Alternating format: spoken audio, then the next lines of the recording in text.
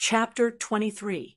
At 6:30 p.m., Li Liang invited Old Wang and the others from dormitory 304 to a grilled fish restaurant near the school. There were 8 people in 2 dormitories. They ordered 2 big snakeheads, weighing 8 caddies, 6 or 7 side dishes, and a beer. This grilled fish restaurant was not far from the school. It was a 15-minute walk away. It was one of the cafeterias in dormitory 303 because the grilled fish here was very authentic. Qinzhe and Li Liang were from Shanghai. Lu Ziqiang lived in the neighboring JS, and Zhao Baliang was from the Northeast. They couldn't tell if it was authentic or not, but it was definitely delicious. Half an hour later, 2 grilled trays were served. The waiter lit the alcohol in the grill and put down the trays. The 80% cooked snakeheads were lying in the boiling red oil soup. They were covered with red peppers, coriander, tofu skin, mushrooms, onions, and other vegetables. Under them was a layer of bean sprouts, luncheon meat, lotus root slices. The steam was rising, and the smell of the fish was strong. The guys were very hungry. Wait! Li Liang pressed his hand to stop Zhao Baliang and the others who were about to eat. He took a breath and said, "Today I want to say thank you to all of you. Zhang Mingyu is a wicked bastard. It doesn't matter if he really came for Qinzhe or not. In any case, the one who was hit was me. You guys can just swallow your anger. I was hit for nothing." When he said that he wanted to bet with a basketball, even I thought that we had no chance of winning. However, you guys didn't back down. In the end, you guys actually won. But I still don't want to thank you for that. I want to thank you for not accepting the money. I won't say too much. We were brothers in the past, and we will still be brothers in the future. If you have any trouble, just call me. I won't hesitate to do anything for my brothers. You don't have to do anything for me, Old Wang said faintly. I don't have money to go on a date with a girl. It's a big loss. Li Liang shook his, and pinched his thumb and middle finger. He said softly, I'll be waiting for you at any time. Qinzhe and Zhao Baliang shuddered. They looked at each other and roared in unison, 2nd Battalion Commander, where is your Italian cannon? Lu Ziqiang rolled his eyes and said, even my Italian cannon would go out of commission if I were to encounter such a monster. Qinzhe ate until 7:30 p.m. and left early. He did not drink. His roommates knew that he had participated in the work, so they did not force him to drink. Otherwise, with such a hero standing there, they would not stop until he was drunk. Qinzhe took the time to send a message to Qin Bao. I won't be coming back for dinner tonight. Oh. Qin Bao replied concisely. Qinzhe strolled slowly to the subway station. As soon as he stepped into the platform, he received a message from her. You eat your food. I'm waiting for my brother to come back and cook. He could smell the strong resentment and anger through the screen. Qinzhe cursed. He swiped his card and went out of the station. He bought a strawberry butter cake, a tuna sandwich, 2 egg tarts, and a box of yogurt from a nearby Parisian bouillabaisse. He arrived home before 8 p.m. because it was only a 10-minute walk. He opened the door and entered the nearly 90-square-meter house. The porch light was not turned on, and the room light was not turned on. There was only a glass chandelier in the living room, and the sonorous music echoed in the empty and dim space. It was Qin Bao watching a certain anti-Japanese drama. She sat cross-legged on the sofa, wearing casual shorts and a white vest. Her hair was tied up in a bun, and her forehead was smooth and clean. Her snow-white slender neck, round and white shoulders were exposed, and her slender waist was suddenly tightened. She glanced sideways at Qinzhe and continued to watch her anti-Japanese drama without saying a word. Qinzhe put the cake, egg tarts, and yogurt on the glass coffee table in front of her. You didn't eat dinner? I brought you cake. Qin Bao snorted. Qinzhe said helplessly, I played a game this afternoon and won. My roommates are treating me tonight, so I can't refuse. Chin Bao said disdainfully. What does it have to do with me? Chinze said, Oh. He took out some information, draft paper, and pen from his bag and ran to his room to take out his notebook. He listened to the noise of artillery shells and bullets and focused on his work. He did not pay any attention to her. Chin Bao glared at her brother when she saw his indifference. She gritted her teeth and said, I'm learning how to tear the Japanese apart with my bare hands. You want to tear me apart, right? Chinze muttered in his heart and continued to look for information.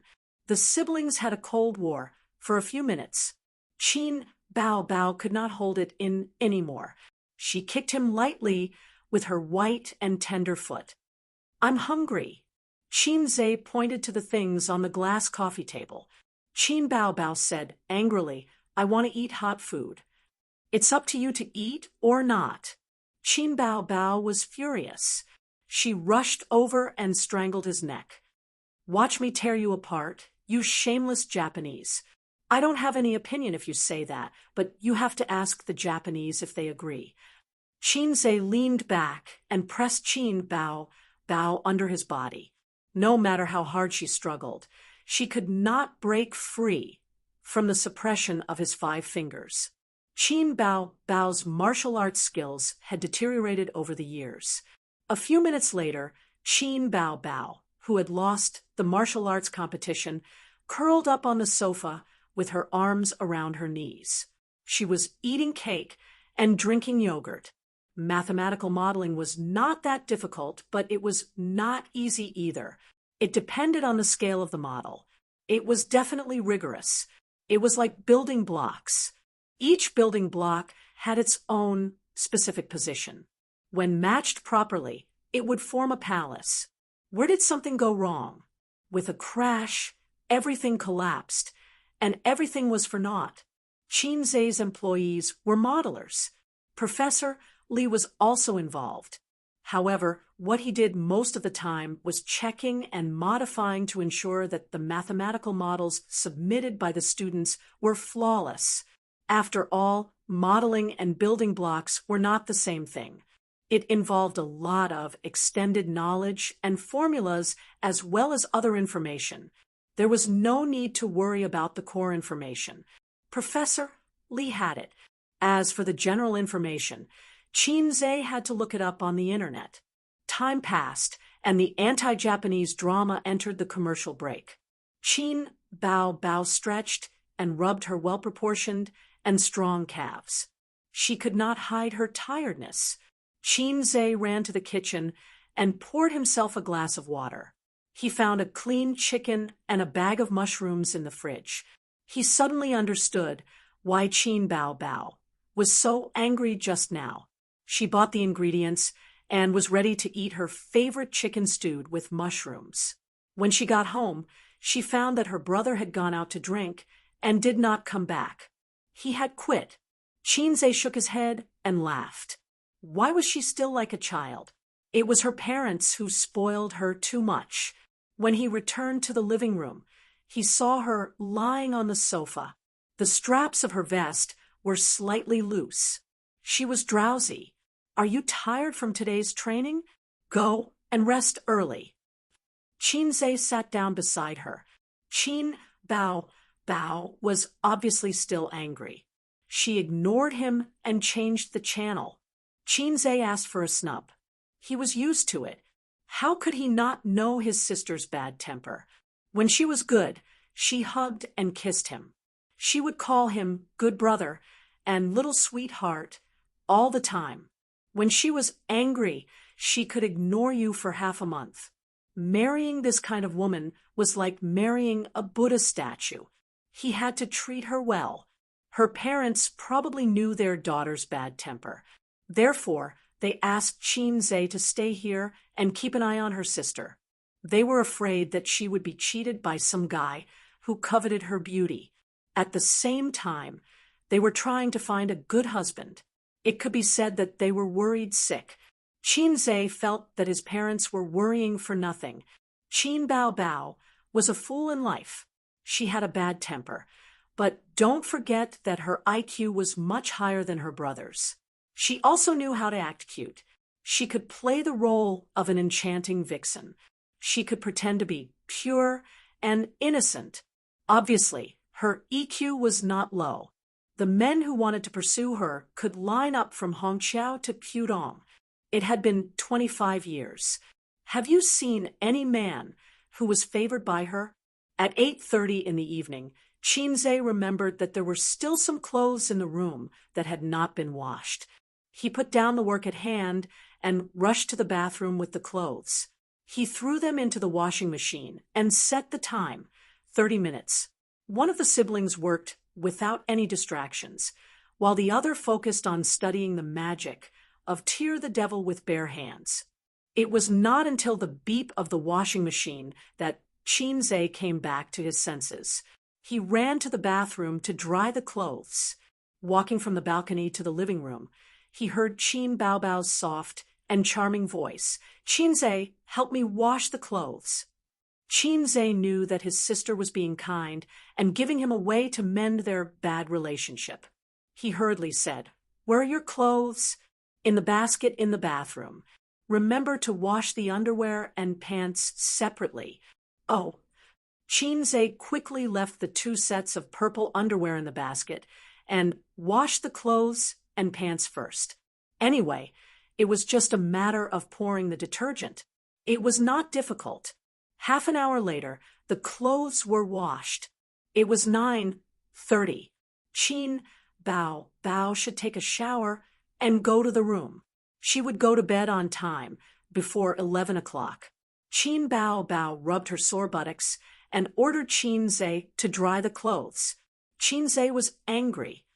"Qin Bao Bao, do you have no hands or feet? I am not your slave. If you want to go, go by yourself. I am busy." Qin Bao Bao curled her lips and stepped into the bathroom in her slippers. A few seconds later, she screamed, "Qinze, did you put the napkin in your pocket again?" Qin Bao Bao jumped out like a tiger, one hand on her waist and the other holding her pleated skirt. Qinze took a closer look and found that the pleated skirt was covered with fine white paper foam. He had forgotten to take out the napkin in his pocket before putting it in the washing machine. As a result, it mixed with the clothes and rolled into the paper foam. It was all stuck to the clothes and could not be patted away. Qinze felt guilty and felt that something was wrong. He got up in a daze and ran to the balcony to check his clothes. They were clean and there was no paper foam. He suddenly understood and glared at Qin Bao Bao.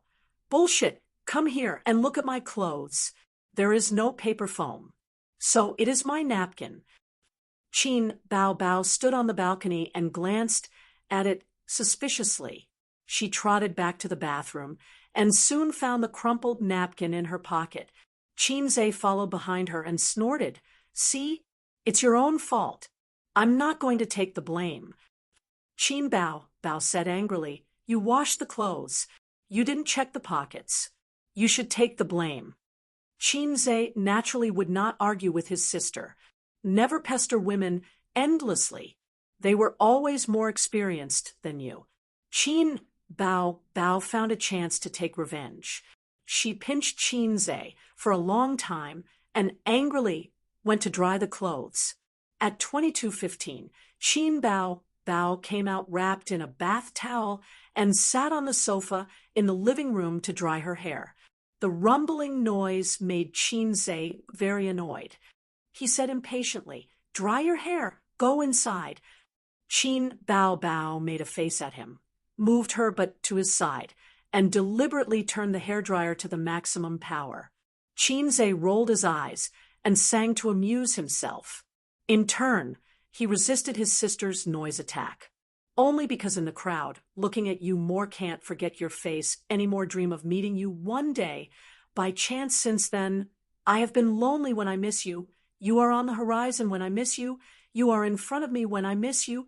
You are in my mind when I miss you. You are in my heart. I would rather believe that we had a promise in our previous life. The love story of this life will not change. The noise of the hairdryer disappeared, without him noticing. Qin turned his head to look. His sister's seductive face, which was covered in messy hair, was full of intoxication. He didn't know if it was an illusion, but her watery red phoenix eyes seemed to be covered with a layer of misty rain. What song is this? Qin Bao asked softly. Qin's heart skipped a beat. He knew that he was exposed, but he lied without changing his expression. I wrote it myself. I just sang it randomly. You wrote it.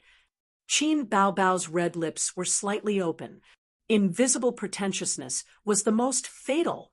Qin was about to look up at the ceiling at a 45-degree angle.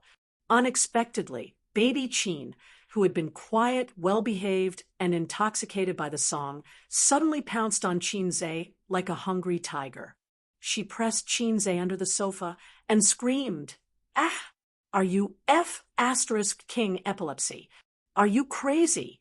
Get up!" Qin's face was stuffed in his sister's arms, and he almost fainted. After a long time, Qin Bao calmed down. She unhurriedly adjusted her bath towel, raised her head, and looked very gentle. No, good brother, did you really write this song? Sort of. I haven't finished writing it yet. Qin Bao said pitifully. Then when will you finish writing it? Depends on my mood. It's none of your business. I'm going to debut as a singer. These days, the company has been asking me if I have any more works. I don't know how to answer, so I can only pretend to be dead.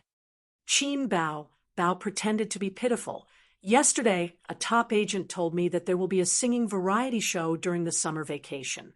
If I can produce an original work to participate, it will be the fastest and best way to fame, and he will consider being my agent. Not bad. She was recognized so quickly. It seemed that Qin Bao was one of the best among the backup artists. The further his sister went on this path, the more advantageous it would be for his future plans. But Qin couldn't agree to her so easily. This woman was giving him a dirty look just now. He needed to let her know what it meant to have a father as the leader of the son, a husband as the leader of the wife, a brother as the leader of the sister. So, Qin was unperturbed. Teach me. Qin Bao shook his arm with all her might, acting like a spoiled child. Qin twisted his neck. Playing basketball today was really tiring. My shoulders are a little sore. I'll help you massage. Qin Bao immediately understood. My legs are sore too. Qin enjoyed the massage from his sister's soft hands. I'll do it. Qin Bao endured the humiliation. The soles of my feet are also very sore. Qin took an inch and wanted a mile. Qin Bao's flattering smile froze, and the corner of her mouth twitched. The soles of my feet also need to be massaged.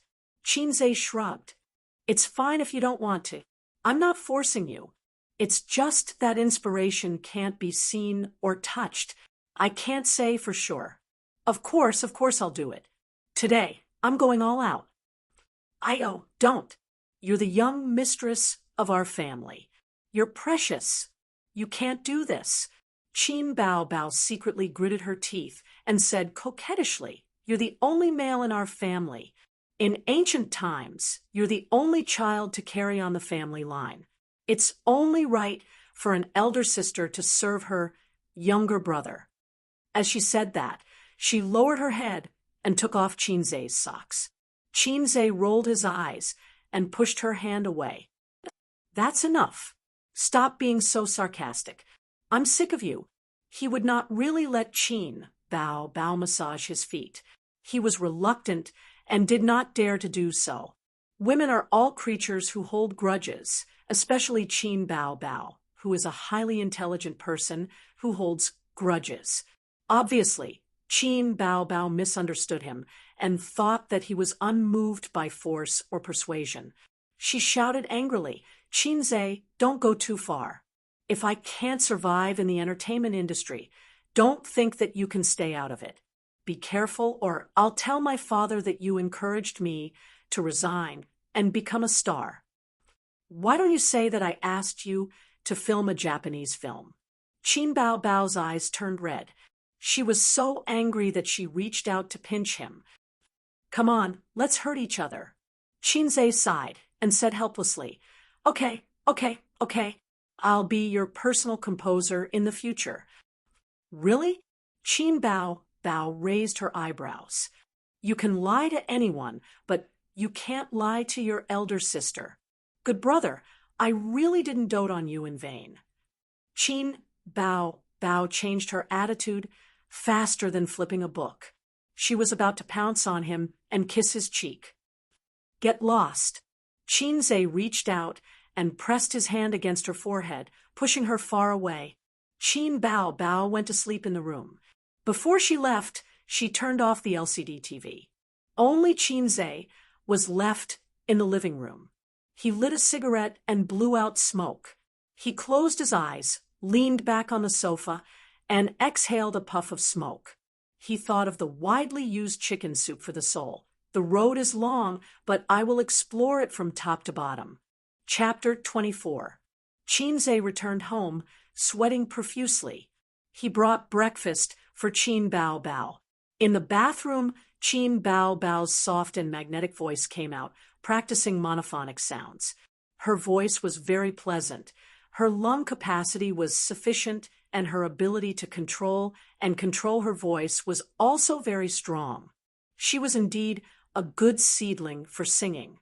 Qinze didn't need to envy his sister on this point. His singing voice was even better than Qin Bao Bao's, but his lung capacity was not good. He could only sing some soothing, low, and slow songs.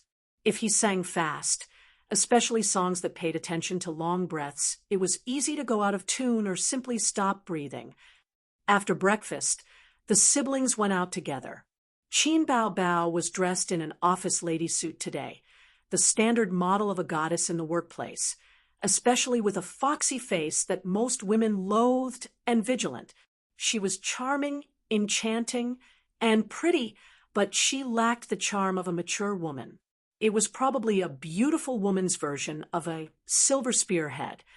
In the elevator, Qin Bao Bao tucked her curly hair behind her back, took Qinze's arm, and said softly, "I'll take you to school." "No need." Qinze shook his head. There were several young men in the elevator who were going to work. From time to time, they peeked at Qin Bao Bao's exquisite makeup. It was difficult to hide the amazement in their eyes. "Didn't you start dancing? Wearing this to work?" Qinze was surprised by her outfit today. Qin Bao Bao threw a look at him, as if looking at an idiot. "There's a private wardrobe in the dance practice room. I'll change after I go to work." "Oh, what have you been doing these days?" "Holding a notebook every day. You don't even accompany me." Qin Bao Bao pouted, looking like a sullen woman in her boudoir, making the young men tremble again and again. They couldn't wait to kick Qinze away. "Let go of the girl and let me do it." Qinze was used to his sister's coquettish and cute behavior, so he was indifferent. Ding! When the elevator reached the first floor, the people in the car swarmed out. The elevator door slowly closed. Qinze turned around and saw Qin Bao standing gracefully in the car. She gently smiled and waved her hand. Professor Li arrived at the office classroom on time. He was very satisfied with Qinze's rigorous academic attitude and his ability to be accurate and efficient. He praised him in front of everyone, but Qinze always felt that his praise was empty and somewhat formal.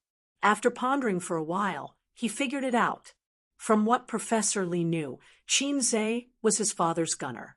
What kind of sincerity was needed to praise a gunner? At noon, she had arranged to meet her roommates at the entrance of the cafeteria for lunch. Qinze arrived a little early and waited at the entrance.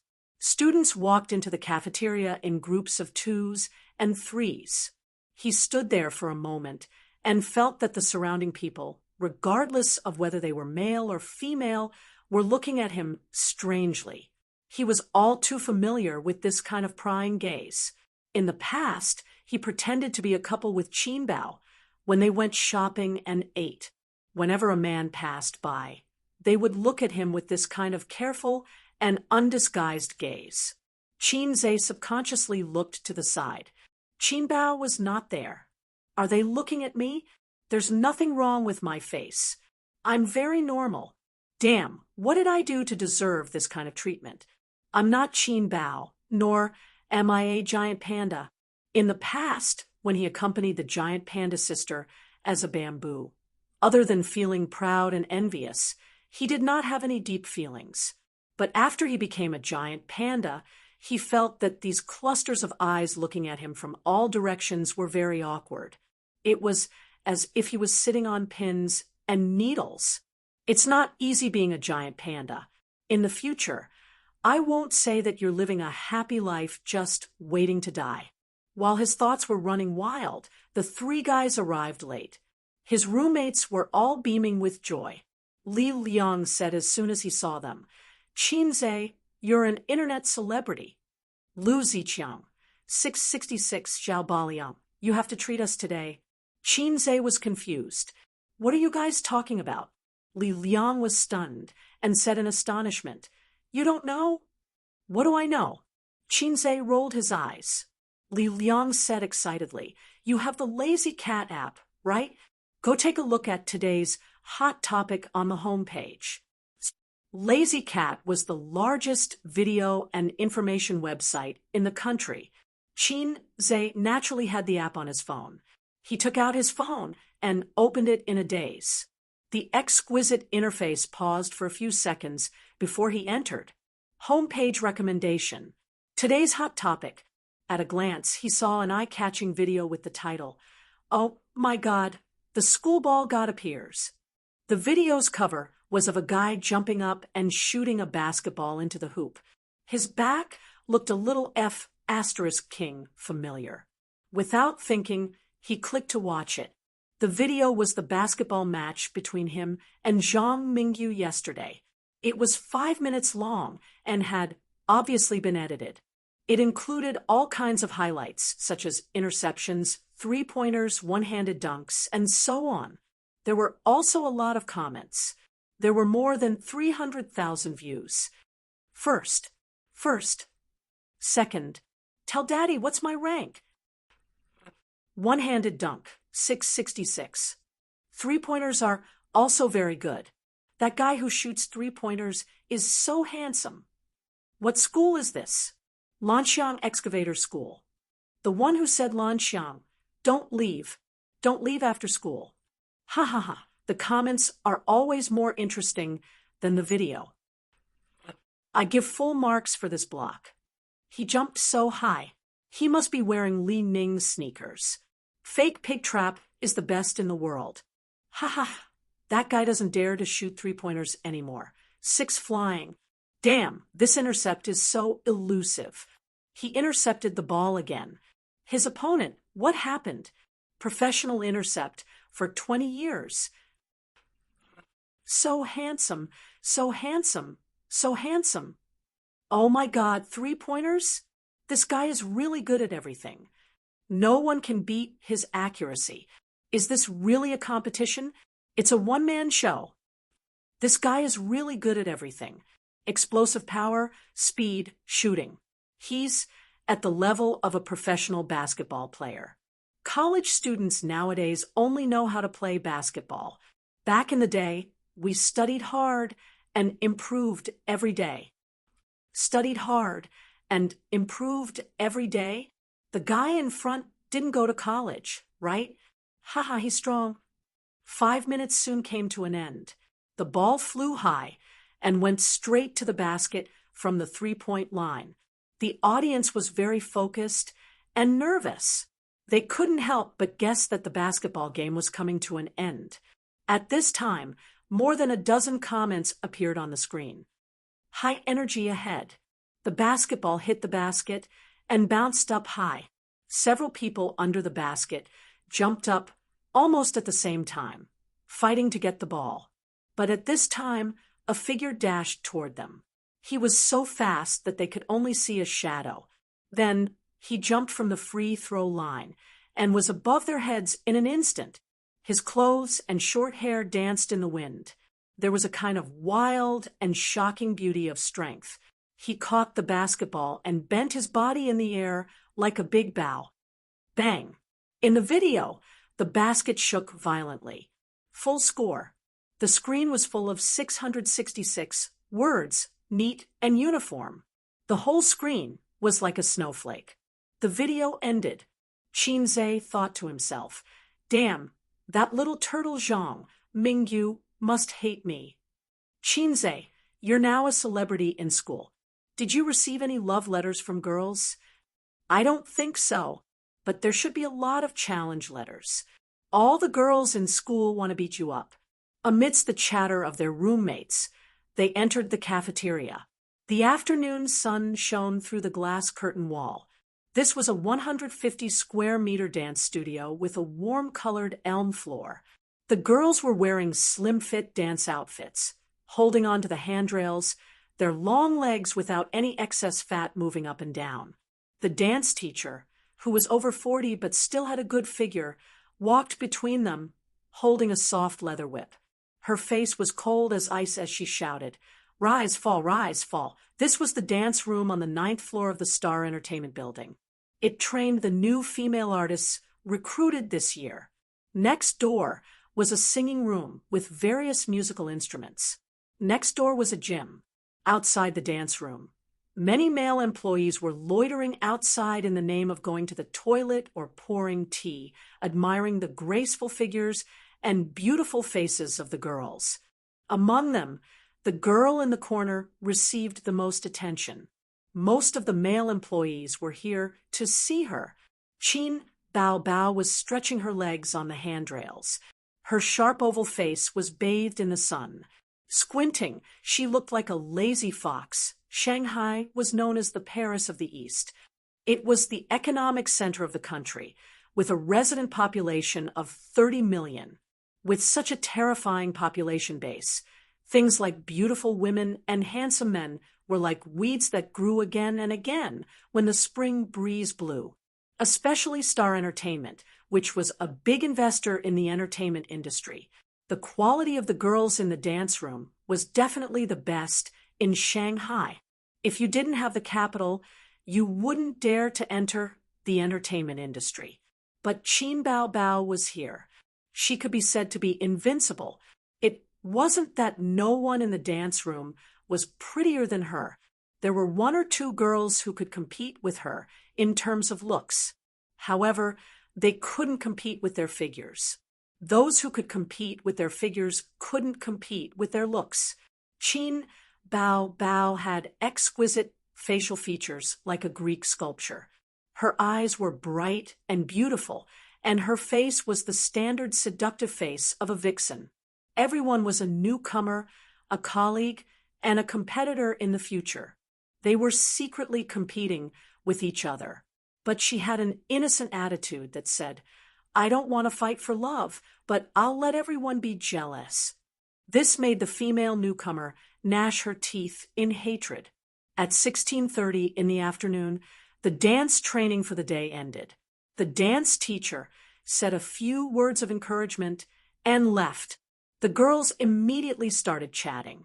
Some sat on the elm floor to rest, while others chatted by the floor-to-ceiling windows. Qin Bao Bao unscrewed the bottle of mineral water and gulped it down. She had the key to the wardrobe on her wrist. She opened the wardrobe, took out her phone from her bag, and looked at the time. There was still an hour and a half to go. Amazing! How did he jump so high? A girl sitting cross-legged on the elm floor not far away exclaimed. A few girls immediately gathered around. After a while, they exclaimed and talked about it. "I think the guy who shot the ball is very handsome.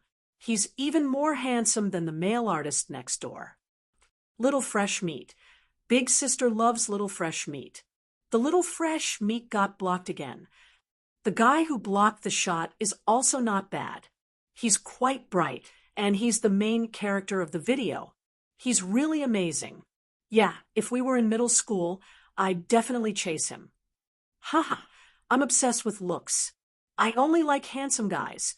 The girls watched attentively. When the video ended, their originally excited faces were filled with shock. They whispered, "Damn.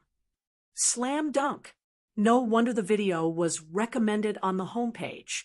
If it was a video of a professional basketball game, it wouldn't be a big deal and wouldn't be worth making a fuss about. But this kind of super slam dunk appeared in the hands of an ordinary college student. The degree of shock was completely different. Qin Bao Bao took a look and smiled. "What are you guys watching?" A girl smiled sweetly. "Nothing much. Today's focus on Lazy Cat is a college basketball game. There's a little fresh meat who's especially good." Although she was jealous of Qin Bao Bao, she definitely wouldn't show it. Her EQ wasn't that low. There weren't that many brainless supporting characters in real life. Qin Bao Bao said, "Oh, and didn't show much interest." A girl bragged, "I know this. I saw it this morning. This is a video from Shanghai University of Finance." University of Finance? Her brother's university. Upon hearing that it was about her brother's university, Qin Bao Bao immediately became interested. She opened the wardrobe and took out her phone. She clicked on the Lazy Cat app and found the video from today's focus. The cover of the video stunned her.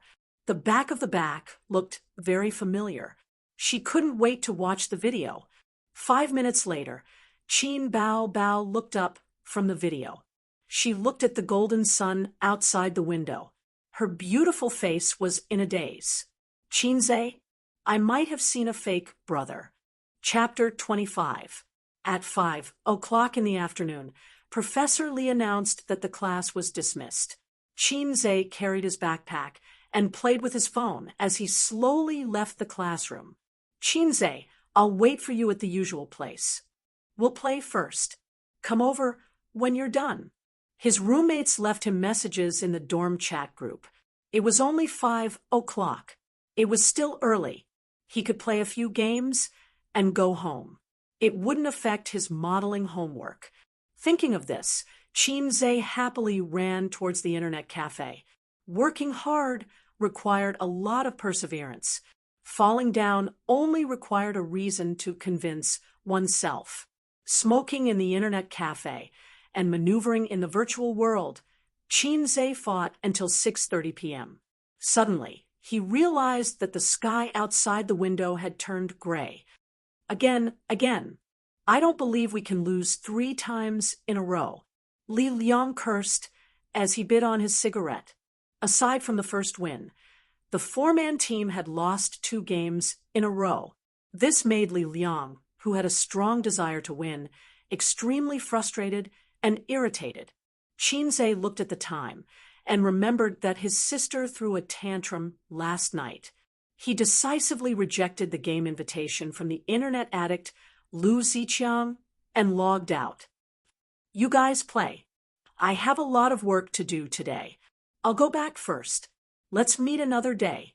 If I don't make chicken stew with mushrooms tonight, will Qin Bao Bao break off our sibling relationship? F***CK. Can't we play happily?" Li Liang rolled his eyes. Qinze patted his shoulder and said, "Let's go." He took the elevator downstairs and lit a cigarette in front of the internet cafe. At this time, he caught a glimpse of a few young men dressed like hooligans walking towards him. They wore jeans, black t-shirts, and had hair that covered their eyes. They were somewhere between a normal person and a punk. Qinze always kept a respectful distance from these kinds of people. He held his lighter and moved sideways to avoid them. Unexpectedly, the guy with silver earrings who was leading the group provocatively bumped into him with his shoulder. In the end, He didn't knock Qinze down. Instead, he stumbled. Fortunately, his companion behind him supported him.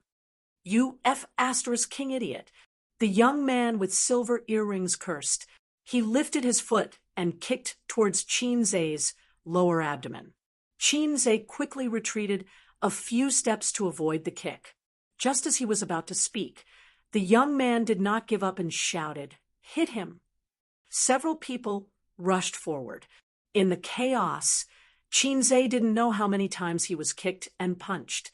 If it was in the past, he would definitely have fallen to the ground, curled up, and let you hit him however you wanted. However, he was different now. His body was strong, and his ability to resist attacks was not the same as before. 5 or 6 people surrounded him, kicking and kicking him. Qinze was also fighting back. He kicked a guy over. That guy covered his stomach and curled up, retching. For a moment, he couldn't stand up. Qinze gritted his teeth and endured the attacks that came like raindrops. He fought back with kicks and kicks, and as he fought, where is he? With a sweep of his gaze, he saw that they were all lying on the ground. "I'm no longer the same as before. Now, I'm a fitness expert who can jump 1 meter high. How strong are my legs to be able to jump 1 meter high?" A sense of pride rose in his heart, and he couldn't wait to roar. It was rush hour, and there were many pedestrians on the road. They were all watching. Some people took out their mobile phones to take photos or videos. During the fight, adrenaline was secreted and excited. Now that his blood had cooled down, he felt pain all over his body, especially his face and eyes, which were burning with pain. Damn it. In novels, the protagonist would fight 10 people at a time. It was all a lie. When it came to a real fight, it would be a swarm of bees. You don't have 3 heads and 6 arms. Fight your ass. CKU, a bunch of idiots. Wait to be sent to the police station. Qinze spat a mouthful of blood at the young man with silver earrings and took out his mobile phone to call the police. What year was it now? There was a price to pay for beating people. Perhaps the young man heard that Qinze was going to call the police. He took out a folding knife from his pocket and slammed his body into Qinze. At the same time, Qinze staggered, and the folding knife stabbed into Qinze's abdomen. His abdomen was slightly cold, but it didn't hurt as much as he expected.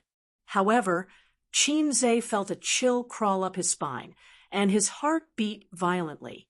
His shallow medical knowledge told him that pain came from the flow of blood and the contraction of muscles, which triggered the nerves and caused pain. Most of the time, death and pain weren't related. No, pain didn't mean you were fine. "I've been stabbed. I might die."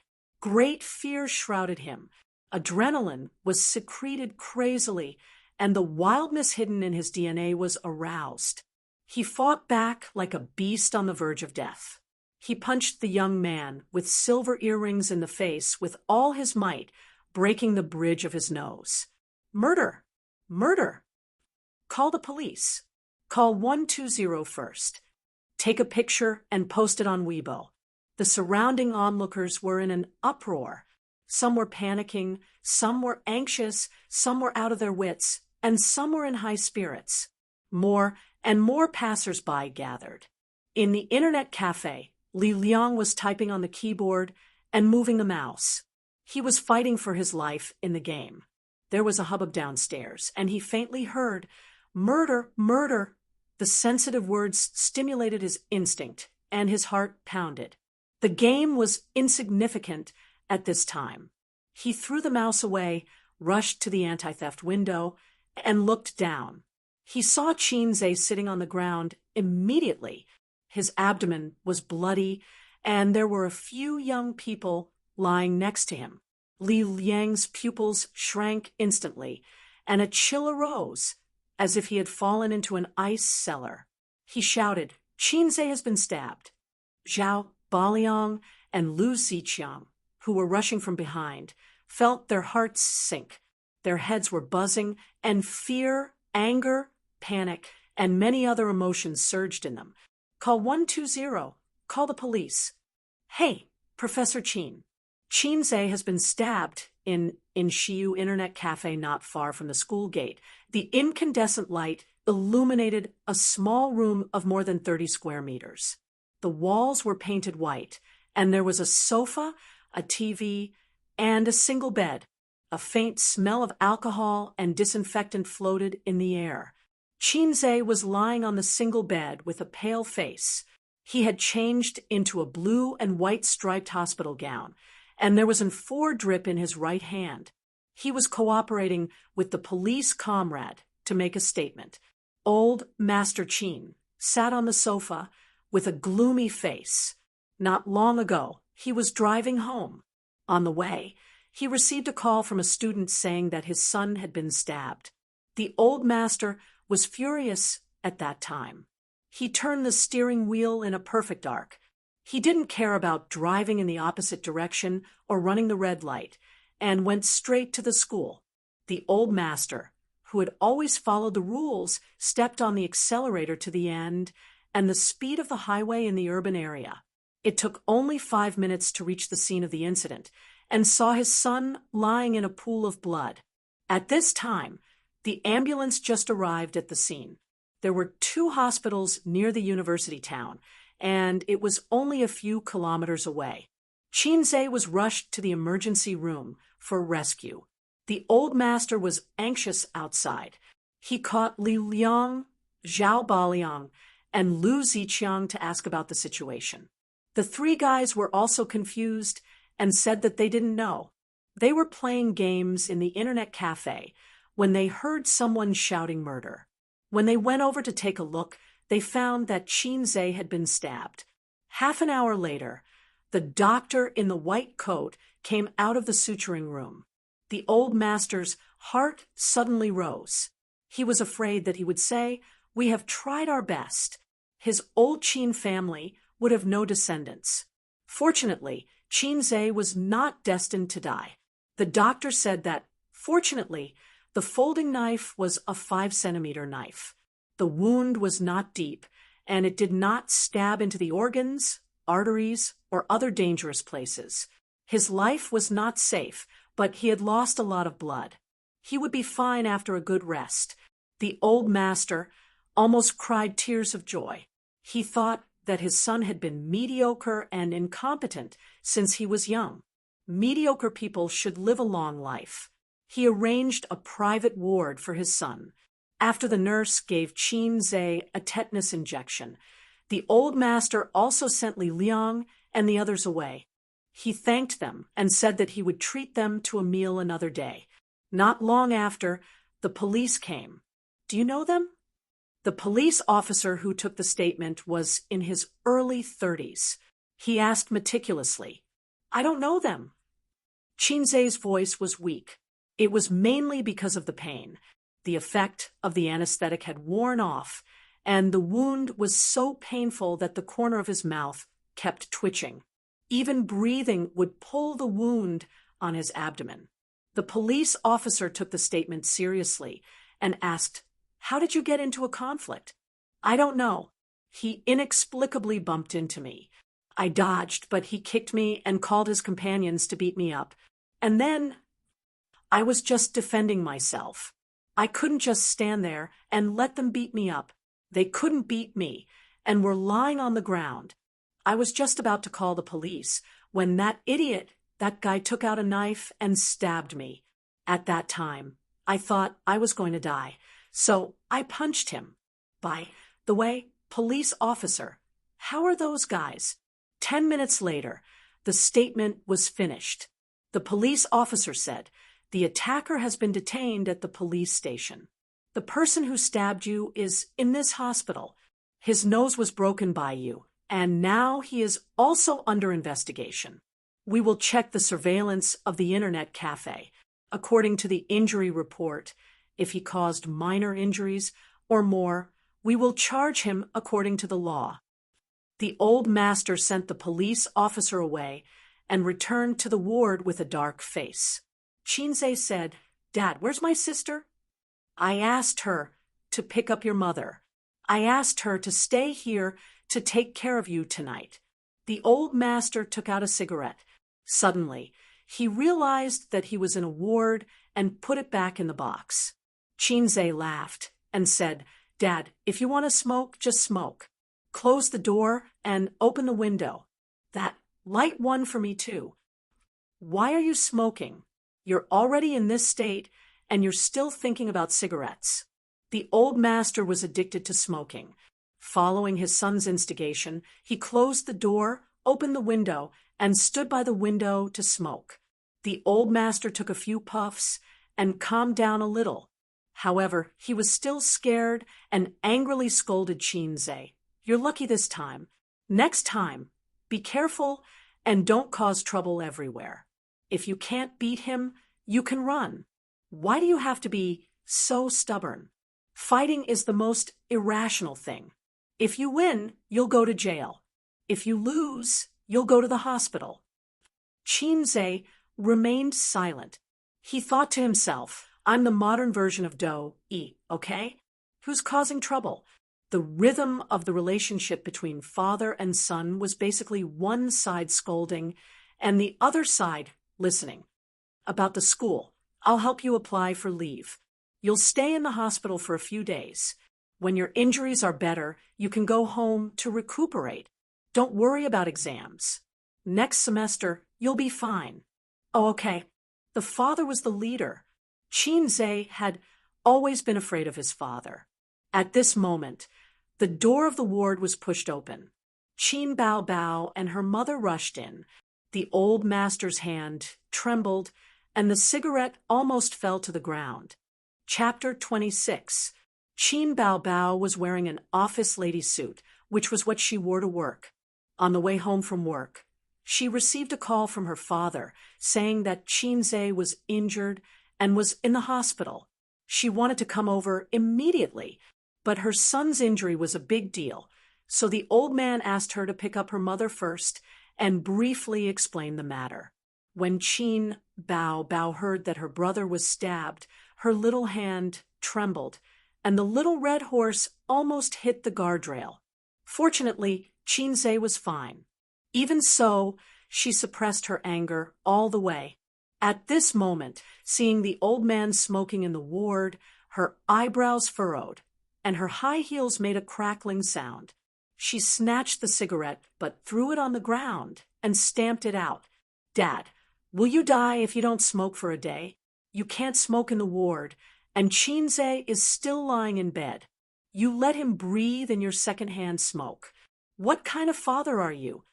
Chin Bao Bao found a way to vent her anger, which made the old man very embarrassed. Chin Ma was a charming and beautiful woman. It seemed a bit improper to describe her like this. In short, she was a middle-aged woman, and her beauty did not diminish. Her figure was still well maintained, but there were more fine crow's feet at the corner of her eyes. The mother and daughter did not look alike. The mother was a dignified beauty, while Chin Bao Bao had a foxy face. She was too enchanting and seductive. Mother Chin's eyes were red as she said, Son, you scared me. If something bad happened to you, I don't want to live anymore. Chinze said, Mom is the best. Dad just scolded me. Chin Ma said, Don't pay attention to him. He only knows how to be fierce at home. His son was stabbed, and he still pretended to be a wolf.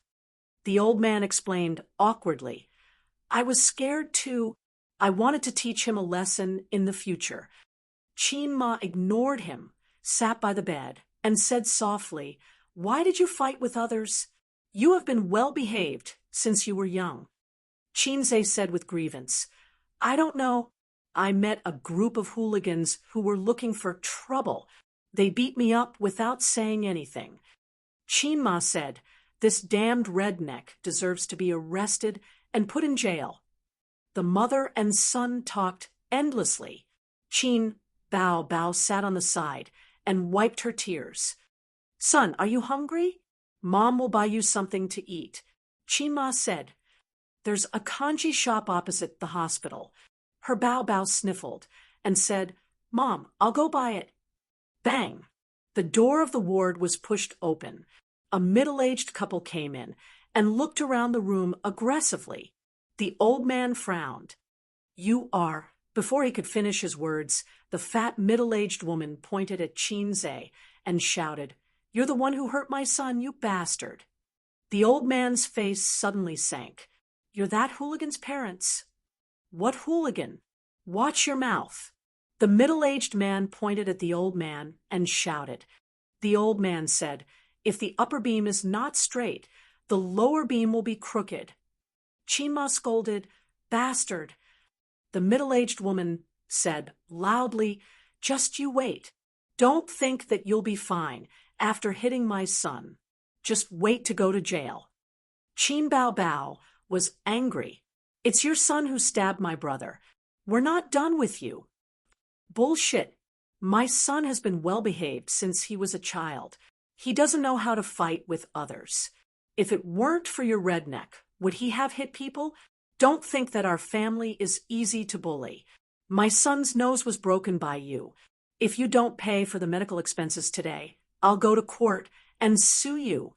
The middle-aged woman shouted. The old man said in a deep voice, "Your son used a controlled knife to hurt people. If he goes to court, it's your fault." "What controlled knife? Don't talk to me. You hit people, and you don't allow my son to fight back?" The middle-aged woman scolded. "Such a troublemaker. It's better to stab him to death." Qinma was trembling with anger. This family had stabbed his son, and now they were making false accusations against him. The old man was a university professor. He couldn't do things like swearing in the street. It was simply a matter of being hung up and beaten. Qinma was educated well since she was a child. When she was young, she was a literary young woman. She couldn't swear. Over and over again, she just said shameless and don't go too far. Qin Bao wanted to directly slap the shrew, but she was stopped by Qinma. She glared at her fiercely. While the woman was panting, Qinze said, "Who's your son?" "Why, are you pretending? You don't dare to admit that you hit people?" The middle-aged woman looked disdainfully at the crowd and spat. "That's your son? He bites people when he sees them. If I don't know, I'll think that someone's dog is not tied up." Qinze was shocked. "Little bastard, watch your mouth." "Old bitch, your mouth is also not clean." "Say it again." The middle-aged woman pointed at Qinze and trembled with anger. "I'm not your son. I won't bark when I'm told to." The old man was stunned. Qinma opened her mouth slightly. Qin Bao smiled. She knew that Qinze was good at talking. She had never won in a quarrel before. Of course, Qinze was very polite in front of his parents. He wouldn't swear. It was probably the difference between a child at home and a child outside. Qinze was an old hand in all kinds of tieba and forums. He had seen all kinds of comments. There were all kinds of curses that didn't have any vulgarity in them. "Come on, let's have a competition of words. I have thousands of netizens behind me. If I don't let you go to jail, write your name upside down." The middle-aged woman shouted. F***CK, your mother. "What did you say?" "Joker. Your son is a joker. You're a joker too. Your whole family is jokers." "Is your son dead? If he's not dead, why are you crying here? Go back and see if he's dead. If he's dead, I'll prepare the funeral money." "I'm too lazy to quarrel with uncivilized animals like you. If you win, you're worse than an animal. If you lose, you're worse than an animal. You're going to jail." The middle-aged woman screamed. "Go ahead and sue me. Don't think that I don't dare. Go ahead and sue me. What if my son? Go ahead and sue me. Go ahead and sue me. Sue me." Maybe it was a little too loud. The nurse came over from the nurse's desk. She knocked on the door and warned, "This is the hospital. Go out and quarrel." The middle-aged woman obviously realized that her verbal skills were a level lower than her opponent's. Moreover, if she made a big scene, it wouldn't feel good to be surrounded by people. She glared at Qin fiercely. "Just you wait. Go ahead and sue me." This sentence again. The middle-aged woman's face turned green. She walked out of the ward angrily. Finally, it was quiet. Qin gritted his teeth. His abdomen was burning with pain. Then he found that the ward was strangely silent. The old man and his mother looked at him blankly. They gave him the same feedback. "So you're this kind of son." Qin's impression in his parents' hearts was steady, mature, polite, gentle, but a little useless. But there was always a difference between the children in their parents' eyes and the children outside. For example, some children would laugh and curse with their friends unscrupulously outside. Words like "your sister," F*ck off, and F*ck off were endless. When they got home, they would try to say F*ck off to their old man. A big slap flew over. Qin Bao tried hard to hold back her laughter. Her red phoenix eyes narrowed into crescents. "Well, Mom, I'm hungry." He couldn't count on his sister. He could only break the awkward atmosphere by himself. "Wait, Mom will buy it for you." Qin didn't want to reprimand him here. As soon as his mother left, Qin Bao's pretty face suddenly turned gloomy. "Dad, are we going to file a lawsuit first, or what?" The old man said, "We'll file a case at the police station tomorrow. Then, we'll wait for the injury report. Minor injuries, and above are criminal cases. The problem is that Qin also injured someone. It's said that it's a broken nose. It's also a minor injury. In such a situation, it's not suitable to pursue criminal responsibility. It's suitable for public security cases." The siblings looked at each other in dismay, dumbfounded. They only knew a little about the law. After listening to the old man for a long time, they only had one feeling. They didn't understand, but they felt that it was awesome. Qin Bao stomped her feet and said angrily, "No, he stabbed A's. It's his fault. We must file a lawsuit against him." Qin was touched. "Sister, I didn't dote on you for nothing." Qin Bao made a gesture of patting a dog's head with a smile. "I watched you grow up. You're too kind. I took care of you carefully. Bullsh *T. It's your sister who raised you." The siblings started to argue again. The old man frowned and threw a look over. The siblings immediately stopped arguing. The old man's prestige in the family was unshakable. "We can file a lawsuit. Isn't there a surveillance camera in the internet cafe? I'll find my colleagues in law school and ask them to help us with the lawsuit." Qin suddenly remembered something. "Dad, how did that woman know I was in this ward?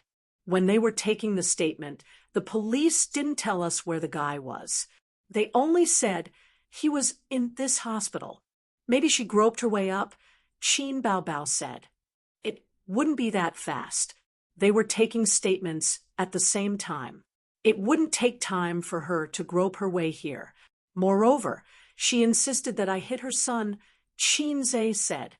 As soon as he finished speaking, the ward door was pushed open again. A middle-aged policeman walked in, followed by the valiant couple. "I'm the sergeant of Hongkou Jiangwan Police Station, Wang Guamin." The middle-aged policeman glanced at Qin Bao and looked at Qin on the bed. "You're Qin, right?" Qin nodded. "That's me." "Brother, it's him. He's the one who hurt my son." The middle-aged woman pointed at Qin. Her eyes were burning with anger. "Brother?" Qin's heart skipped a beat. The middle-aged policeman glared at her and said indifferently, "I received a report that you injured someone. The previous statement wasn't detailed enough. Now I have to do a new statement." Qin pretended to play with his phone and secretly turned on the recording function. He held the phone in his hand and pointed the camera at the three people. He frowned and said, "I want to see your ID." He had watched too many police and spy movies and knew the importance of evidence. Whether it was useful or not, he had to record a video first. The middle-aged policeman impatiently took out his ID and showed it. He didn't care whether Chinze saw it or not. Chinze said, "Sergeant of Hongkou Jiangwan Police Station, Comrade Wang Guomin, right? If you have any questions, just ask." Chapter 27. The middle-aged policeman pulled over the only chair in the ward and sat down in a dignified manner. He went through the normal procedure, asking for the name, gender, age, home address, and what had happened. Chinze told the whole story. Qin Bao was so angry that she ground her teeth. The middle-aged couple kept shouting, but the middle-aged policeman did not stop them. When Chinze finished speaking, he waved his hand and signaled for them to be quiet. This matter is very obvious. Young people fighting is a civil case, not a criminal case. The middle-aged policeman sorted out the documents and said calmly, "It's best for both parties to solve it privately. Our police station is responsible for coordination. We will compensate the money and pay the medical expenses. If it gets out of hand, both parties will be responsible and will bear criminal responsibility." The old man frowned and did not say anything. He knew a thing or two about the law. In this day and age, if one didn't specialize in law, who would be able to understand the messy rules and regulations? Even the judge himself couldn't understand the law of self-defense. Chinze's actions, was it legitimate self-defense or excessive self-defense? Therefore, it was not unacceptable to get a sum of compensation. Unexpectedly, the middle-aged policeman said to the old man, "Let's not talk about the compensation for the time being. Go and settle the hospitalization and medical expenses of the injured first." The woman was already prepared. She immediately handed over a bill and ordered arrogantly, "This is the 5,000 yuan that the hospital asked US to pay in advance. You can transfer this money to me first. The next sum is for you to pay for my son's medical expenses. By the way, Alipay or WeChat?" "Alipay your sister." Qin Bao cursed directly. She was about to explode in anger. The old man's face darkened. "Police comrade, what do you mean?" It was obvious that their son was stabbed, but they had to bear the medical expenses of the assailant. The middle-aged policeman frowned. "What do you mean? What do I mean?" "Your son injured someone and has to bear criminal responsibility. Do you want to put him in prison at such a young age? I'm thinking for your sake." "Thank you so much." Qin Bao sneered. "How did you coordinate? The other party is not guilty for hitting someone. My brother is the victim." "That's not for you to decide. You're a family member. Of course, you'll side with your brother." The middle-aged policeman said righteously. The middle-aged couple echoed. "Just because you say your brother is a victim, does that mean he is? Is there any evidence? Bring out the evidence. My son was even beaten by him.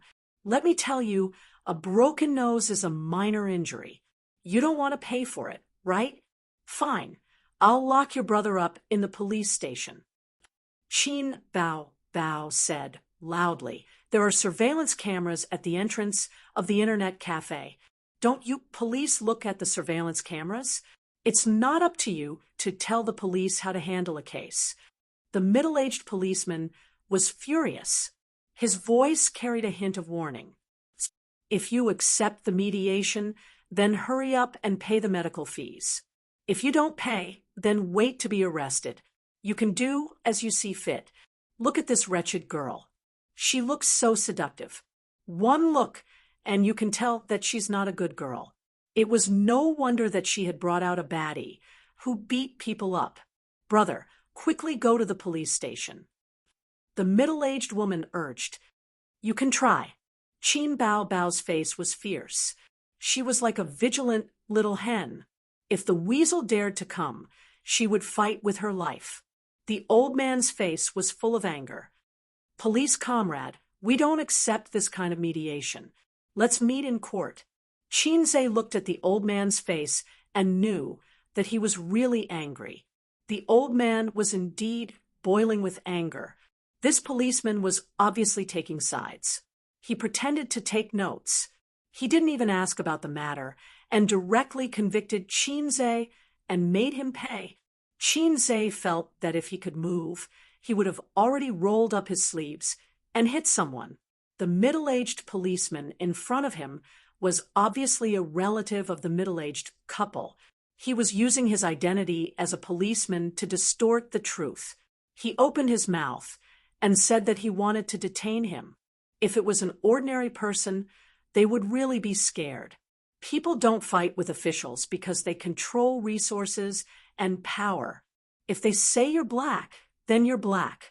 He was stabbed for no reason, and the old man had to pay for the attacker's medical fees. Chinze took a deep breath. Police comrade, you're their relative, right? The middle-aged policeman snorted, which was a silent admission. Chinze threatened. Don't think that the police are so great. We can definitely report you.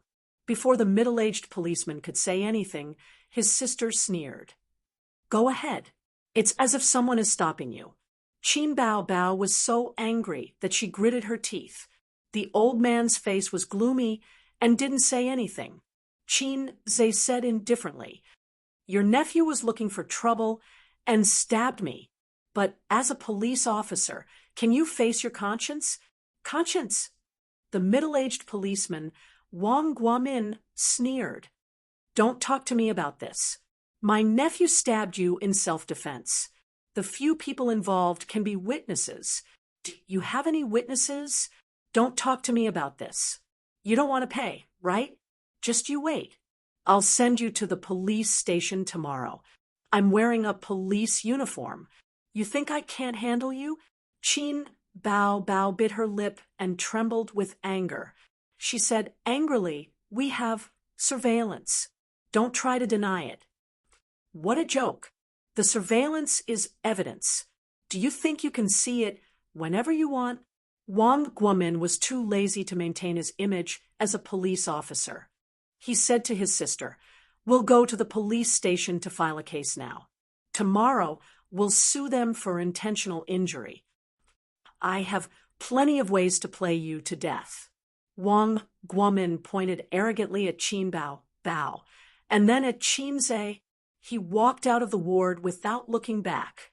Soon after, when Qin Ma returned to the ward with a bag of food, she saw her daughter sitting on the sofa and wiping her tears. Her beautiful face looked like a cat's. Her son was comforting her. The head of the family stood by the window and smoked silently. What's wrong? I've only been out for a while. Qin Ma was a little confused. She touched Qin Bao Bao's head. You're 25 years old. Why are you still crying? Mom. Qin Bao Bao burst into tears and hugged her mother's waist. Chinze thought to himself, Bao Bao's grievance, Bao Bao's heart is bitter. It would be perfect. Grandpa Qin sighed and told him what happened just now.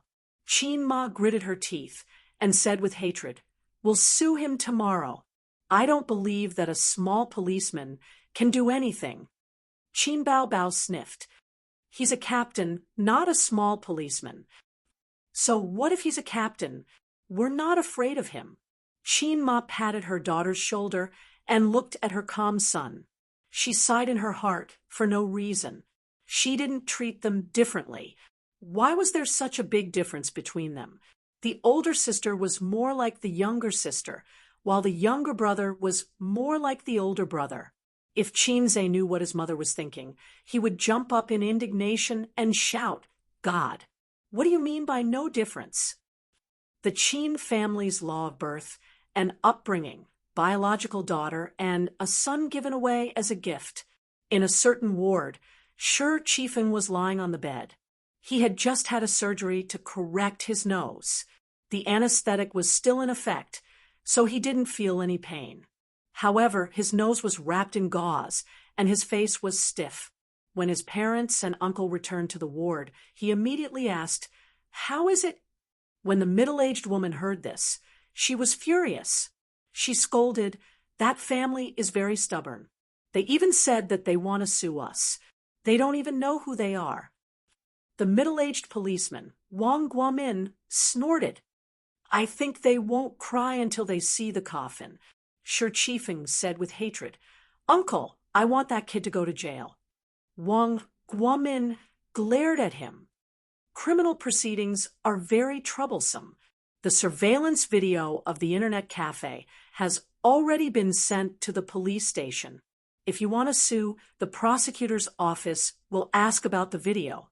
It's not certain who will win. The middle-aged woman said, "Brother, your nephew was beaten up like this. I can't take this lying down." Wang Guomin nodded. "I will deal with this matter. It won't be easy for them to sue us. The police station won't give them a chance. In a few days, I will detain that kid. At that time, they will naturally come to us."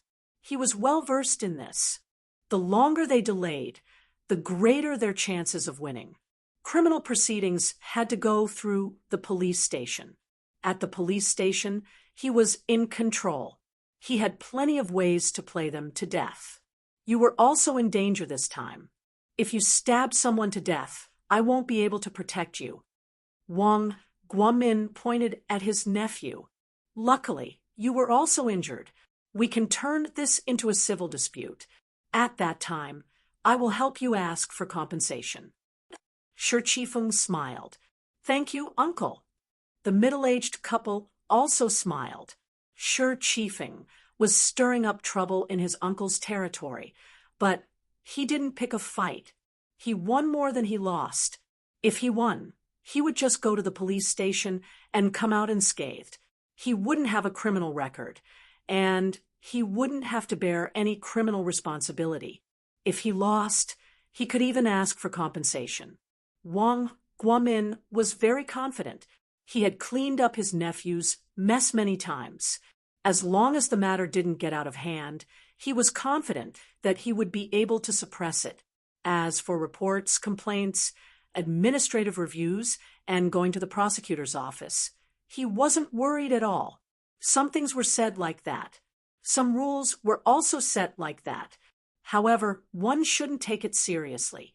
There were many people who petitioned, but how many succeeded? Chapter 28. 8:00 in the morning at the University of Finance and Economics. Yang Chen walked into the classroom with his bag on his back. He glanced around and paused at Qinzai's empty seat. He sat in his own seat without changing his expression. He opened his bag and sorted out the materials he had completed yesterday. Professor Li had not arrived yet. The atmosphere in the classroom was relaxed. The 8 members greeted each other and chatted. The girls talked about some entertainment news and gossip, while the men talked about current politics, criticizing the news and national policies. Wang Xiyu, who was wearing glasses, looked around. "Hey, Qinzai didn't come today. He's late. He's only been here for a few days, and he's always late. He's connected. He doesn't care about this." "Who cares? Just do your own thing." Yang Chen did not express his opinion. His face was slightly pale as he nervously typed a message on his phone. Then his face was stiff, and he did not say a word. After a while, the phone vibrated slightly, and a message popped up. Yang Chen hurriedly picked up the phone and unlocked the screen. The other party replied, "My family has connections. I can settle this. Give me another 5,000. Yang Chen breathed a sigh of relief and smiled as if relieved of a burden. He transferred 5,000 to the other party on the spot. 5,000 yuan was gone just like that. It was still very painful to think about it, but if this matter was solved, he was willing to spend 10,000 yuan. Not long after, Professor Li came. He clapped his hands and said, "Qinzai won't be coming in the future." Yang Chen You will continue to be in charge of this group. He didn't do the calculations yesterday. You will be a little tired and help him complete them. Everyone looked at each other. Yang Chen's face could hardly hide his joy. He said loudly, "Professor, don't worry. This is my job. I will make up for Qin Zhe's progress today. I will definitely not drag everyone down." Professor Li nodded with satisfaction. He had a public class this morning. He said a few words and left in a hurry. There were whispers in the classroom. They were talking about Qin Zhe. He's not coming for no reason. Maybe he can't bear it. After all, he's a college student. He can't adapt. He doesn't have the pressure of us freshmen. That's right. Qin Zhe looks pretty good. After a few words, they no longer talked about this junior who gave up halfway. Qin Zhe had only joined the studio for a short time, so he didn't have much interaction with them. Since he left, there was no need to make a fuss. They were freshmen. Most of the students in the same batch had gone out for internships. There weren't many who stayed in school. Even for them, they rarely paid attention to the campus forum. Otherwise, they would have known about Qin Zhe's title of face-smacking king by now. The mentality of the current students and the freshmen were as different as heaven and earth. Qin Zhe woke up early in the morning, brushed his teeth, and washed his face. He ate the thick porridge that his mother had prepared for him and brought to the hospital. He could barely get out of bed, but if he moved too much, he would tear his wound. Because his intestines were injured. In order to reduce the burden on his stomach, the doctor said that he could only eat porridge at most once a day. The rest of the time, he could maintain his nutrition through intravenous drips. Qin Ma was a good woman. She brought the porridge to Qin Zhe and said, the quilt at home hasn't been dried for a few days. The floor hasn't been mopped for a few days. The express delivery I bought the day before yesterday is about to arrive. Son, you stay in the hospital and recuperate. Mom will go back and take a look." Qin Zhe lay alone on the bed, cold and lonely, watching the TV silently. Ding! Host, please note that the system's energy is insufficient. It will absorb the host's energy after 7 days. In his mind, a long-lost voice suddenly sounded. Qin Zhe was shocked. Didn't it absorb once last week? The system absorbs energy once every half a month on average. The system's voice was emotionless. Fuck, I'm now a disabled person. You're the system, yet you don't help me. You're even giving me a stab. You're shameless. Qin Zhe panicked. He could never forget the emptiness of masturbating 7 times a night. His current body couldn't withstand a second time. Qin Zhe was proficient in the elementary level of Chinese medicine. After the system gave him a stab, his wound would heal slowly. It might even leave a lasting illness, causing endless trouble in the future. Debts must be repaid. There's no electricity to recharge. It's natural. The system's voice sounded. What a natural. Qin Zhe covered his face. I'm speechless. You really are a parasite. Host, don't worry. According to your current physical condition, the injury will be healed in 7 days. Really? There's no line function in my program. The phone's ringtone sounded. It was the original ringtone that came with the phone. Qin Zhe ended the conversation with the system and picked up the phone. The caller ID showed Qin Bao Bao. Qin Bao Bao asked for leave today to deal with Qin Zhe's affairs with the old man. Hello, what's the matter? As expected, the police station didn't file a case. They insisted that it was a civil dispute. That bitch even scolded me and Dad. Qin Bao Bao's voice was filled with grievances. Qin Zhe didn't say anything. He listened to her ramble on. For example, the police station didn't issue a power of attorney for injury identification, and the procurator's reply, "The complaint has been heard. Please wait." Then it disappeared. In any case, he hit a wall. There's a video of you being stabbed on the internet, but Dad's colleague in law school said, because there's no complete video, it's difficult to use as evidence. It's probably taken by a passerby's mobile phone. It's not complete. The internet cafe's surveillance video has been taken away by the police station. Qin Bao Bao felt wronged. The old man only smoked a pack of cigarettes in the morning. After hearing this, Qin Zhe was silent for a long time. Then he laughed. This is the so-called officials protecting each other. I've learned something new. Qin Bao Bao heard his casual tone and said with a sobbing tone, Sister is so angry that she's about to cry. Can't you be more careful? Qin Bao Bao lost her temper. If she was in the ward, she would have grabbed Qin Zhe's face.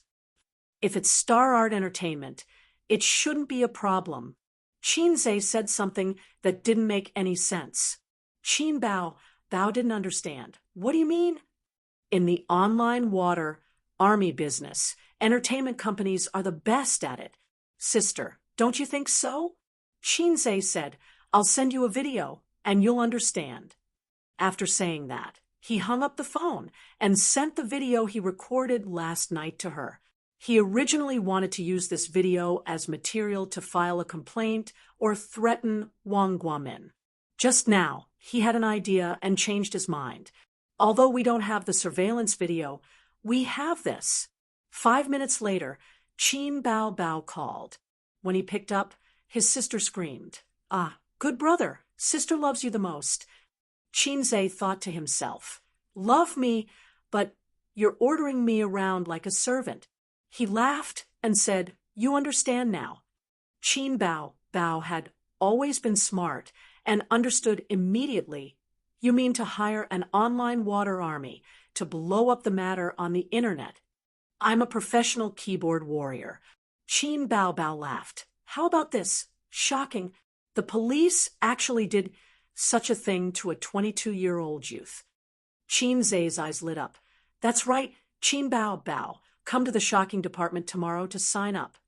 Qin Bao Bao on the other end of the phone. Sister will dote on you when I come back. Let's get down to business first. That afternoon, a video went viral on the internet. The hot search index exceeded 1 million, and there were tens of thousands of replies. Qin Zhe couldn't help but smile. This was a clickbait. He clicked on the video and saw that it was secretly recorded the other day. It was 13 minutes. Qin Zhe swiped his finger and scrolled through the Weibo comments. F***CK. A short video of 13 minutes and 30 seconds gives me goosebumps. I can't wait to rush in and kill that guy and that stupid fat woman. Keyboard warrior upstairs. If you're so good, you can do it. Ding, OP, your takeout is here. Go ahead, I still want to say it. Anyway, I'm very disappointed in this country. I don't want anything. Wang Guomin. You idiots, you dare to overturn the heavens? I have a backer. I even dare to mess with the heavens. I hope that family dies a horrible death. Nothing is more sorrowful than a dead heart. Anyway, after watching the video, I only feel disappointed and hopeless. Only when this kind of thing happens to you will know how helpless and powerless you are. A bunch of keyboard warriors. Can it be a fight? You know the truth? If you don't, you're just talking nonsense. The person who was stabbed also seems to have beaten the other person to the hospital. If you ask me, none of them are good people. That's amazing. They lost the fight and couldn't use their connections, so they went online to gain sympathy. Both of them should go to jail. There's nothing wrong with that. Are you stupid? It's true. I remember watching the video of the stabbing this morning. It was posted online by the netizens. You guys upstairs are the idiots. Didn't you see the video this morning? A group of people beat up one person and even stabbed him. He was injured in self-defense. If it were me, that person would be dead by now. Am I the only one who found out? That girl who stole the scene is too damn beautiful. I give her body 10 points. Her side profile is perfect, and her voice is beautiful. I give this kind of beauty 9 points. There's still one more point. I'll give it after I experience it. Brother-in-law, I'll help you settle this matter. Brother-in-law, which hospital are you in? I plan to come over and propose to your sister. Chinze closed Weibo and let out a long breath. He was not worried that this matter would cause any negative consequences. Everything was the truth, not rumors. Chapter 29.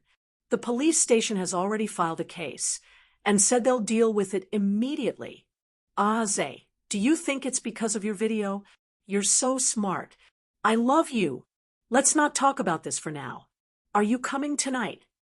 No, I'm too tired from practicing during the day. Why would I come? To serve you. Get lost. His sister hung up the phone. Chin-ze breathed a sigh of relief. Even without the video, he believed that with the old man's connections, this matter would be resolved, but it might be troublesome. He didn't understand what Wang Guomin was thinking. Did he think he could do whatever he wanted? But that was how people were. When they had power, they would become arrogant. Plus, it involved his nephew, so he took the risk and did something dangerous. 11 o'clock in the afternoon at the University of Finance and Economics. Professor Lee had class in the morning and didn't come to the classroom. A girl swiped the screen of her phone. After a long time, she exclaimed, Hey, have you guys seen the video? It's the one that's been causing a lot of trouble recently. The police gate. She named it without permission. I've heard of it, but I've been too busy these days to pay attention. My WeChat moments were flooded yesterday, and it's still the same today. A boy laughed. The girl took a deep breath. Then you definitely haven't seen the video. F***CK. It's Chinze. It's Chinze. The one who was stabbed is Chinze. The whole classroom was silent. The next moment, there was an uproar. Impossible. The one who was stabbed is Chinze. So he didn't come because he was injured. Professor Lee didn't say anything. Where's the video? Let me see. The girl was also shocked. I'll send it to the group. Take a look. Everyone clicked on it. The video was a little slanted. It should have been taken secretly. The background was a hospital room. A middle-aged policeman walked into the room, followed by a middle-aged man and a woman. I want to see your ID. Police from the Jiangwan police station. Comrade Wang Guomin. Right. Ask away if you have any questions. They were sure that the voice in the video was Chinze's. Then it was Chinze, a student at the University of Finance and Economics. That's right. It really was him. The classroom quietened down. Everyone lowered their heads to watch the video. When they were watching it, they were surprised, curious, and gossipy. But after watching it, everyone felt indignant. It was too much of a bully. So what if they were related? Just because they were related, they could stab others? He even King bit back and asked for medical fees. From a psychological point of view, this was a kind of sympathy of the weak. A little policeman dared to be so arrogant. What if it happened to him? Once they put themselves in his shoes, the anger and fear in their hearts would explode. The classroom was filled with curses. There are so many scum nowadays. This is too much. This is simply unforgivable. The black sheep should be held accountable. Let's complain online. Yang Chun did not participate, and his eyes flickered. In the midst of the discussion, it was already 11:30. Professor Lee pushed the door open and came in. His eyes reflected a sharp light as he looked around at the crowd and said seriously, "What's going on? It's so noisy." A girl said sweetly, "Professor, we were discussing Chinze's matter. We just found out." Professor Lee nodded and sighed along with her topic. The black sheep are always inevitable. Everyone has been doing well these past few days. Sunday is the deadline for work, which means that we won't have much time to spend together. Now, I wish everyone a bright future." Professor Yang gave an emotional speech on the podium. "Your group leaders are very outstanding. Yang Chen, your academic level is excellent. I think highly of you. I also hope that you can be down to earth in the future and walk out your own future." Yang Chen stood up and smiled. "Thank you, Professor. I will." Yang Chen was happy, and his face was flushed. He stayed up late yesterday to complete the progress that Qinze had left behind. This morning, Professor Li praised him. Without Qinze as a stumbling block, his status was restored.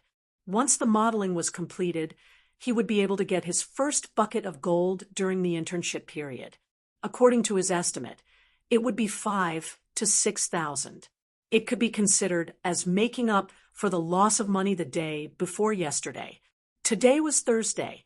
There were 3 more days before everyone was dismissed. Everyone applauded. Some were hopeful, some were disappointed. Professor Li pressed his hand, and the teacher suddenly quieted down. He was about to say, "Everyone, go and eat."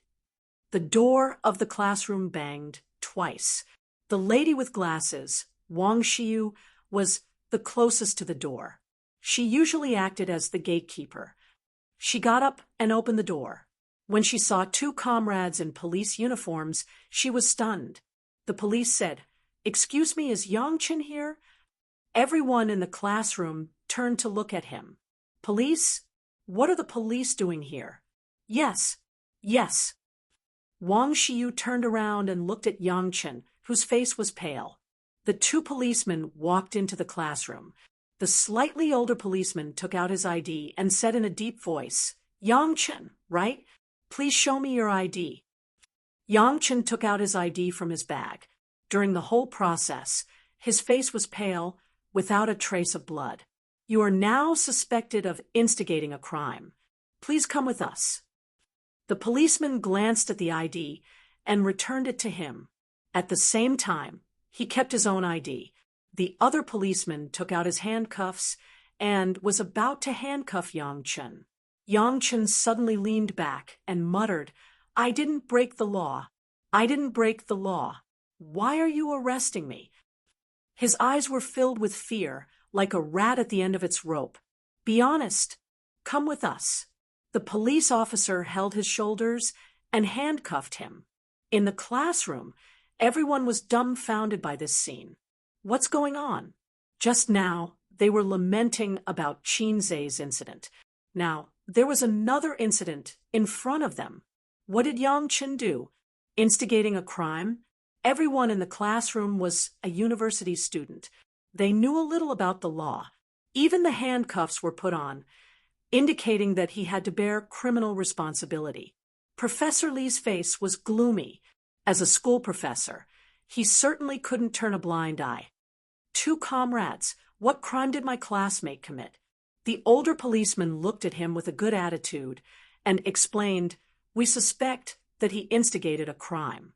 Recently, there has been a lot of trouble on the internet. The captain of the Hongkou police station covered up a murderer. The person who committed the crime with a weapon has already confessed that he was instigated by Yang Chen, a freshman from the finance department of the University of Finance." Professor Li was stunned. All the students in the classroom were stunned. They couldn't digest the news for a while. Yang Chen instigated someone to stab Qinze just for such a small matter. How narrow-minded could this person be? Although Qinze and Yang Chen didn't deal with each other, to be honest, there was no actual conflict.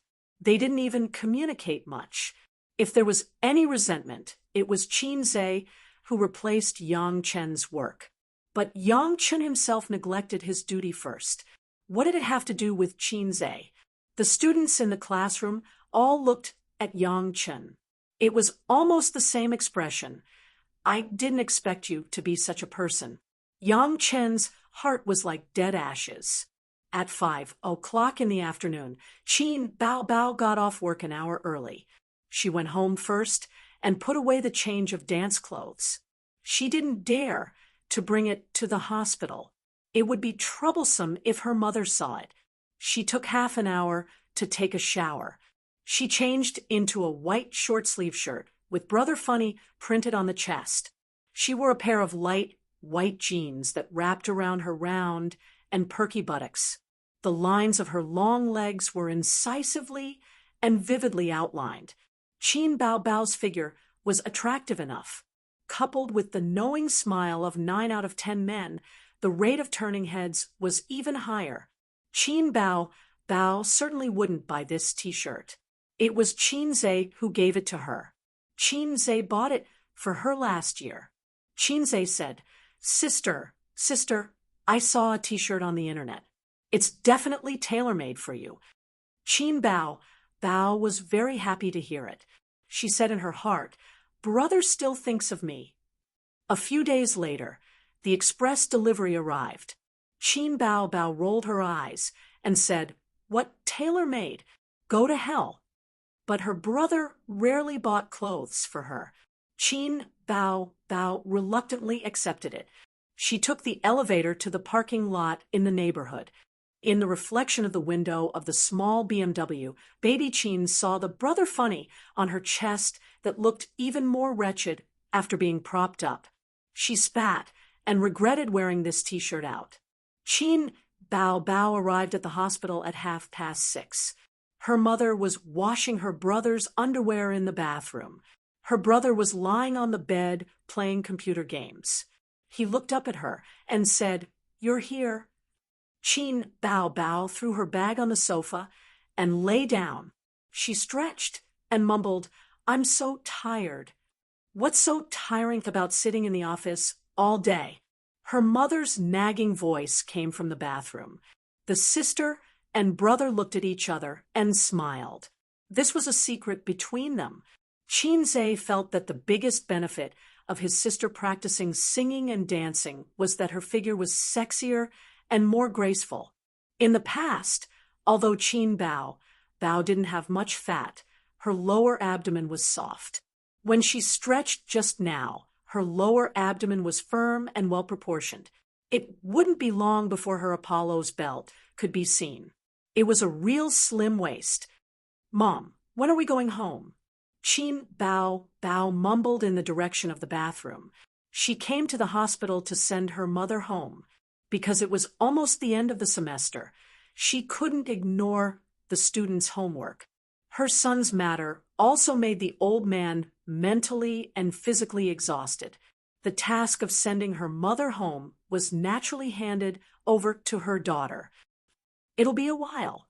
You talk to your brother first," Qin Ma replied. Chapter 30. Qin Bao Bao nodded and sat on the bed. She leaned over and looked at the computer. "What are you doing?" "Stocks." The screen was filled with red and green lines that gave her a headache. Qin Zhe stared at the computer and moved his body to give her some space.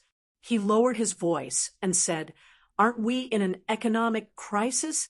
I want to see if I can make some money from the stock market." "That's very thoughtful of you." Qin Bao Bao patted her brother's head happily and laughed. "You want to invest in stocks?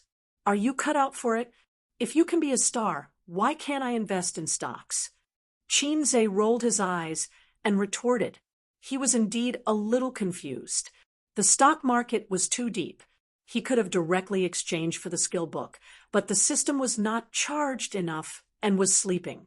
Qin Zhe did not dare to disturb it. What followed was the daily love and hate of the siblings. "Mom, why don't you wash his hair? It's so dirty." "Mom, Qin Bao Bao is so annoying. Take her home." "Mom, Qin Zhe touched my butt." "Mom, help." Qin Bao Bao pulled my wound. In the bathroom, Qin Ma sighed. "I have a little donkey, but I never ride it." A cheerful child's voice sounded.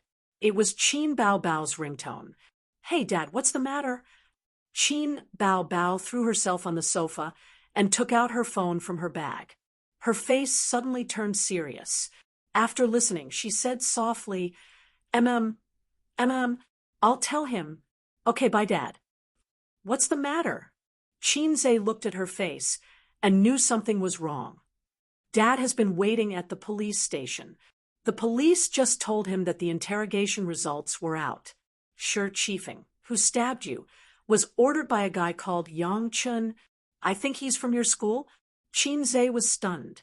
He did not expect it to be Yang Chun. He even suspected Zhang Mingyu. After all, those hooligans were obviously looking for trouble with him. And he had slapped Zhang Mingyu's face twice. But he didn't have much conflict with Yang Chen. I haven't taken the initiative to hit your face. And you sent someone to play me to death? What kind of enmity did he have with her? Chinze told his sister about the contradiction between him and Yang Chen. His sister was a veteran in the workplace. At least in Chinze, she was a veteran. She curled her lips. This is the so-called conflict of interests. As for that Zhang something new, so what if he lost face? At most, he would be annoyed for a while. He had nothing to lose. But this Yang Chen, you squeezed his position as the team leader.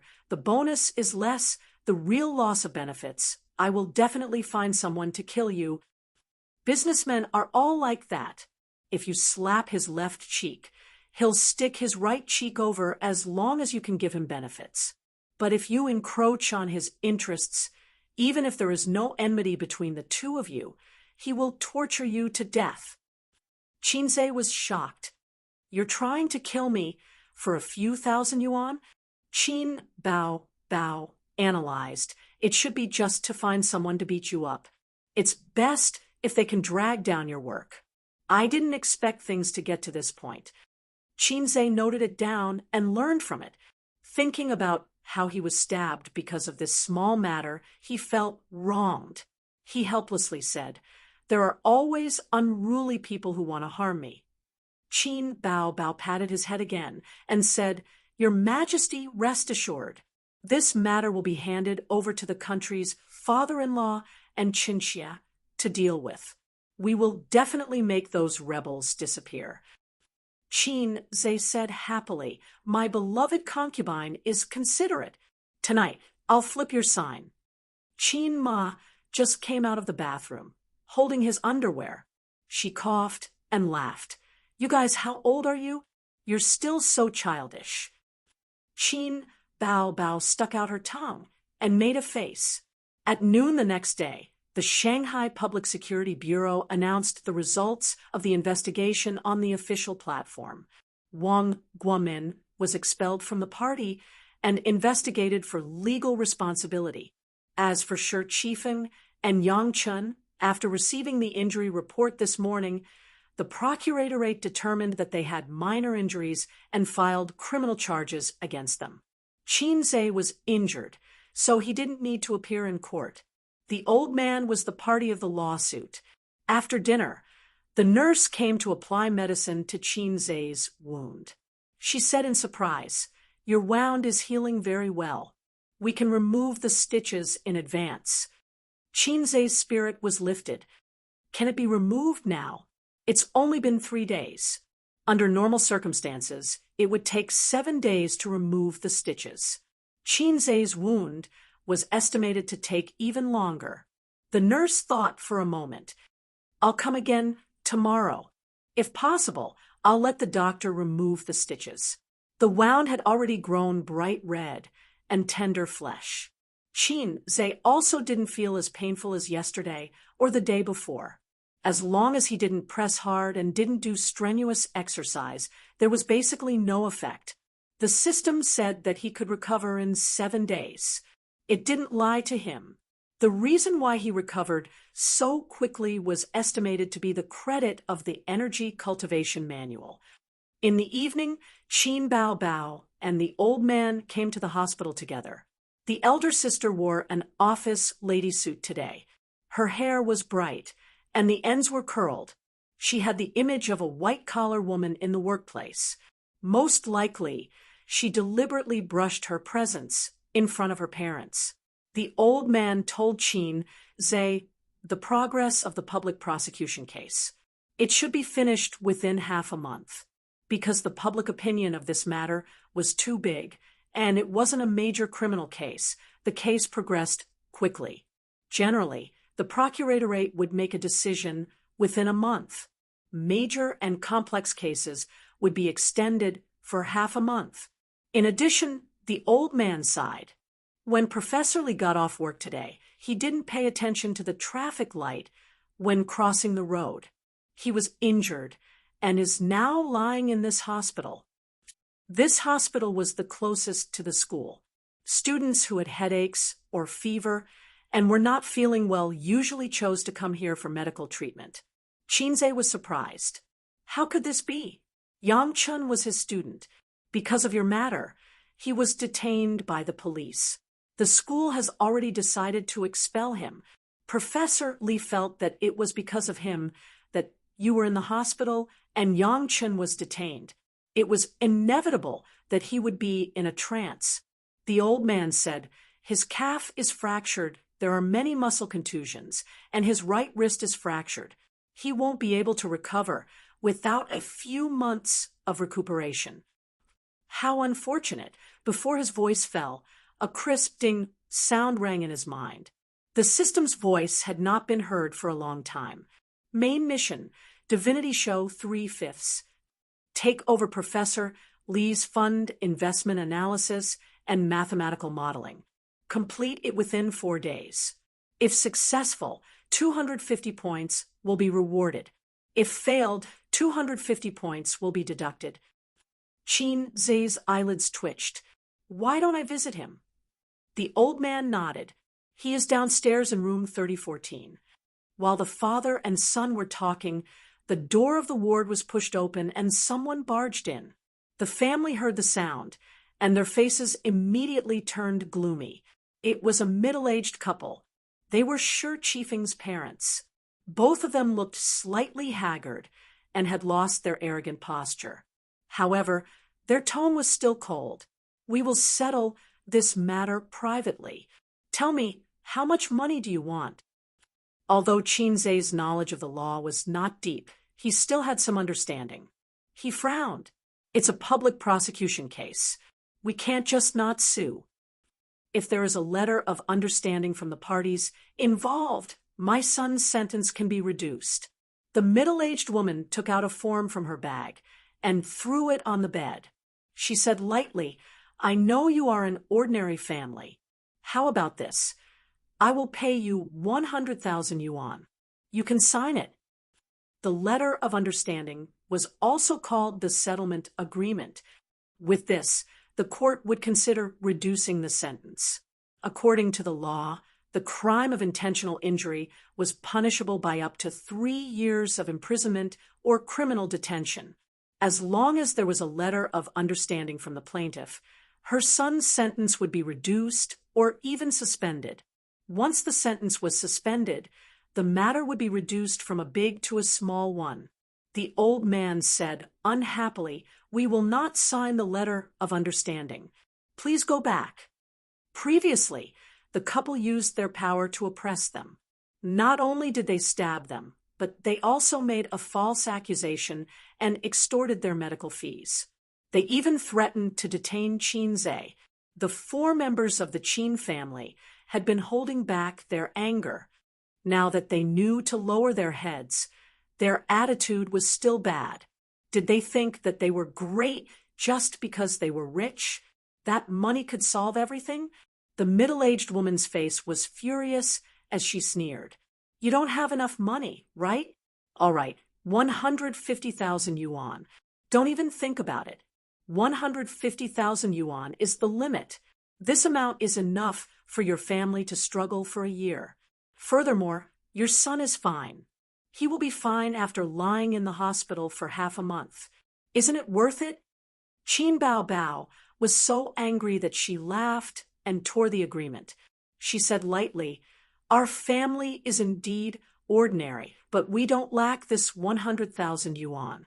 As for my younger brother, he is the only child in the family. As his elder sister, I can't wait to dote on him. Now that he has been stabbed by your son, I don't want any money from you. I just want your son to obediently go to jail. We can forget about the agreement. If you can't take this lying down, you can try to appeal and see if the court supports you. Now, get out of here. The middle-aged man growled. Don't go too far. My son is still young. You have to give him a chance to turn over a new leaf. Qin Bao directly cursed. F***CKU and turn over a new leaf, you son of a B***TCH. Although there was no such thing as doting on someone from a young age, Qin Zhe still gave his sister 100 likes in his heart. The middle-aged woman screamed and rushed forward to scratch Qin Bao's face. My brother has been harmed by you. You won't even let my son go. You bastards, I will fight with you. Seeing that the woman's sharp nails were about to scratch Qin Bao's charming face, old Master Qin and Qin Ma did not have time to react. Qin Zhe lifted the quilt, jumped up from the bed, and kicked the middle-aged woman. He staggered and sat on the bed, feeling a burning pain in his lower abdomen. Old Master Qin and Qin Ma were such well-mannered people, but they could not help but change their expressions and rush to fight with the two. The movement in the ward alarmed the nurses at the nurses' station. Two sisters in pink nurse uniforms ran in to stop the fight and said loudly, "Don't make trouble in the hospital, or I will call the police." It was not easy to pull the four people apart. Not long after, the police also came. After asking about the reason, they sternly warned the two people and took them away. After such a disturbance, old Master Qin and Qin Ma were a little dispirited. They were afraid that the couple would come to make trouble again, so they let Qin Bao stay with them in the hospital for the night. Then the couple returned home. Qin Bao immediately protested, but the protest was ineffective. As soon as her parents left, Qin Bao vented her anger on her brother. See, it's all your fault. I don't want to sleep on the sofa. Chapter 31. Qin Zhe was too lazy to bicker with her. He grimaced and lifted his hospital gown. Blood oozed from the wound. That kick had ruptured the wound. Qin Bao was scared at the sight of blood. She screamed and ran out to call the nurse. The nurse followed and comforted him. It's okay. It's just a chapped wound. Fortunately, the stitches were not removed. Otherwise, it would be troublesome. Let me clean the wound for you. The nurse dried the blood with an alcohol swab and applied disinfectant. She also warned Qin Zhe to pay attention to the wound. Qin Bao was relieved. She sat on the bed and complained, "You're so careless. You're still moving around when you're injured." Qin Zhe sternly said, "Let's not talk about the wound cracking. Even if you were stabbed again, you can't let that woman scratch your face." Qin Bao spat. Nonsense. But her face was full of smiles. Her bright and beautiful eyes were shining with joy. Qin Bao was very pretentious. She deliberately said, "Is my face so important? Anyway, I can't get married." Qin Zhe said righteously, "My sister's face is more important than my life." Qin Bao immediately beamed. Qin Zhe was very good at coaxing women. At least, he was very good at coaxing his sister. Qin Bao bought him clothes and a mobile phone. She even paid for his living expenses. Qin Zhe's eloquence definitely made a great contribution. Of course, it was also related to Qin Bao's lack of financial ability. If she had some spare money, she wanted to spend it. She couldn't spend it herself, so she spent it on her brother. Before going to bed at night, Qin Bao accompanied her brother to visit Professor Li downstairs. She didn't enter the ward. Instead, she waited outside. Qin Zhe politely knocked on the door and pushed it in. The ward was exquisitely furnished. It was like a single room in a hotel. There was a desk, a bedside table, a TV, and a comfortable bed. The walls were painted light blue. Professor Li was talking to his wife. His wife grumbled, "Why didn't you pay attention when crossing the road? Didn't you see the red light? If it wasn't for the driver's quick reaction, you would have died. Professor Lee explained, that intersection is a two-way road. There are 2 traffic lights, and the first one is green. Forget it, forget it. Let's not talk about it. Wife, I heard from your teacher that the police came to your school today to arrest your student, right? Professor Lee's mood worsened at the mention of this matter. I accepted a job from a private equity company. You know that. A few days ago, old Chin sent his son to me saying that he wanted to gain experience. How could I refuse an old colleague of more than 10 years? This child was also smart. He worked seriously and had a good attitude. It happened that Yang Chen was drunk and caused trouble. When I was angry, I let old Chin's son take charge of the work. But who would have thought that he would hold a grudge against him? He turned around and found someone to stab old Chin's son. The matter was quite big, and it's all over the internet. His wife sighed and said, "Children nowadays don't consider the consequences of their actions." How is old Chin's son? It's quite dangerous. I heard that if it went any deeper or damaged the artery, it might be gone. Old Chin only has one son, right? He has to go all out against you. That's why I'm depressed. I keep thinking about how such a thing could happen. I wasn't careful and hit him. You can't do your work like this. The school is fine, but how are you going to explain to the private equity company? You'll have to pay compensation if you're late. Professor Lee's face darkened. He frowned and said, 200,000 yuan in compensation. The project is already at the end stage. Sigh, it's all fate. His wife said angrily, what fate? More than half a year's income will be lost. How are you going to live?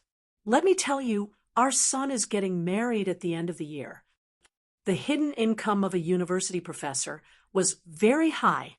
Although 200,000 yuan was not a small amount, it was not too much. The key was that the price of a house in Shanghai was sky high.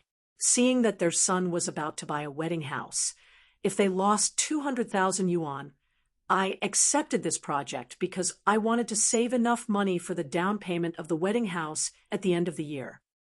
If it doesn't work, we can mortgage the house we live in and borrow some money.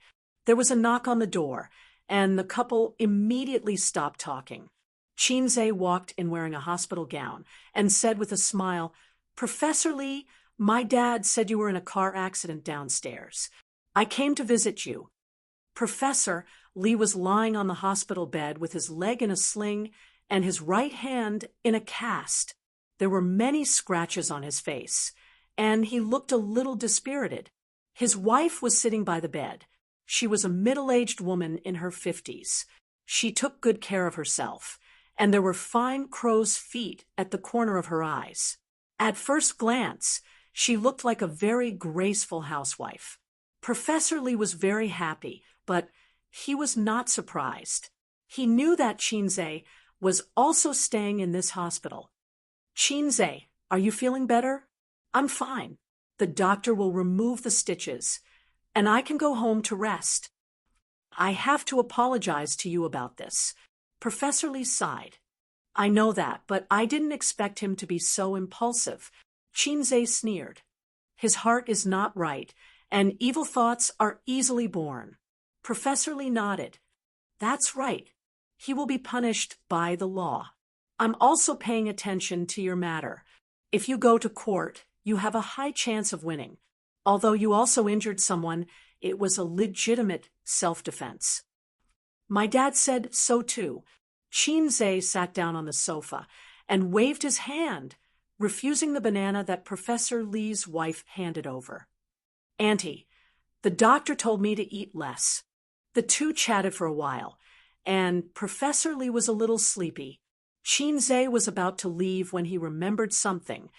Oh, right, Professor Lee, you are lying in the hospital. What about the modeling? This was one of the purposes of his visit.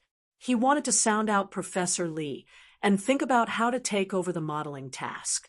He was also afraid that Professor Lee would think that he was too young to take on such a big task. Professor Lee's wife was full of resentment. "What can we do? He looks like this. Do you expect him to get up and work? Pay for it. How much?" Professor Lee sighed. "When we signed the contract, it was written as 200,000 yuan. Qinzhe was speechless. 200,000 yuan was not a small amount. In a third-tier city, it was enough for a down payment. "Professor Lee, how about this? My injury is basically not a problem. If you trust me, can you give it to me?" Qinzhe probed. He had the confidence to say this. After all, he had exchanged for knowledge in this field. It was not a problem for him to complete a complicated mathematical modeling on his own. At most, it would take some time. Moreover, this project was nearing its end. He could complete it on his own. Professor Lee looked at him, and his heart skipped a beat. "Okay, it doesn't matter if it works or not. It's always good to try." As he spoke, he asked his wife to pass the USB in his briefcase to Qinzhe. Qinzhe took the USB and left. In the ward, Professor Lee let out a long sigh. It was as if he had let go of a big stone in his heart. His wife frowned. "Why did you give it to him? He will mess it up and break it, since we are going to pay for it. So what if I break it?" Professor Lee stared at her and laughed. "You don't know. I am not counting on him. I am counting on old Qin. A university student can't even understand the door. But old Qin can. It is much better for me to give it to him than to ask old Qin directly. Old Qin has been running around these few days. It is useless for me to ask him. But since my son has accepted the job, he will complete it even if he has to grit his teeth. There are only a few professors in the Department of Finance. It is also the end of the semester. Everyone is busy and might not be willing to help me. Also, time is limited. It will take time just to understand it. Then old Qin can understand it. His standard is higher than mine. A while ago, he helped his son as a gunman.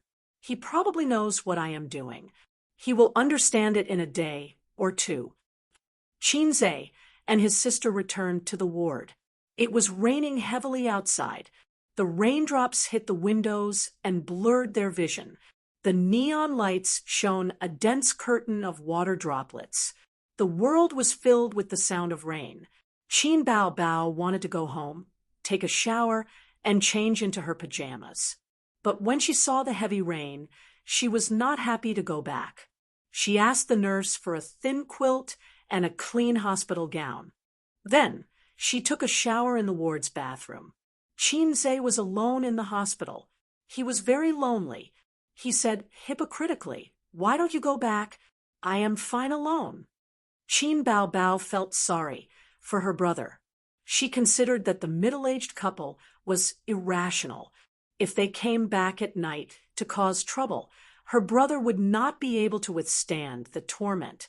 She said, "It is fine. It is fine." Qinzhe lay on the bed and listened to the sound of water in the bathroom.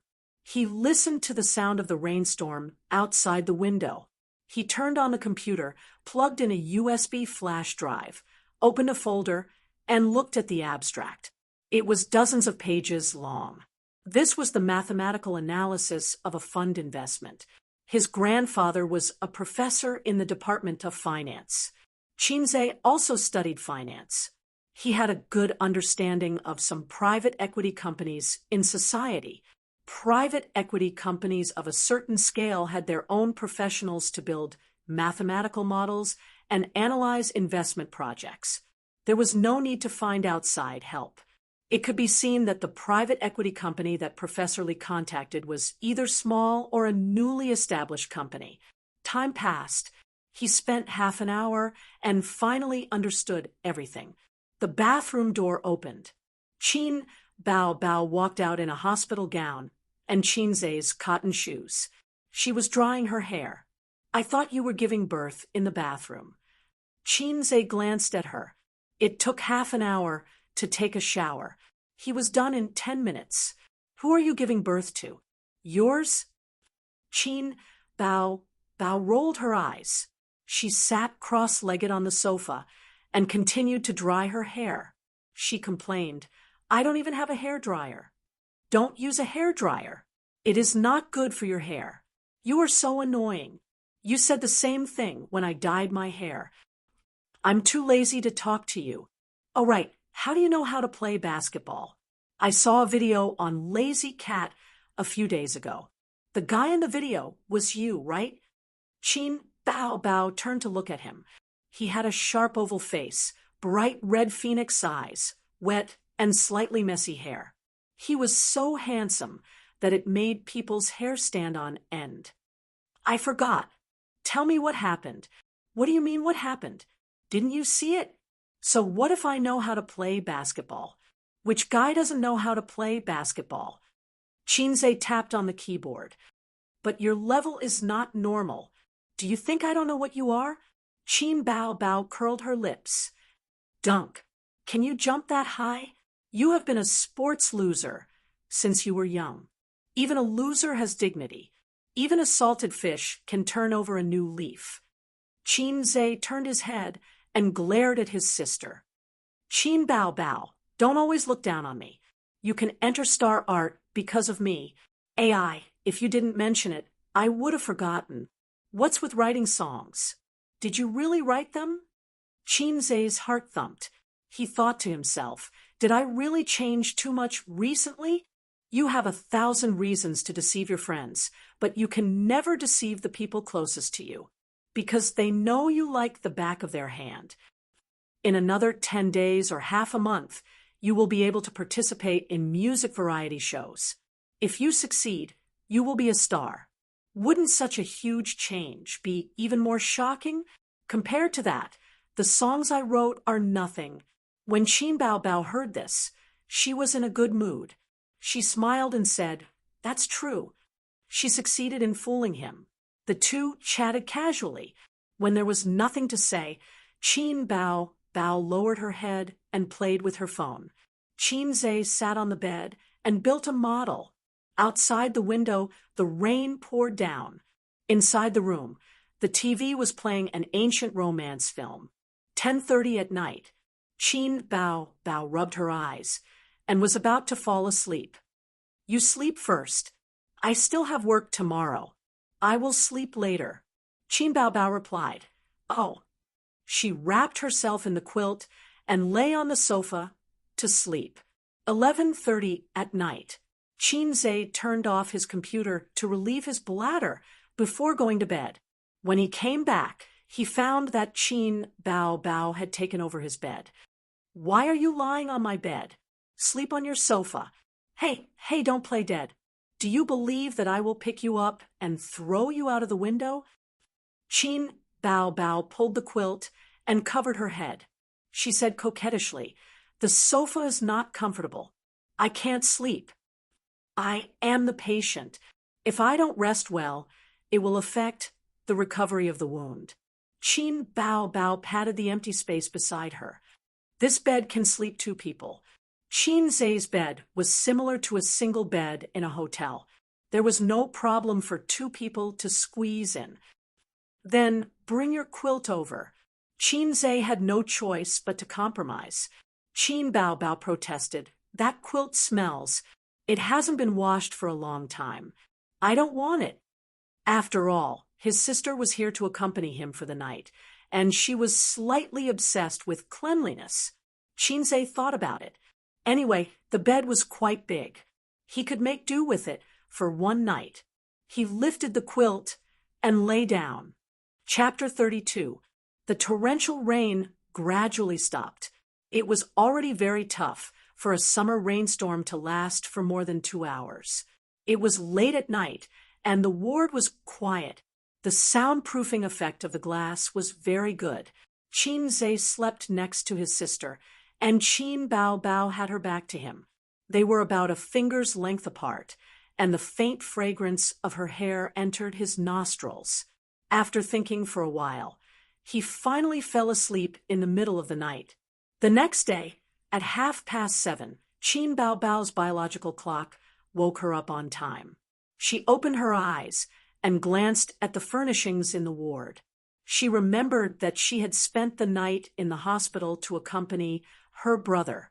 Her back was pressed against a warm body. It was comfortable and warm. Qin Bao smiled. She had slept very well last night. At the same time, she felt a little embarrassed. They usually laughed and played a lot, but things like sharing a bed had never happened since she was 10 years old. When Qin Zhe slept with her, when they were young, she had to tuck him in and stroke his head as if she was taking care of a doll. In order to avoid further embarrassment, Qin Bao moved her body gently and tried not to disturb her sleeping brother. She quietly left the bed and turned to look at her brother's sleeping face. His eyebrows were sharp and his eyelashes were thick. Although his facial features were not particularly handsome, they were very pleasing to the eye. Qin Bao reached out and poked her brother's face. He frowned and did not wake up. She kissed her brother's forehead and gave him a good morning kiss before leaving for work. 2 days later, Qin Zhe changed into a hospital gown and left the hospital with a laptop. He called his mother to explain the situation. The doctor said that his wound was recovering very well. After removing the stitches, he would be almost fully healed in a week. However, he had to remember to not do strenuous exercise for a month. Qin Zhe wanted to wave his hand and say, "That's for ordinary people. Sir, you have a cheat code. It's not ordinary." Qin Zhe's wound was not fully healed. It was not suitable for him to sit for too long, so he did not go to school and asked his father to take a long leave. At the end of the semester, he directly took exams. At home, he was tinkering with Professor Li's modeling. Studying and earning money were secondary. Completing missions was his top priority. These days, Qin Bao did not like to talk to him. Perhaps it was because of the embarrassment that morning. No matter how close they were still siblings. If the old man found out that he had used his little brother to poke his sisters, but Qin Zhe would definitely be torn apart. On this day, Qin Zhe got up on time at 6:30 in the morning. He washed his face and brushed his teeth. Because he couldn't do strenuous exercise, he had to stop his morning exercise. He practiced a set of internal training methods in the living room. Qin Zhe had looked up the information on Chinese martial arts and found that the 12 sections of brocade that the system had gifted him was very similar to the internal martial arts. They had a common characteristic, neither too fast nor too slow, and the intention was to cultivate qi. An hour later, he was in high spirits. He went downstairs and bought 2 sets of breakfast. He quietly finished his breakfast. Considering that his sister was in a cold war with him, he did not knock on the door to wake her up. He wrote a note on the table, carried his computer and USB, and left the house. At 8 o'clock, Qin Bao got up. She was wearing pink flip-flops and teddy bear pajamas. She looked around the empty living room and saw Qin Zhe. She whispered, "Where the hell did he go again?" She washed her face and brushed her teeth. When she came back, she found breakfast on the table with a note on it. Qin Bao had bangs on her forehead. She grabbed a steamed dumpling and took a bite. She picked up the note and read it. "Sister, I'm going to the hospital. Eat well and sleep well. Leave early after eating. Don't be late. I'll prepare stewed chicken with mushrooms for you in the evening. Qin Zhe." Qin Bao slightly raised the corners of her mouth, showing her inner joy. At the same time, Professor Li was receiving a leader of a private equity company in the ward. "President Su, we wrote the contract earlier. Before 9 o'clock, please wait," Professor Li said carefully. He could not hide his anxiety. The woman was wearing a black Dior suit and a pair of red high-heeled shoes. Her long hair was tied up on top of her head. She wore a pair of thin-rimmed glasses, and her fair legs were well-proportioned and straight. She pointed to the 37 Vacheron Constantine watch on her wrist and said expressionlessly, "It's 8:30." The woman was young, but she was beautiful. She was wearing a high-end office suit, and her cold and indifferent expression made her look exceptionally powerful. It actually made the experienced Professor Lee feel as if there was a knife at his back. After President Sue entered the room, his wife poured a cup of tea and sat on the sofa without saying a word. She really could not get a word in. The two sides were in a deadlock. The woman took out a breach of contract from the file bag beside her. She walked to the bed in her high heels and placed it on the bedside table. A mathematical model is not something that can be built in half an hour. Although I'm not a professional. The woman looked down at Professor Lee condescendingly. A breach of contract is a breach of contract. Sign it. I didn't expect to be late at the end of the month. 500 yuan for full attendance. Professor Lee's forehead was covered in sweat. He picked up the phone and made a call. "Xiao Wang, is everyone here?" "Yes, Professor. You told us to come to school an hour earlier today. Then hurry up and compile the things. I'm in a hurry to complete the mathematical model. It's being built. Professor, don't be anxious." "How can I not be anxious? You have to finish it before 9 o'clock. Remember to test it. Don't make any mistakes. It's all in vain." "Understood." Professor Lee hung up the phone and smiled apologetically. "President Sue, please wait a little longer." The woman did not speak. She crossed her legs. It was great that Professor Lee could complete the modeling because it involved an investment that the company was about to make. The stock market fund was changing every day. If they were one step late, it would be a huge loss. A few days ago, Professor Lee was full of hope and pinned his hopes on Qin Zhe or Old Qin. However, through the WeChat teachers group, he knew that Old Qin was busy with the final exams and his son's lawsuit. He had no time to do his mathematical model at all. At 8:45, Professor Lee's phone rang. Professor Lee hurriedly picked it up. "Xiao Wang, hurry up and send the things to my email. Hurry up, the client is waiting here." An anxious and sobbing voice came from the other end of the phone. "Professor Lee, I'm sorry. We made a mistake. We made a mistake. The mathematical model was not verified successfully. We don't know what went wrong." Professor Lee's head rumbled and his heart stopped beating. He said anxiously, "What's going on? What's going on? Didn't I call you every day to guide you? Why did it go wrong at the last stage of building the combination?" We don't know either." "Then hurry up and find the problem. Check the links one by one. Is there a mistake in the formula, calculation, or function curve?" Professor Lee was so anxious that his forehead was sweating. "Professor, I'm sorry. We'll try our best, but it's definitely too late before 9. It's already 8:50. Professor Lee hung up the phone and was in a daze. It still didn't work. His wife was a little flustered. "Didn't you say that Old Qin would help? Didn't you say that you would? Now, not only did you not make a single cent, but you also lost 100,000 yuan." Professor Lee's heart was dead.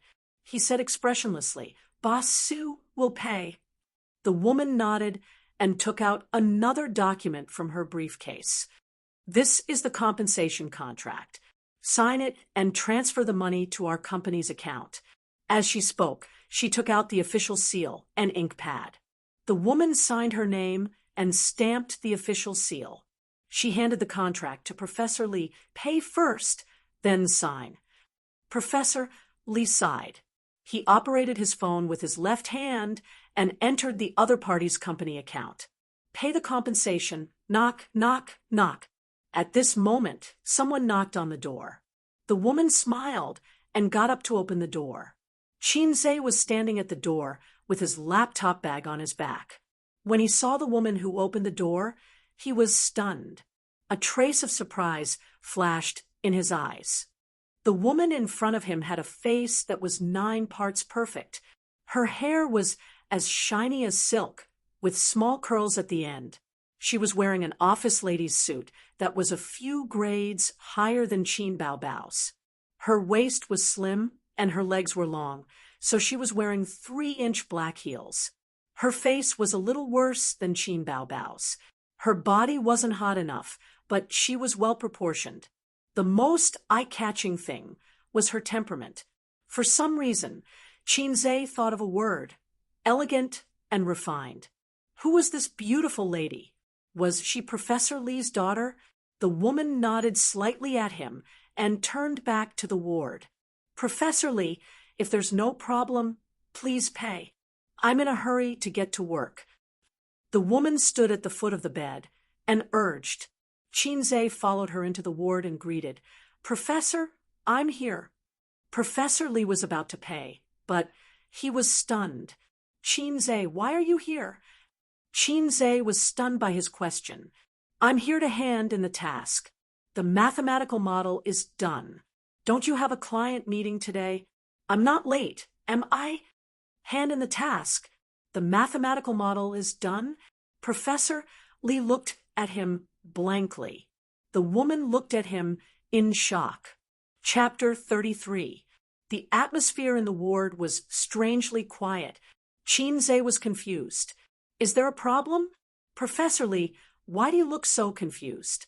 You said the mathematical model is done? Professor Li could not believe it. Yes, I brought it here. Take a look. Your dad is busy, right? He's been busy for the past few days. Does it matter if my dad is free or not? Qinze replied, Yes, my dad is quite busy. Then the mathematical model. I did it. Qinze was full of smiles. Another chance to show off. When Professor Li heard this, his hard-earned hope was instantly shattered. He forced a smile and said, You're too kind, but I've already promised to compensate you. But don't worry, I'll still pay you the salary you deserve. Professor Li's wife elbowed him. Qinze quickly said, Professor Li, I really did it. Professor Li turned his head and said to the woman, President Su, I'll transfer the money to you now. The woman glanced at Qinze and said, Take it out and let me see. Qinze could not figure out her identity and looked at Professor Li. Professor Li had a carefree attitude. Let's wait and see. Qinze turned on the computer. The computer was not turned off and was in standby mode. The screen lit up a few seconds later. He inserted the USB drive and opened it. Then he pushed the computer to Professor Li. Professor Li did not have much hope at first. He directly flipped to the last page and looked at the final calculation. Then his eyes widened as he stared at the calculation. The woman asked, Is there a problem? Professor Li did not answer. His left hand trembled as he moved the mouse and looked at the contents of the mathematical model after he was hospitalized. He deduced it over and over again in his heart. His excitement turned into calmness. No problem. It's a perfect answer. Professor Li laughed. Old Qin was indeed a good friend. Their years of friendship were not in vain. As for Qinze's, I did it. Only a fool would believe it. The woman raised her eyebrows in surprise. Okay, I'll verify it. She took the computer, logged into her email, and sent the mathematical files in the USB drive to her email. Then she took out her phone and dialed a number. Xiao Su, let the people from the investment department test it. The woman hung up the phone. Wait a moment. 10 minutes. 10 minutes later, the woman's phone rang. She picked it up and nodded, changing her cold expression. She smiled faintly and said, Professor Li, there's no problem with the simulation. Thank you for your help. Happy cooperation. His face changed so quickly. Professor Li's wife rolled her eyes. Then she smiled and heaved a sigh of relief. The payment will be transferred to your account in 5 minutes. Please check it carefully. After the woman finished speaking, she put the documents, contracts, and other items into her briefcase and left in her high heels. Chinze, thank you so much. Thank you so much, Professor Li's wife said gratefully. Chinze waved his hand and said in his heart, "Don't forget to give me the money." He received a notification from the system that the mission was completed and the points were in his account. Professor Li's complexion was much better now that the stone in his heart had been removed. He smiled and said, "Chinze, after I recover, I will treat you and old Chin to a meal. By the way, what's your bank account number? I will transfer my salary to you later." "Transfer it to Alipay.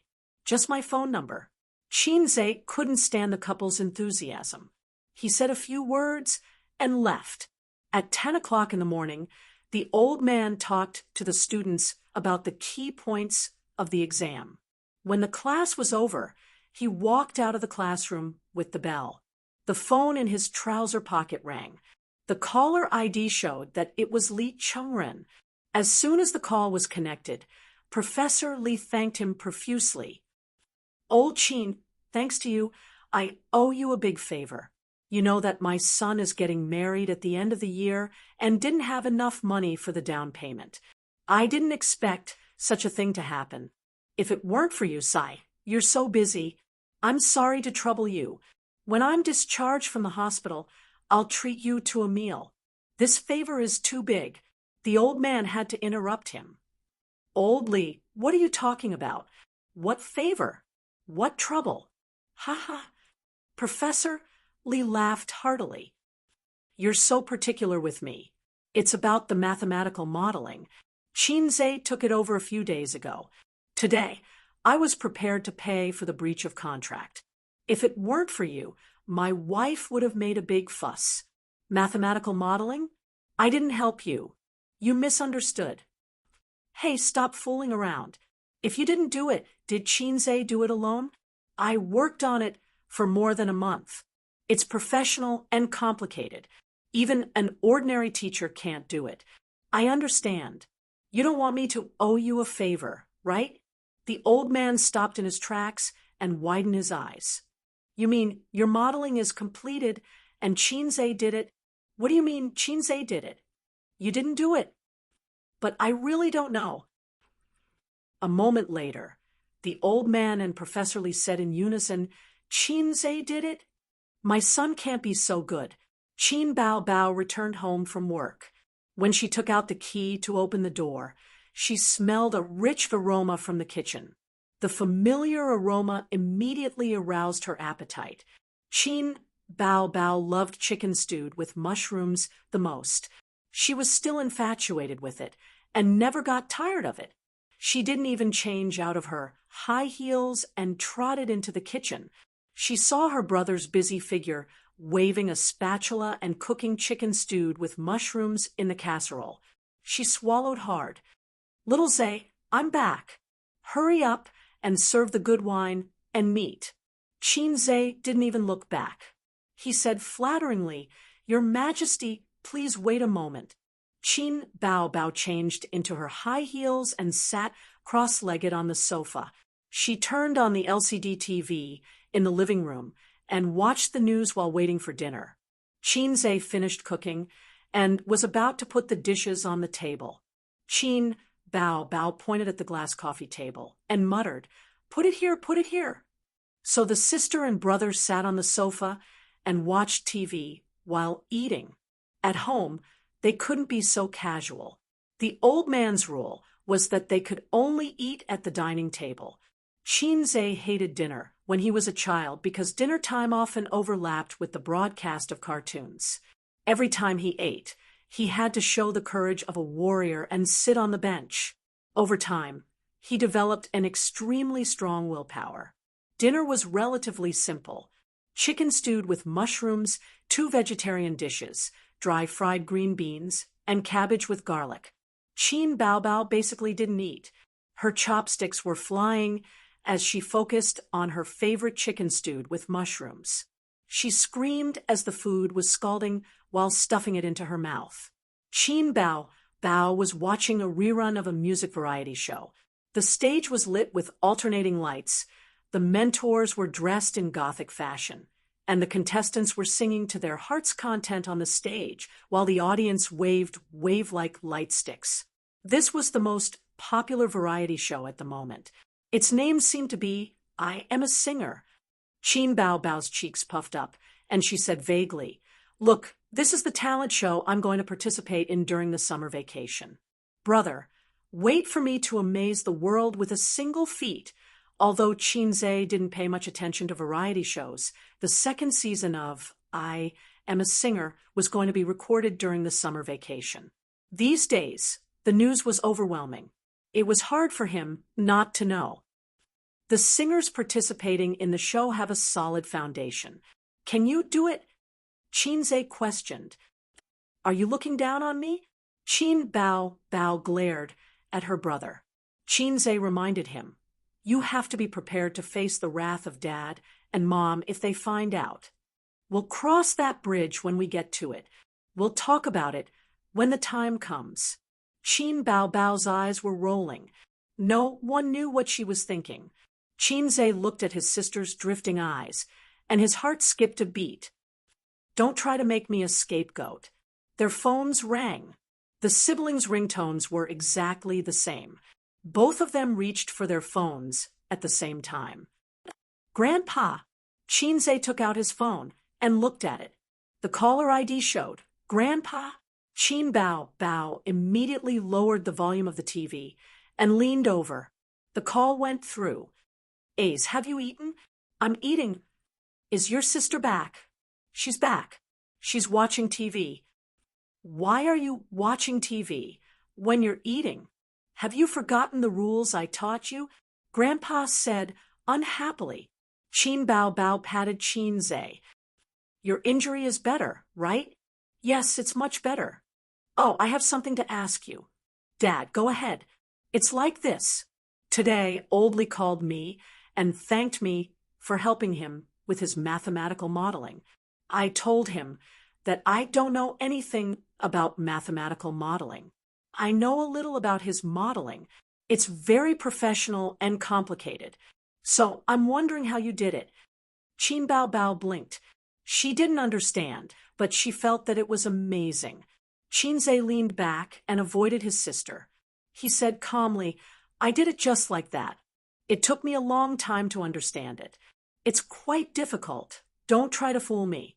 Do you think I don't know your level? Qinze was angry. Dad, I did it myself. It's up to you to believe it or not. What's with your attitude? You're getting more and more unruly. Qinze cowered when Grandpa got angry. Dad, I did it. Who else could it be? Bao. Do you think it's realistic? You're right, Grandpa muttered. Bao hit Qinze's head with her chopsticks and glared at him angrily. Qinze explained for a long time. Grandpa reluctantly believed him and sighed. Kid, you're getting more and more enlightened recently. A great talent matures slowly. Qinze said in his heart, Thank you for the compliment. I'm still young. The father and son ended the call. Qinze patted his head. Sister, let me show you something. He went into the room and came out with a stack of money. This is the money I earned from modeling. Bao's eyes lit up. She stuck out her tongue and licked her fingers. She counted the money.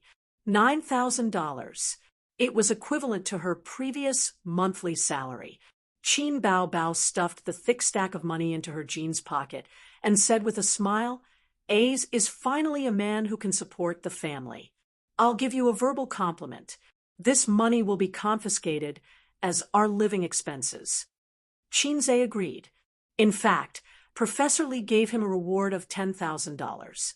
But it was a man's nature to hide money. He secretly kept $1,000. After dinner, Bao leaned on the sofa and touched her belly comfortably. Oh, I forgot to wash yesterday's clothes.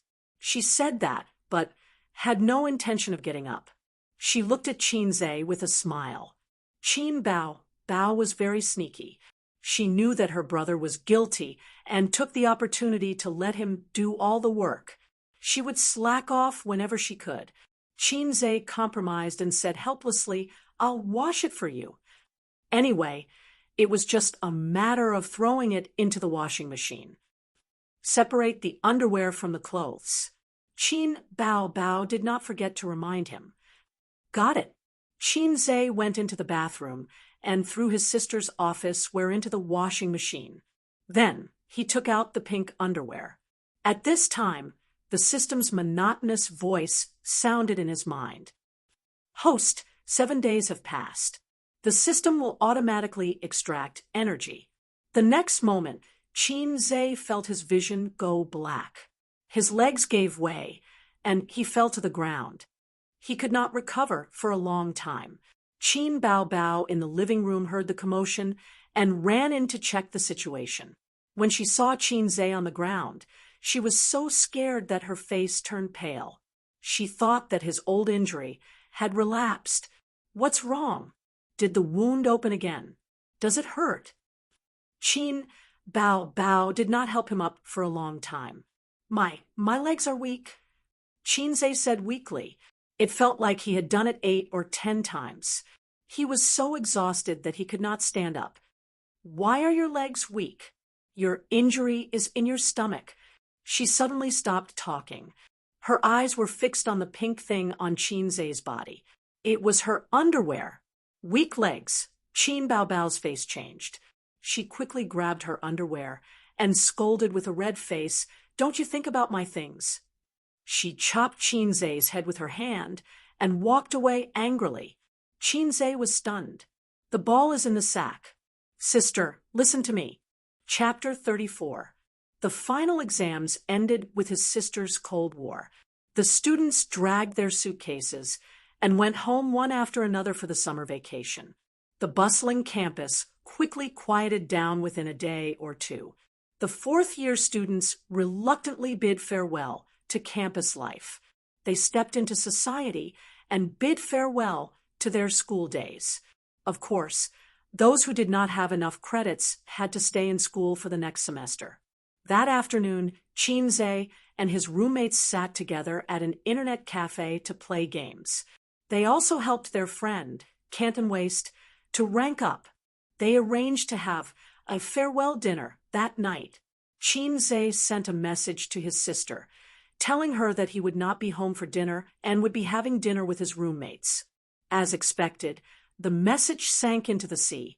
After the misunderstanding, Qin Bao felt that her brother's thoughts were dangerous and his behavior was despicable. She could not tolerate it and did not want to talk to Qinze for the whole summer vacation. "Guru, let's play another round. Invite me." Canton Waste sent a private message to Qinze. Qinze did not want to talk to her. Canton Waste kept copying and pasting. Her stubbornness could be felt even through the screen. "I have something to do tonight," Qinze explained and exited the game.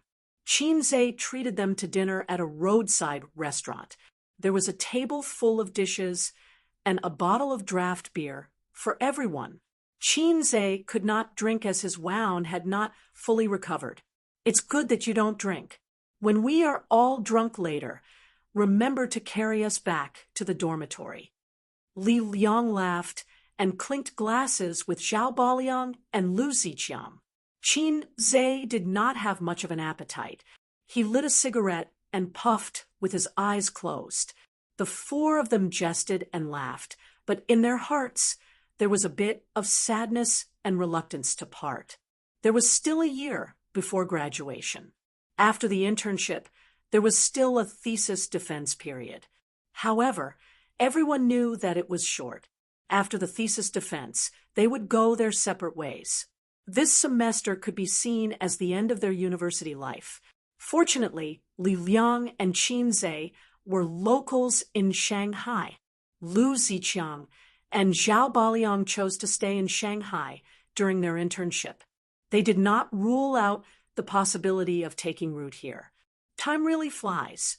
In the blink of an eye, I started my internship. In another blink of an eye, I will graduate. Li Liang patted one shoulder, then the other, and kept saying, "Don't forget me when you're rich." When it was Qinzhe's turn, he changed his words and said, "If your sister still doesn't have a boyfriend, quickly introduce one to your brother." Qinzhe scolded him. Time really flies. University life ended in the blink of an eye before I had the chance to use the system to show off to my heart's content. Just think about it. If he had gotten the system a few years ago, he would have become the most popular person in the school, the oppa in the eyes of the girls, and the brother in the eyes of the boys. The school hunk was not Zhang Mingyu, but Qinzhe. The school hunk, Qinzhe, had hugged countless waists and held countless hands. The school hunk, Qinzhe, had long stood at the pinnacle of life. Why should he suffer Qin Bao Bao's ridicule? Thinking of the system, Qinzhe gnashed his teeth in hatred. If it wasn't for the system extracting energy without any warning, he wouldn't have been misunderstood by Qin Bao Bao. Something like molesting his sister's underwear. Just thinking about it is shameful. "Host, you have received a coupon from the store. Please check it." Qinzhe was stunned. "System, you finally know your mistake. Is this my compensation?" He clicked on the interface of the store. A fluorescent blue 3D projection spread out, and a coupon icon lit up in the upper right corner. "Host, you're the most unambitious host I've ever met." The system's voice was filled with exasperation and helplessness. My previous hosts, after obtaining me, were treated as if they had obtained a treasure. From then on, they worked hard to improve themselves and were reborn in a short period of time, gaining huge benefits. But look at yourself. Ask yourself, have you ever made a plan for your future? Have you ever worked hard to hang your head on a beam and pierce your butt, other than flirting with your sister every day and passively accepting missions? What else have you done? You said that I'm unambitious. I admit, but flirting with Qin Bao Bao is pure slander. Qinzhe pointed at the coupon and cursed F***CK. His roommates were stunned. Qinzhe waved his hand, indicating that they didn't need to pay attention to him, and communicated with the system with his consciousness. Advanced cooking proficiency? What do I want this for? To change my profession to be a chef. Speaking of which, 100 points is too expensive. Are you sure you are not cheating me? Any advanced skill requires 300 points. Host, you have profited. The system replied, "Please don't misunderstand. Giving you a coupon is definitely not a reward. I hope that you will exchange all your points. No government likes depositors who don't move their funds." High-level skills. Qinzhe looked at his 500-plus points. He hesitated for a moment, then chose to exchange for the skill. High-level skills. Qinzhe looked at his 500-plus points. At 7:30 in the evening, Qin Bao Bao drove her little red horse to the arrival level of Hongqiao Airport. She was here to pick up a high school classmate from Beijing, who came all the way to Shanghai to seek refuge with her. The first floor of the arrival level was crowded with people. Most of them were unlicensed taxi drivers and taxi drivers who didn't want to line up. They asked everyone they met, "Do you want to take a taxi? No need to line up." Qin Bao Bao, with her breasts, long legs, and perky buttocks, stood in the crowd like a moving scenery, attracting the attention of the surrounding men. Not long after, a large wave of people came out, and the drivers heard the news and came forward to solicit customers. Qin Bao Bao stood still, her eyes searching in the crowd, and finally found her beautiful best friend, who stood out like a crane in a flock of chickens. She waved her hand, and even the peaks in front of her chest shook and shone brightly. In the crowd, Wang Zijin immediately saw Qin Bao Bao, who was standing on her tiptoes and waving her arms, walking over with an exquisite suitcase. Qin Bao Bao put one hand on her waist and pointed at Wang Zijin with the other. The heavenly king covers the earth tiger. Wang Zijin smiled gently. The pagoda suppresses the river demon. No, no, I'll give you one more chance. Qin Bao Bao laughed. Wang Zijin pursed her lips and said helplessly, chicken stewed with mushrooms. Qin Bao Bao hugged her best friend and giggled. Tissue, I missed you so much. Bao Bao, your figure is getting better and better. Wang Zijin pushed Qin Bao Bao away, looked up and down, and said, you found a boyfriend, right? You're moistened by love. Don't tease me, I'm still single right now. Qin Bao Bao drove out of the airport with her best friend and onto the highway. It was rush hour, so the traffic was congested. The little red horse kept stopping and driving. Wang Zijin looked through the car window and looked at the bright night scenery intertwined with the neon lights. She sighed. I haven't been to Shanghai for many years. Qin Bao Bao attacked. After graduating from high school, you followed your family to Beijing. We haven't seen each other for 5 years. Aren't I back now? Wang Zijin smiled. Bao Bao, is it really okay for me to stay at your place? I heard you say that you live with your brother. Qin Bao Bao said with a dark face. Don't mention him. Wang Zijin was stunned and glanced at her. Are you angry? You used to praise your brother on WeChat. You even said that you would introduce him to me. I said don't mention him. Qin Bao Bao said impatiently. Okay, I won't mention him. Wang Zijin said helplessly. I'm just afraid that your brother will have a problem. Besides, it's always inconvenient to have a man. Qin Bao Bao thought about it seriously and felt that it was indeed inconvenient. If she was not careful, her underwear would be used by Qin Zhe to do evil things. That's my house. What can he say? If you think it's inconvenient, I'll ask him to move back home. It's summer vacation anyway. Don't. If you do that, I'll offend your whole family. What will your parents think? Aya, you haven't had dinner yet, right? I'll ask Ace to go home and cook. I haven't eaten either. Qin Bao Bao took out her phone, unlocked the screen, and handed it to her best friend. Help me call them. I only have 6 points left on my driver's license. I can't be caught by the surveillance camera. Wang Zijin took the phone and opened the contact list. She remembered that Qin Bao Bao's brother seemed to be called Qin Zhe, but she couldn't find it. Your brother is called Qin Zhe, right? Yes. Qin Bao Bao paused and suddenly realized. Little Z's. Little Z's. Wang Zijin smiled, faintly.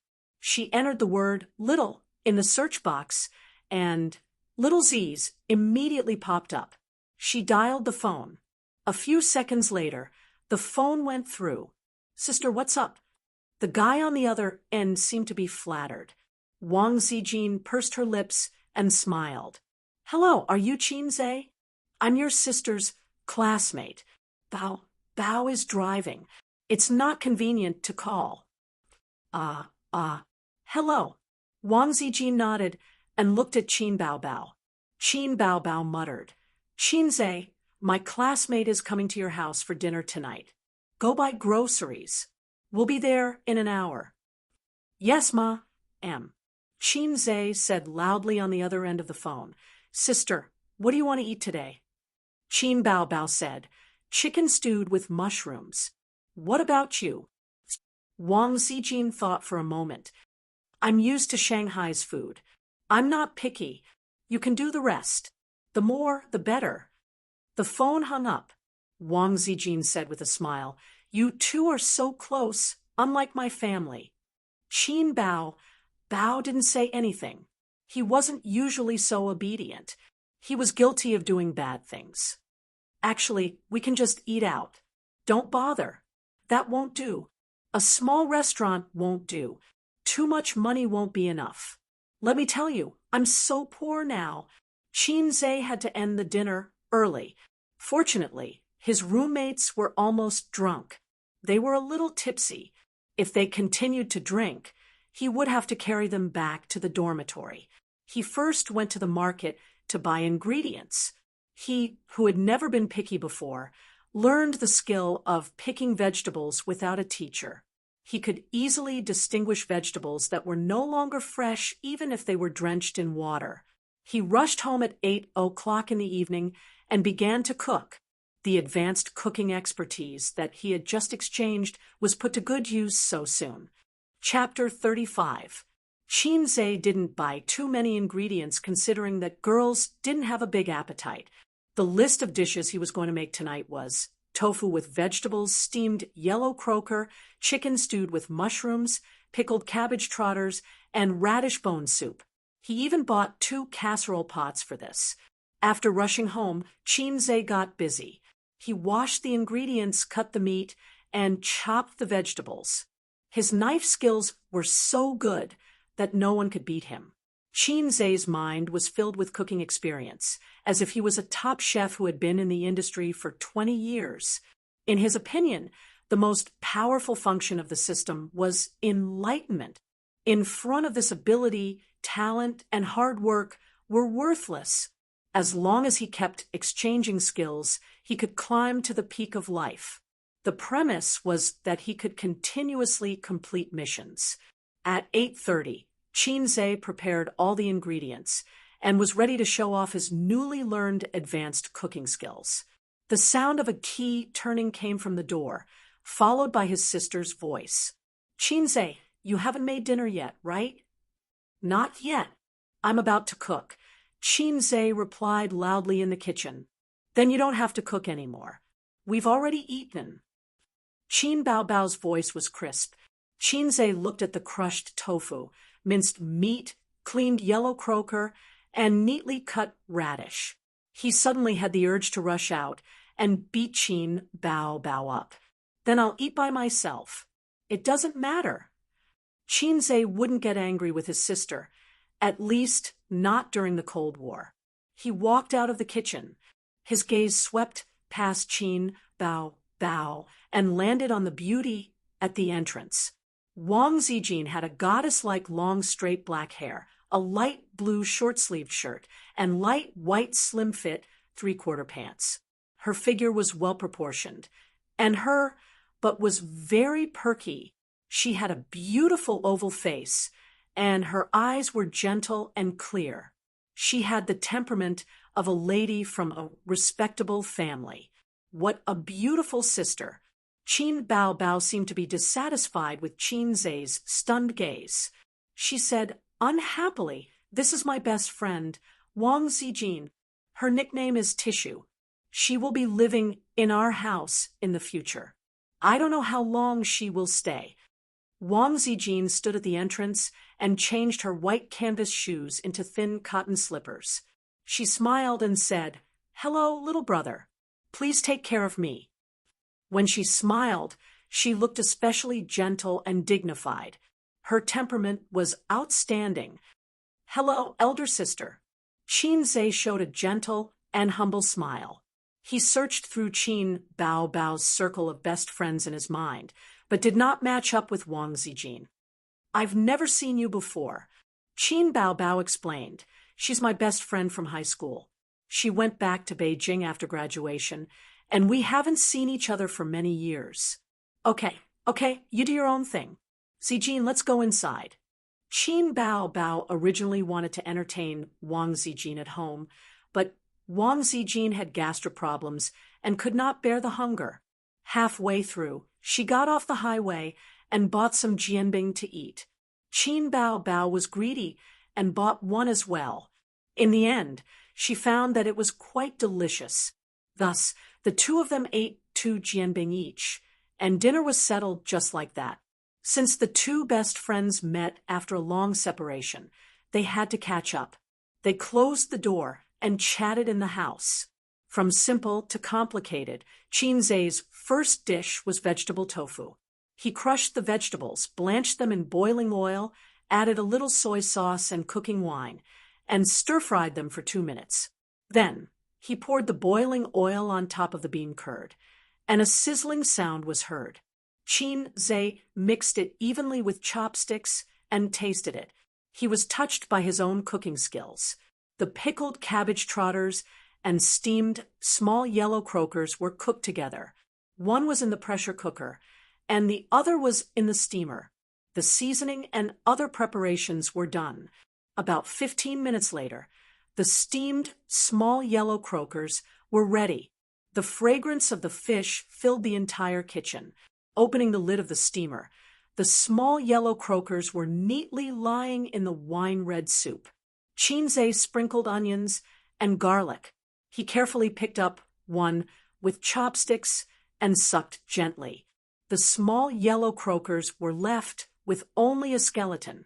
The unique fragrance of the fish filled his mouth, and the soy sauce and cooking wine removed the fishy smell. It was extremely delicious. Qin Zhe opened the steamer and put chicken stewed with mushrooms on the rack. This was one of Qin Zhe's specialties. Because Qin Bao loved it, he cooked it for her every now and then. But compared to today's chicken stewed with mushrooms, Qin Zhe felt that what he cooked before was not a dish, but garbage. The chicken was stewed until it was soft and tender. The mushrooms absorbed the rich soup, and the soup was soft and bright. The rich fragrance of the chicken was mixed with the fresh fragrance of the mushrooms. Not only was the meat flavorful, even the bone marrow was flavorful. Qin Zhe chewed the bones until they were mushy. At this time, the pickled cabbage trotters were ready. The pressure cooker spat out hot air. He opened the lid and poured the soup into the newly bought casserole. The stewed trotters were mushy. A layer of golden oil floated on the soup. The chopsticks easily poked a hole in the pigskin. Qin Zhe tasted it. It was fatty but not greasy. It melted in his mouth, and he felt his taste buds explode. The pickled cabbage's appetizing effect made him salivate crazily. After the 4 dishes were done, the last dish was the radish bone soup. In the room, Qin Bao and Wang Zijin were wearing the same teddy bear pajamas. They were lying on the soft bed, playing with their phones and chatting. Wang Zijin was wearing Qin Bao's pajamas, which were slightly loose. She was a few centimeters shorter than Qin Bao. It was rare to see a woman like Qin Bao, who was 1.72 meters tall. Her chest was not as big as Qin Bao's. Her 36D breasts could beat more than 90% of Chinese women. What are your plans for coming to Shanghai this time? How long are you going to be angry with your family? Qin Bao was reading a romance novel. Wang Zijin was binge-watching a drama. She said without looking up, "I'll stay here first. My family has frozen my bank and credit cards. I'll go out and look for a job next time. I'll consider going back at the end of the year." "It's good that you have a plan." Qin Bao rubbed her chest and kicked the quilt restlessly. "I provide food and accommodation here. My brother is very good at cooking. Your brother graduated from New Oriental?" Wang Zijin joked. "Go away." Qin Bao said angrily, "Don't mock my brother. He's a culinary skill that I've practiced since I was young, especially the chicken stewed with mushrooms. It's especially fragrant. It's all thanks to my teachings. I'm not a foodie. I'm more casual when it comes to food. It's fine as long as it's not too spicy." Wang Zijin smiled faintly and did not take Qin Bao's words to heart. Firstly, her stomach was not good, so her appetite was limited. Secondly, what kind of delicacies had she not eaten before? However, with her EQ, she definitely would not refute Qin Bao's words of bragging about her brother. "You don't have to be like this. In my opinion, you should listen to your family and marry a tall, rich, and handsome man. What's wrong with that?" Qin Bao advised her best friend earnestly. "Don't give me chicken soup for the soul." Wang Zijin joked, the pot calling the kettle black. "I really have high standards and can't find a good man.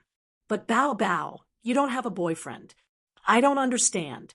You make it sound like I have low standards. Qin Bao was absent-minded for no reason. She whispered, I always feel that if I find a boyfriend, I'll regret it in the future. Regret? Wang Zijin was stunned. Did that mean she had no confidence in men? Was she afraid of meeting a scumbag? You'll regret it if you don't find one. Don't tell me you have a phobia of love. I've only heard of marriage phobia.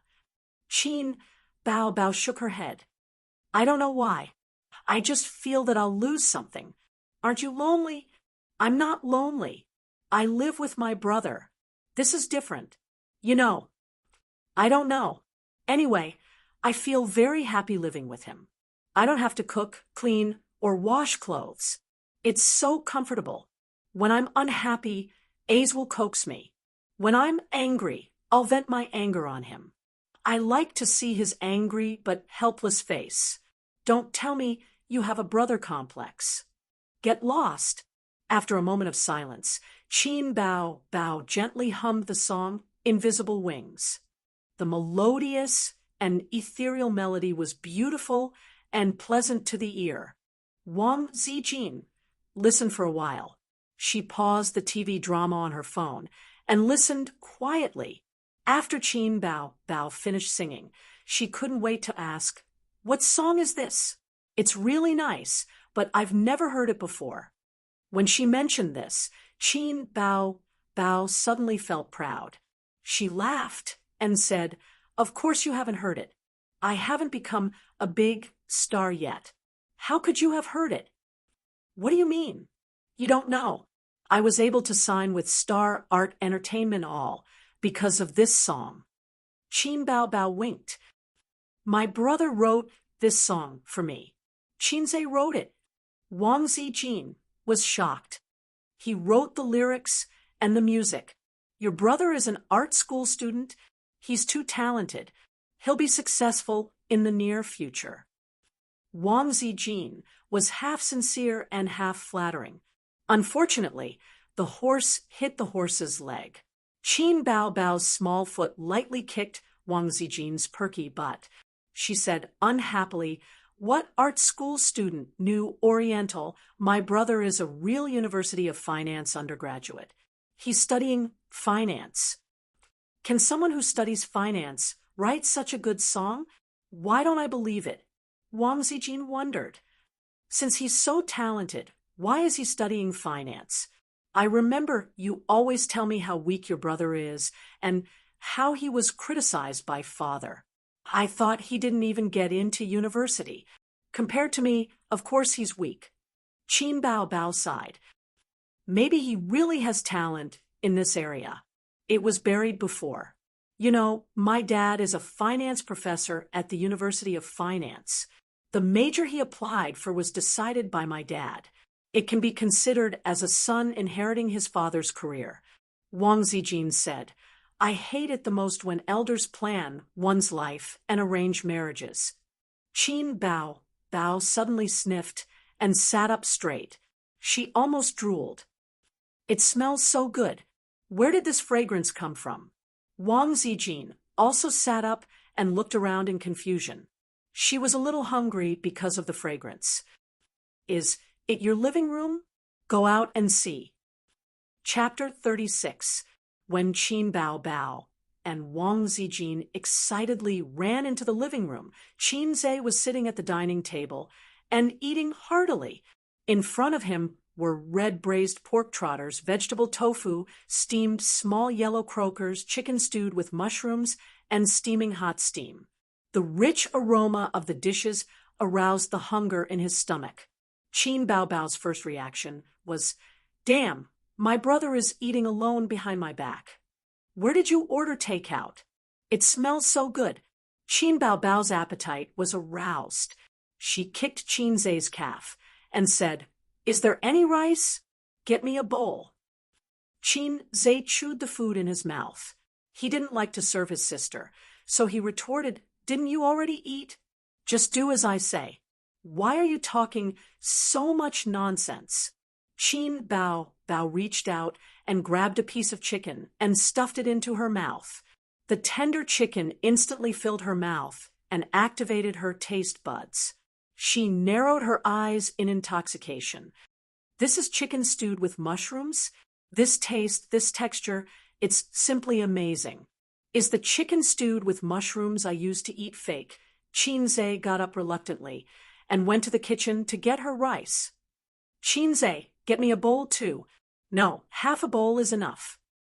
Wang Zijin sat down, but her upbringing was obviously much better than Qin Baobao's. Although she couldn't move her eyes away from the dishes, she controlled herself and didn't imitate Qin Bao. When Chinze got up to get the rice, Qin Bao kept eating one piece of chicken after another. Wang Zijin slapped her hand away and said, Bao, you didn't even wash your hands. Wang Zijin was mainly afraid that she would finish all the dishes. Chinze served 2 bowls of rice, and the 3 of them surrounded the dishes and ate heartily. Qin Baobao's favorite was chicken stewed with mushrooms. She couldn't wait to hug herself to her. In addition, her favorite was pork trotters stewed with pickled cabbage. The pork trotters melted in her mouth. It was fat but not greasy. It was mushy, but the taste lingered, especially the pork skin, which was rich in collagen. When sucked into the mouth, it immediately slipped into the stomach. It was simply a pleasure to eat it in the mouth.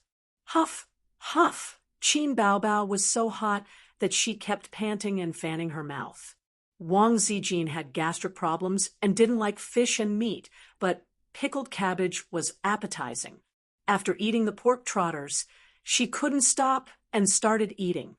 Qin Baobao's food. She started eating. Baby, it's fine if you move the chicken stewed with mushrooms to the front, but don't take up the hoof too. Hoofs are rich in collagen. It's perfect for my beauty. Then I want beautification too. You have your natural beauty. You. Then can I have gastric problems? I like to eat appetizers. Then ask Chinze to order another portion for you. Wang Zijin thought for a moment and felt that it made sense. She smiled and said to Chinze, Brother, help me order another portion. Chinze was stunned. What do you mean? I only bought this much. What time is it now? The market is closed. Wang Zijin blinked and was very surprised. Was the food on the table all cooked by Chinze? Qin Bao said that he was good at cooking. Was she not bragging? Qin Bao looked up from her bowl and laughed. Stop fooling around. Which restaurant ordered takeout? It's too delicious. Let's order from this place in the future and treat it as a canteen. Chinze picked up a small yellow croaker, slurped it, and sucked the fish. I'm too lazy to talk to you. Qin Bao made a face. The 3 of them continued to battle with the food. Not long after, the table was cleaned up. Qin Bao leaned against the chair, stroked her bulging belly, and sighed. It's all your fault, all your fault. I'm practicing my dance, and I need to maintain my figure. Wang Zijin teased. Don't you know how to diet if you want to practice dancing? You have no self-control at all. Burp. She laughed happily. It had been a long time since she had such a good meal. Chinze, which restaurant is this? Let's go have a look tomorrow and order something else to try. Wang Zijin handed Chinze a tissue and motioned for him to wipe the oil stains around his mouth. I made it, Chinze said seriously. Stingy. So what if you tell us? Qin Bao said unhappily. Wang Zijin smiled and didn't say anything. Her relationship with Chinze hadn't reached the stage of laughing and joking. At this time, a clear whistle came from the kitchen. It was the sound of the steam in the pot being expelled from the air holes. Chinze pointed toward the kitchen. There's the last soup. Do you want to try it? You really made it? Wang Zijin was beginning to believe it. Hey, don't be fooled by him. He's probably the one who made this soup. Qin Bao curled her lips. Do you think I don't know how good he is? You can drink it if you want. I can't drink it anyway. Wang Zijin shook her head and smiled. Then I won't drink it either. I'm full. Drink it or leave it. Qin Zhe put on a pair of insulated gloves, took out the radish bone soup, and placed it in front of him. The radish had been stewed to a pulp. The bone was still attached to the meat. The soup was milky white with a layer of glistening oil. Qin Zhe ignored his two sisters and filled a bowl for himself. There was only a little salt in the soup. It was very light, but it was especially suitable to drink after eating a lot of fish and meat. Moreover, it was fragrant and moisturizing. It had the freshness of the radish and the rich aroma of the bone. As a meal soup, Qin Zhe wanted to give it 99 points. 1 point less because he didn't want to be arrogant. Wang Zijin smelled the rich aroma and couldn't help but fill half a bowl for herself. She held the bowl and blew on it before taking a small sip. At this moment, she felt her calm taste buds become active again. The fresh aroma of the radish and the rich aroma of the bone were perfectly intertwined. It was very light, but it gave people the feeling of a big meal. The key was that it came at the perfect time to wash away the grease left in her mouth and stomach. He couldn't help but let her drink a few more mouthfuls. Wang Zijin burped in an unladylike manner and said in surprise, "I want to drink another bowl." "Is it that good?" Qin Zhe's soup cooking skills are just SOSO. "He's not half as good as my mother." Qin Bao's face was full of, "I don't read much, but you can't fool me" expression. She also filled half a bowl for herself and took a small sip. Her almond-shaped eyes suddenly lit up. "Qin Zhe, you order takeout again, right?" "Crazy," Qin Zhe muttered and buried his head in the soup. Qin Bao gulped down a mouthful. "I'll drink another bowl, too." There wasn't much soup, only 4 or 5 bowls. The 3 of them had a bowl each, and the soup was almost empty. Wang Zijin said with a smile, "Qin Zhe, I'm the guest. Can you let me drink the rest of the soup?" Qin Zhe held the spoon and was about to add more soup for himself. He glanced unhappily at his sister's beautiful best friend. He had only drunk 1 bowl. "You have a weak stomach. Eat less." Qin Bao snatched the spoon from his hand, scooped the last bowl of soup into her own bowl, and drank it with a smile. Wang Zijin pursed her lips and glared at her, looking very unhappy. Qin Bao completely ignored her best friend's little eyes. She put on a fake smile and reached out to twist Qin Zhe's ear. "Ace, I believe that you cooked all these dishes. Are you happy?" Qin Zhe dodged sideways. "Happy? Stretch your head over here." "Whoever stretches his head out is a fool." Qin Bao was furious and rushed over. "I suspect that you have secret culinary skills. You're guilty of a heinous crime. I'm going to twist your ear off to make a dish with wine." Qin Bao screamed after she finished speaking. Qin Zhe grabbed her hands behind her back and turned her body around. She was pressed against his thighs and could not move. "Qin Bao, have I given you too much sunshine and too much water these days? You're so bright that you're about to burst into flames. The flood is about to destroy the Oriental Pearl Tower. Qin Zhe, let go of me. My stomach is full. It's so uncomfortable." "Say you're wrong. I'd rather die than give in. Spit out what you ate. My good brother, Zijin, is watching from the side. Give me some face." Wang Zijin looked at the 2 siblings making a scene. Her smile was gentle, and her eyes were gentle. At 10:30 p.m., Qin Bao wandered around the living room, taking food for herself. Qin Zhe was sitting on the sofa with the computer in his hands. He was looking at the key points of the class sent by Grandpa Qin via email. They were all topics that might be tested. In the bathroom, Wang Zijin was taking a shower.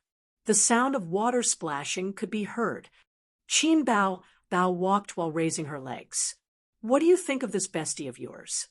Qinze asked back, "What do you mean?" "Everything." Qinze commented, "Her external beauty is impeccable. Her internal beauty needs to be examined. To be honest, it's rare to see such a beauty." After saying that, he saw Qin Bao staring at him with her hands on her waist. He hurriedly added, "Except for you, sis." Qin Bao did a twisting motion and asked, "How about I introduce her to you as your girlfriend?" Qinze was so shocked that his hands trembled. "Are you testing me? I swear that I've never had any thoughts about her." Qinze thought in his heart. She was afraid that he would do something indescribable with her underwear again. Qin Bao said, "Seriously, don't you like this kind of gentle and generous girl? She doesn't have a boyfriend yet." Pausing for a moment, a look of disdain appeared on her face. "Sis, I'm trying to divert the trouble so that you won't use my underwear to do that again." Qinze was unable to refute, and he was too lazy to refute. Qin Bao changed the topic. "However, Zijin doesn't like you. There are so many people chasing after her, but she doesn't even look at those crazy bees and butterflies. Well, anyway, in your eyes, I'm a good-for-nothing brother who can't get a wife." Qinze was already used to being slandered by her. Qin Bao lost in bickering again and again. She was so angry that she trotted over and kicked Qinze. She quickly retreated to a safe place and looked at him provocatively. "What's the background of your bestie?" Qinze closed the stock trading software and ignored his sister's provocation. Instead, he started to talk about Wang Zijin. Qin Bao was still very familiar with her. She was a gentle and generous girl and Qinze's ideal partner. Qin Bao tilted her head and pondered. "She's from Beijing. Her parents seem to be civil servants. That's all I know. Why, can't you wait to get to know her? I think your bestie must be from a good family. I can't find fault with her speech and behavior. The key is that she asked me to serve her rice just now." What can serving her rice mean? Use the IQ that you're so proud of. Think about it. If you went to someone else's house, would you have a clear conscience and ask them to serve you rice? Qinze analyzed. She's completely used to having food served to her. What does it mean? There must be a nanny at home. It makes sense, Qin Bao said with a smile. Then she looks down on you even more. Quickly beg me to help you matchmake. To be honest, Qinze was tempted. But considering that his sister would only hinder him in this aspect, he silently dismissed the idea of roping in Qin Bao. Besides, Wang Zijin was beautiful, but Qinze had a great immunity to beautiful women since he was young. There was no possibility of love at first sight. The character of this beautiful sister from Beijing still needed to be observed. Chapter 37. The next day, 6 o'clock. After the summer vacation, Qinze pushed back his morning exercise schedule from 5:30 to 6 o'clock. Life doesn't need to be so fast. In the bathroom, the sound of water splashing and teeth brushing could be heard. The door was half closed. Qinze didn't even need to guess. It was Wang Zijin in the bathroom. Qin Bao was a lazy person who wanted to spend as much time as possible with the quilt. She said, "Women get old easily if they don't get enough sleep." Sitting in the living room, he opened the points exchange store and flipped through the various categories. His current points were 400 points.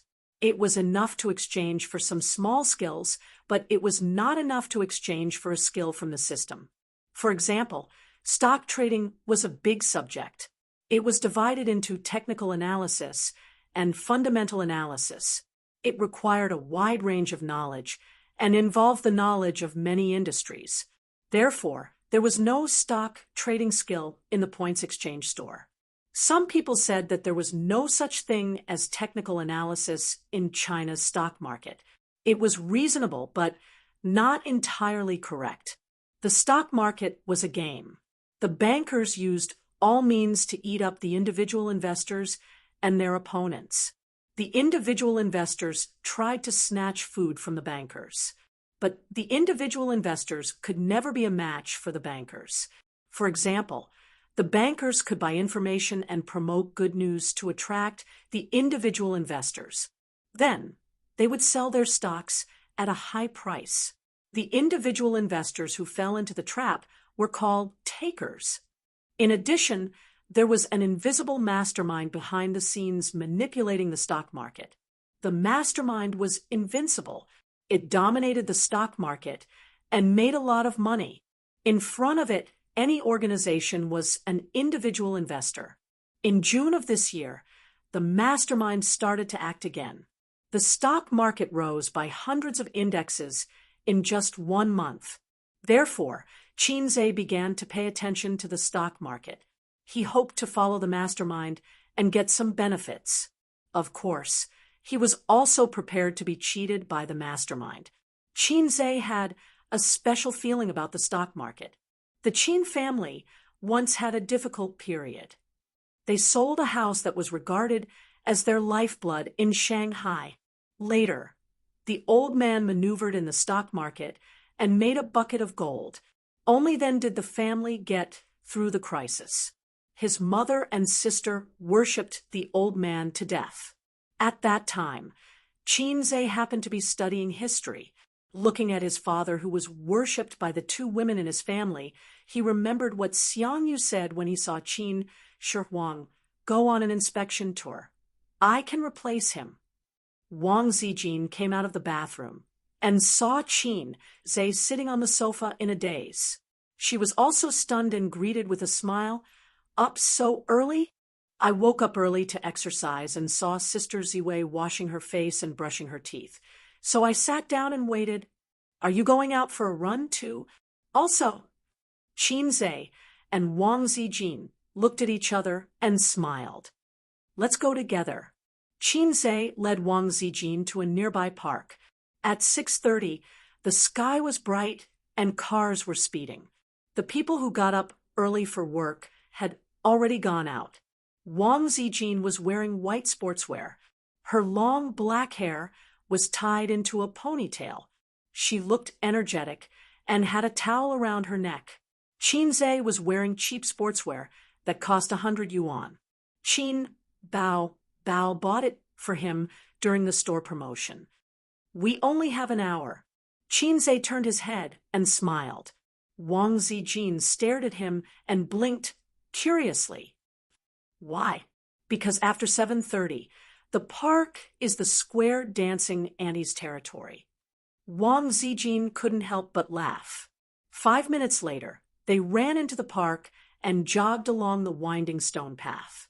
Half an hour later, Qin Zhe stopped. Wang Zijin also stopped. She tilted her head and laughed. Can't. Qin Zhe smiled. He remembered a saying, a man can't say no. Even if he can't, he has to do it. Of course, he wouldn't say such old-fashioned and vulgar words. It would make him look bad in the eyes of girls. However, there were many immature men who liked to show off in front of girls. In fact, according to Qin Zhe's rich theoretical knowledge, he concluded that one should never show off in front of girls. It was easy to become a fool. Therefore, Qin Zhe shook his head and smiled. I'll stay for an hour to practice my boxing. Practice boxing? Wang Zijin stared at him suspiciously for a while and said, Oh, then I'll run by myself. Qin Zhe watched her slowly run away and touched his nose. It seemed that he had inadvertently failed to show off and became a fool. He retreated to the side of the lawn, closed his eyes, bent his spine slightly, and opened his legs. His body followed his qi, and his qi followed his qi. He wrapped his arms around his dantian. Soon, he felt a heat flow from his dantian. It followed his body movements and flowed to his limbs and bones. It was a bit like the legendary qi circulation. According to the Energy Cultivation Manual, 1 hour of exercise a day was enough. More than that wouldn't be beneficial. The principle was like studying. Studying hard might not be good.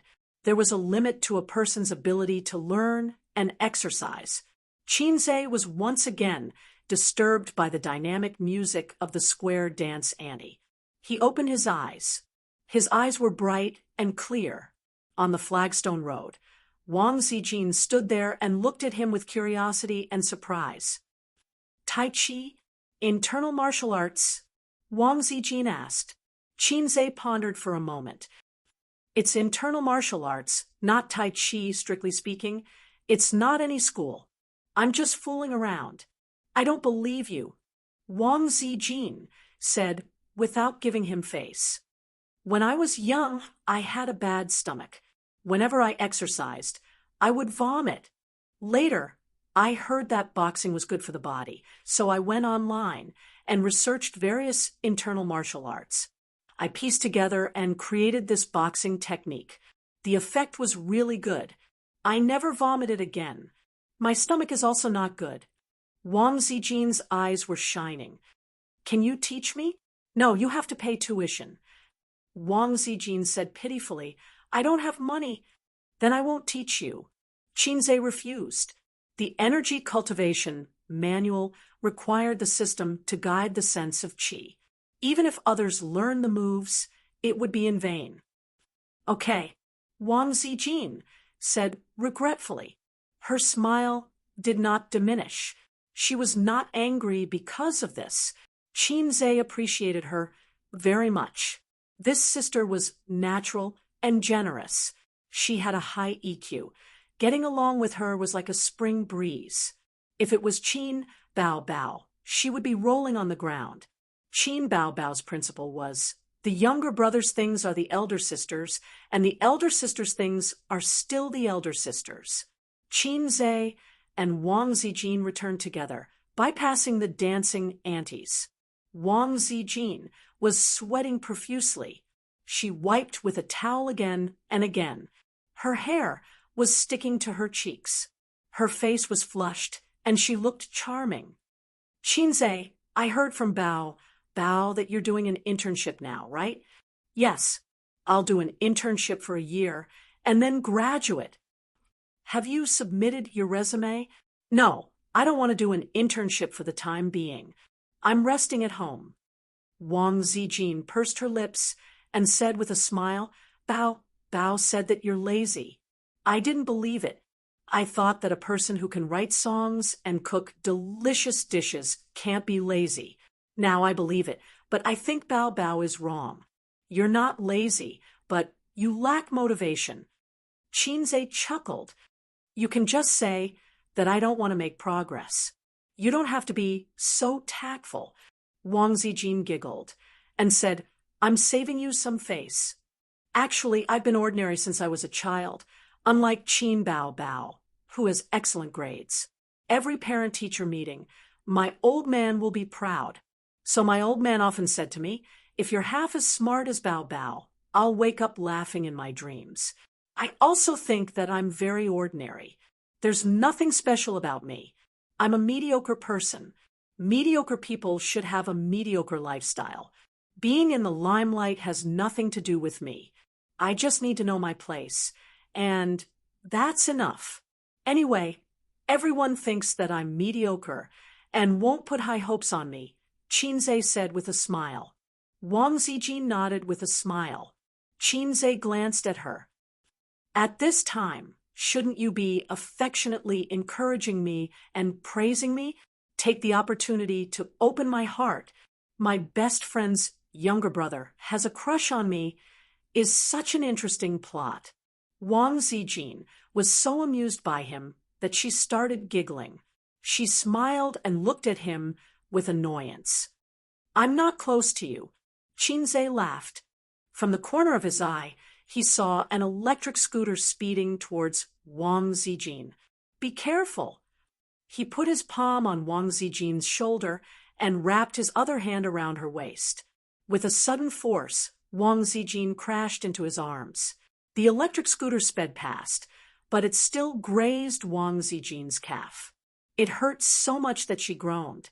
The guy riding the electric scooter turned around and saw that nothing serious had happened. He turned around and left. Are you in a hurry to be reincarnated? Qin cursed at his back. The pace of life in a big city was fast. It was understandable that people were in a hurry to get to work, but they couldn't be reckless and hurt others and themselves. Shanghai's subway had been built for so many years, and there were often accidents because people were in a hurry.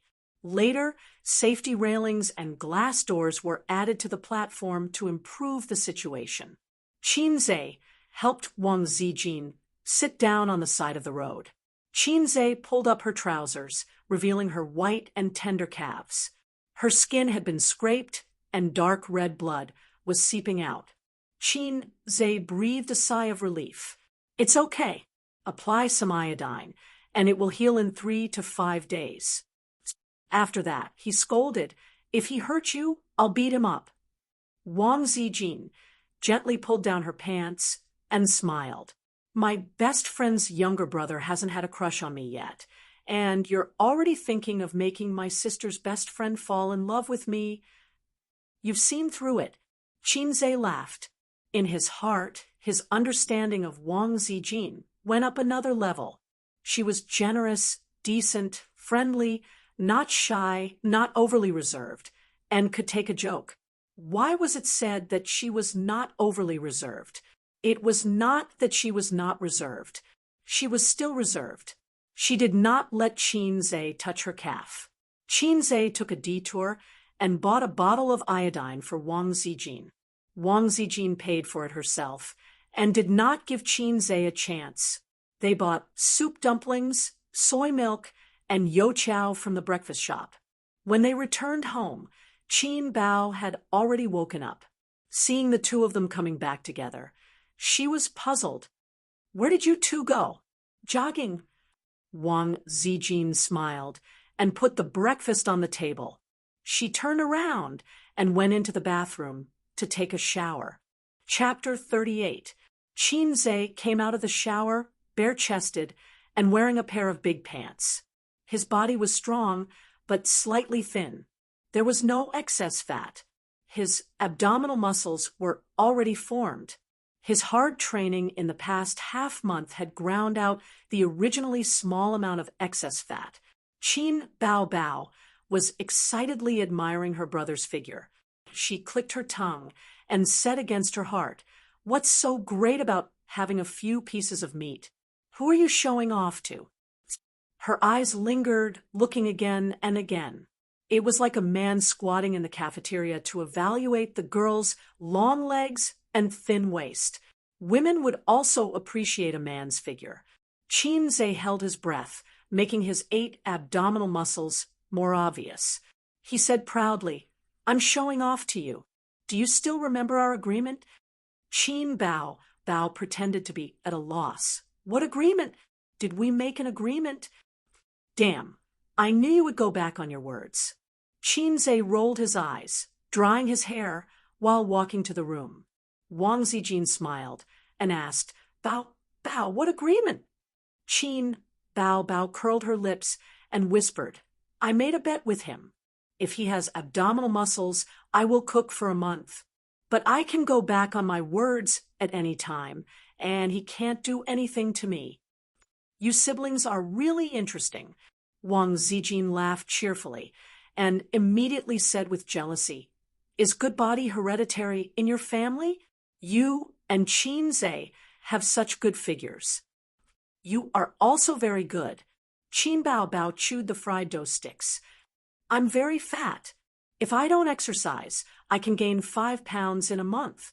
I really envy people who don't get fat." When Qin finished his meal with his 2 sisters, it was already 8:30 p.m. He saw Qin Bao, still wearing her pajamas and slippers. She stood there motionless, so he asked, "Is today the weekend?" "No, Friday." Qin Bao replied. "Then why don't you go to work? Look at the time." Qin immediately reminded and urged his sister to hurry up and get ready for work. These years, He was both a brother and a father. If he did not care about Qin Bao, she would sleep until noon. There's no hurry. Qin Bao Bao waved her hand domineeringly. Let's talk about something after we're done eating. It was rare for his sister to be so serious. What is it? Qinze asked. Qin Bao Bao handed the phone over, and there was a message on the screen.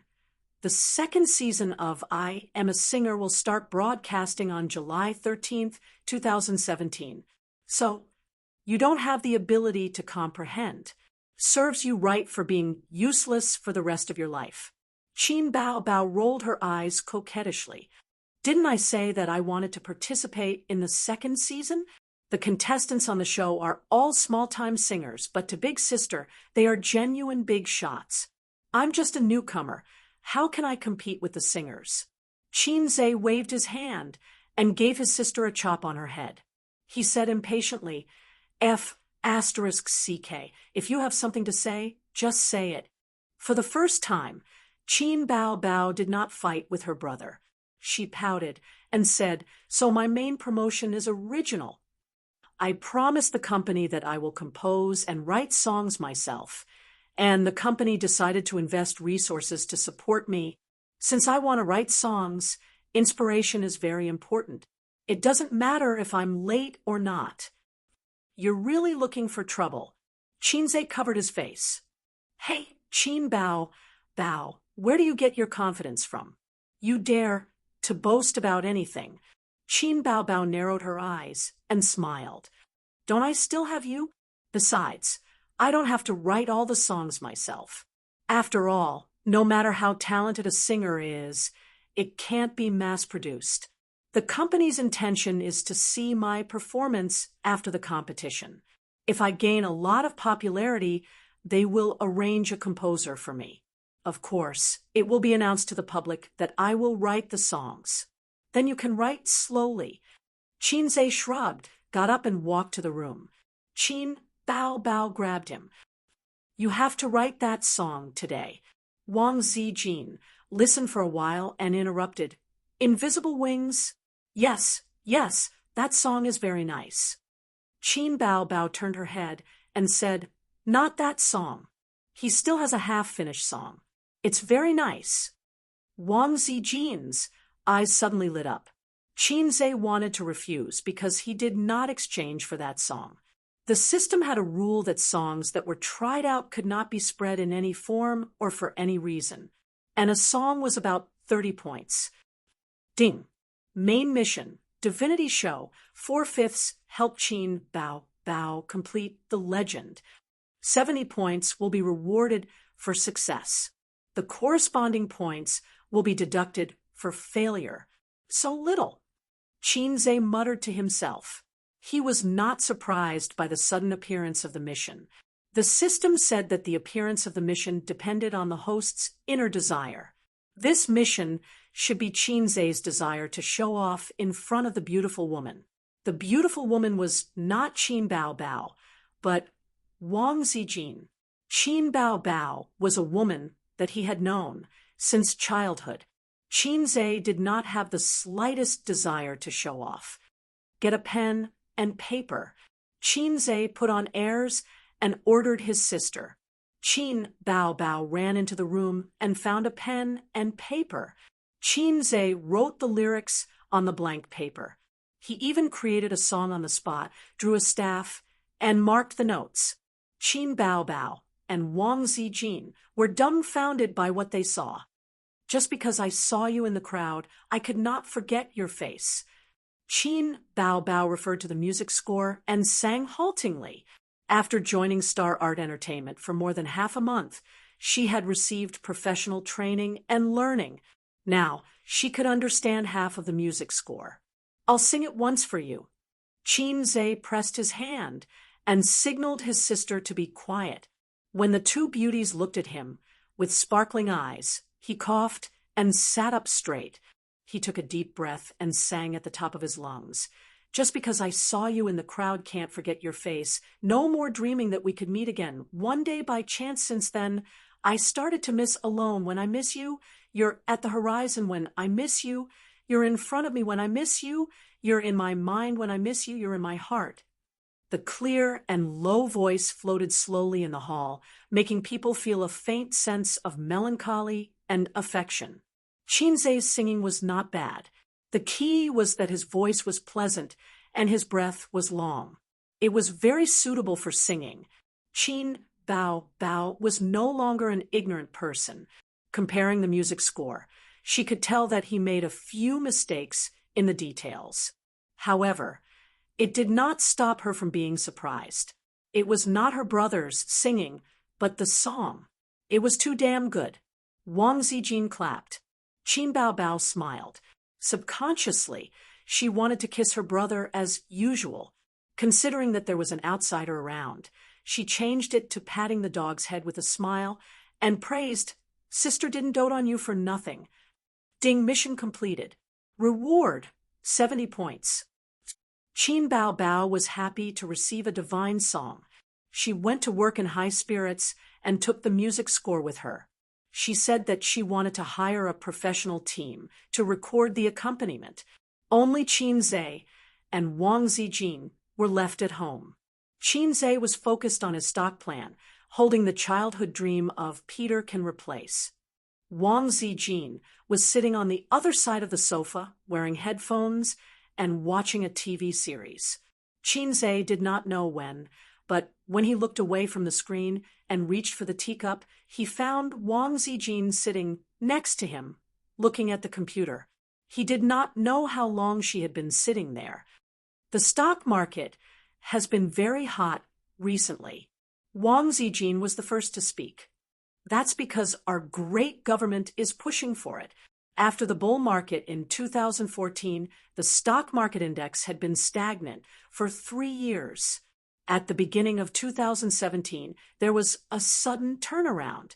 In half a year, the stock market index rose by 50%. If you pay attention to the news, you will notice that whatever industry the news says is good, that industry's stocks will rise steadily. Even a fool will know that the person behind the scenes is promoting. Qinze said with a smile, "These are all my father's words. I'm just offering Buddha with borrowed flowers. Don't laugh if I'm wrong." Wang Zijin raised the corner of her mouth. "You want to take the opportunity to make a fortune? That's an idea, but I don't have the money." Qinze laughed. "Miss Wang, why don't you invest?" Wang Zijin said pitifully, "I'm not a Mississippi. I'm also very poor. I'm here to rely on you and your sister." Qinze smiled. Bao keeps complaining to me that she doesn't have money. Is she trying to chase me away? Wang Zijin asked. "If Qin Bao doesn't want you to move in, she has 100 ways to make you give up before you come to Shanghai. We really don't have money. Don't you know her? She spends as much as she earns. When she has a stable job, her situation is still good, but she gave up her bright future and resigned to become an artist. Her monthly salary is 3,000 renminbi. She's miserable. So, to escape poverty and become rich, you have to help your sister." Qinze was stunned for a moment.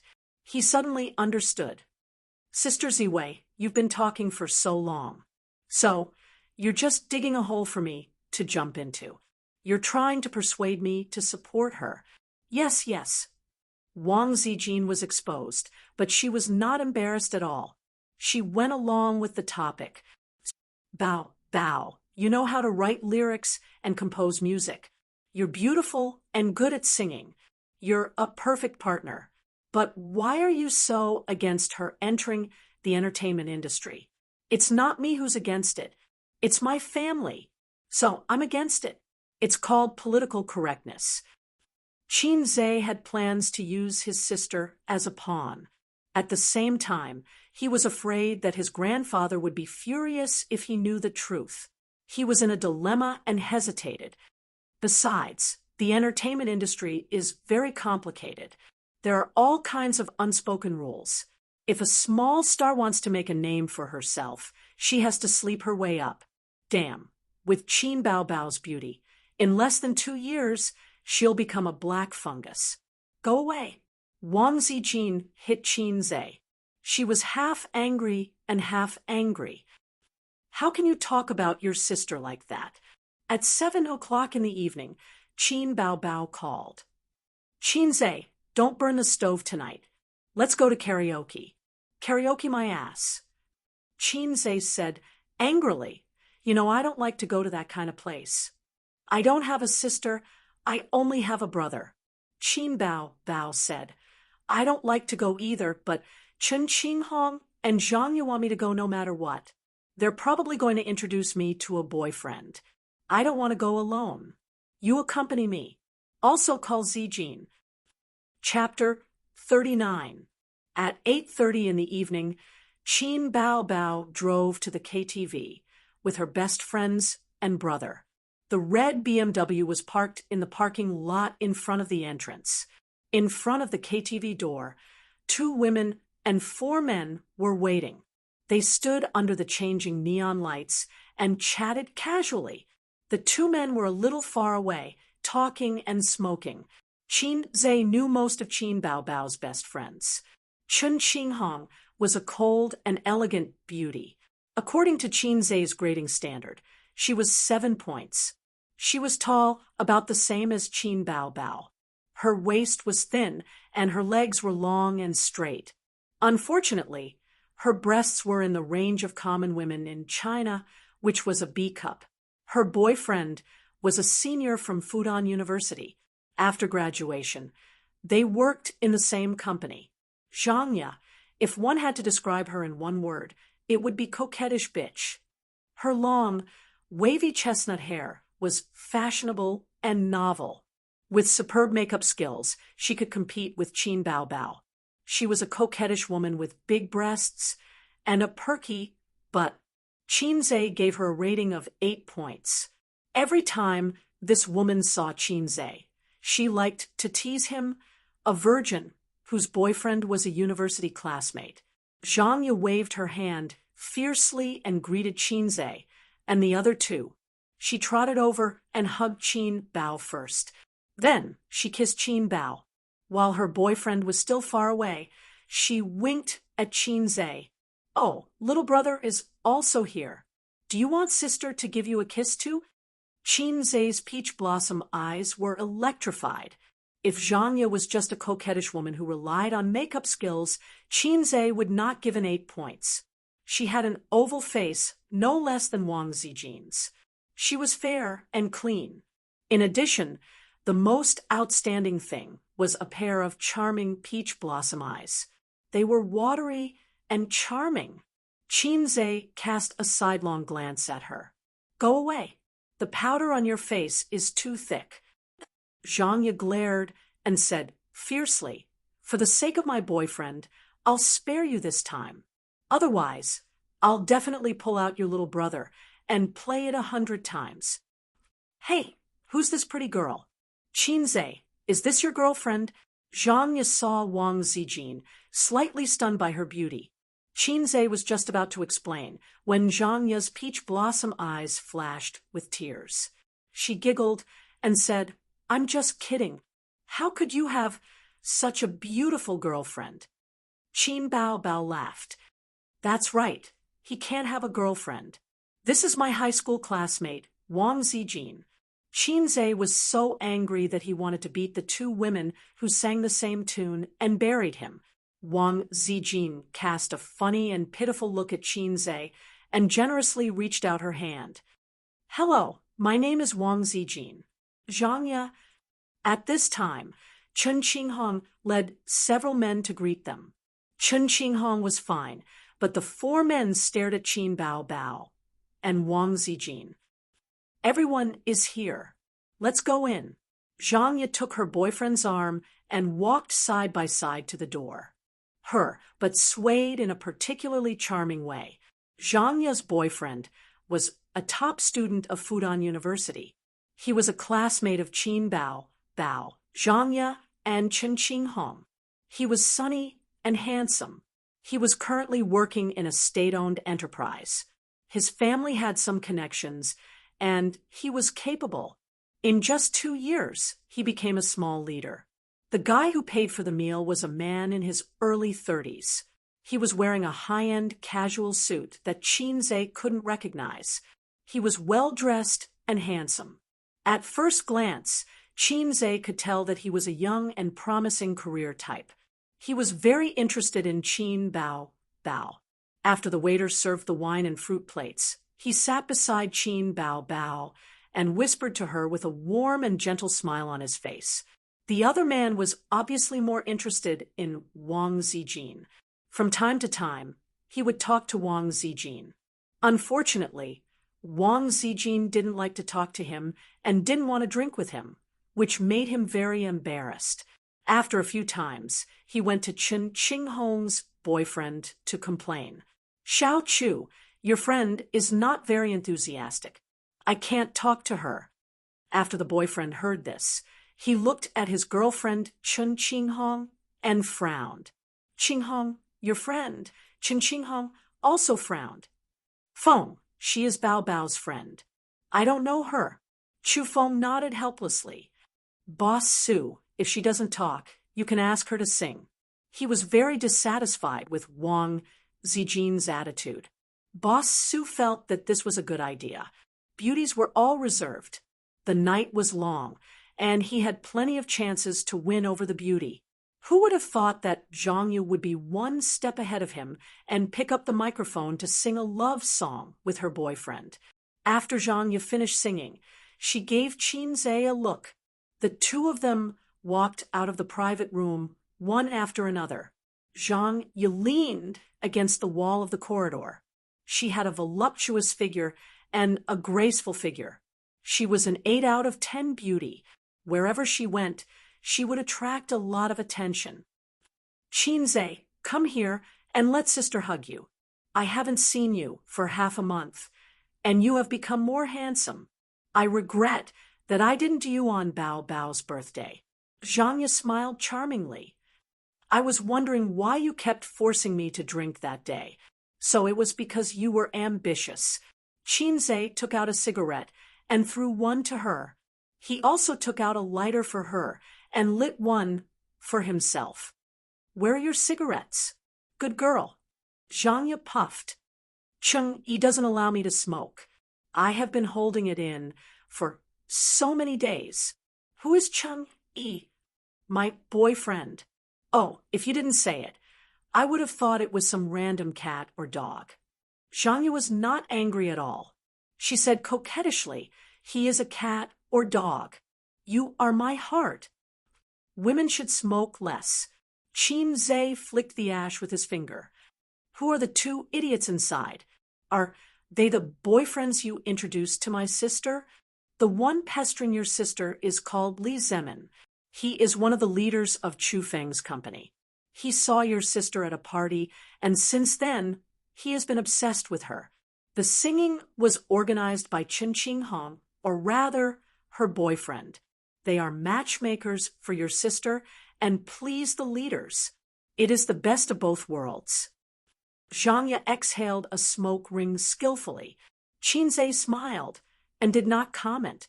"Sister is old. It is not a bad thing to know more men.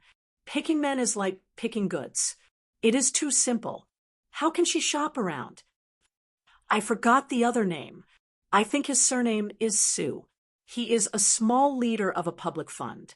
He has business dealings with Chu Feng's company." The two of them chatted while smoking. Among Qin Bao Bao's close friends, Zhang Yu was the closest to Qinze. To be honest, Qinze used to like her. Later, he found out from Qin Bao Bao that Zhang Yu was taken. Qinze was aggrieved. "Damn, you still flirt with me when you have a boyfriend." That was why Zhang Yu was a flirtatious bitch. But she was not a real bitch. At least, she had said countless times that she would hook Qinze to her bed, but her actions were zero. Qinze and Zhang Yu returned to the private room. Chun Qinghong held the microphone and sang. Her voice was not bad. On the other side, the guy called Li Zemin was sitting next to Qin Bao Bao. He was almost sticking to her. Qin Bao Bao drank her wine.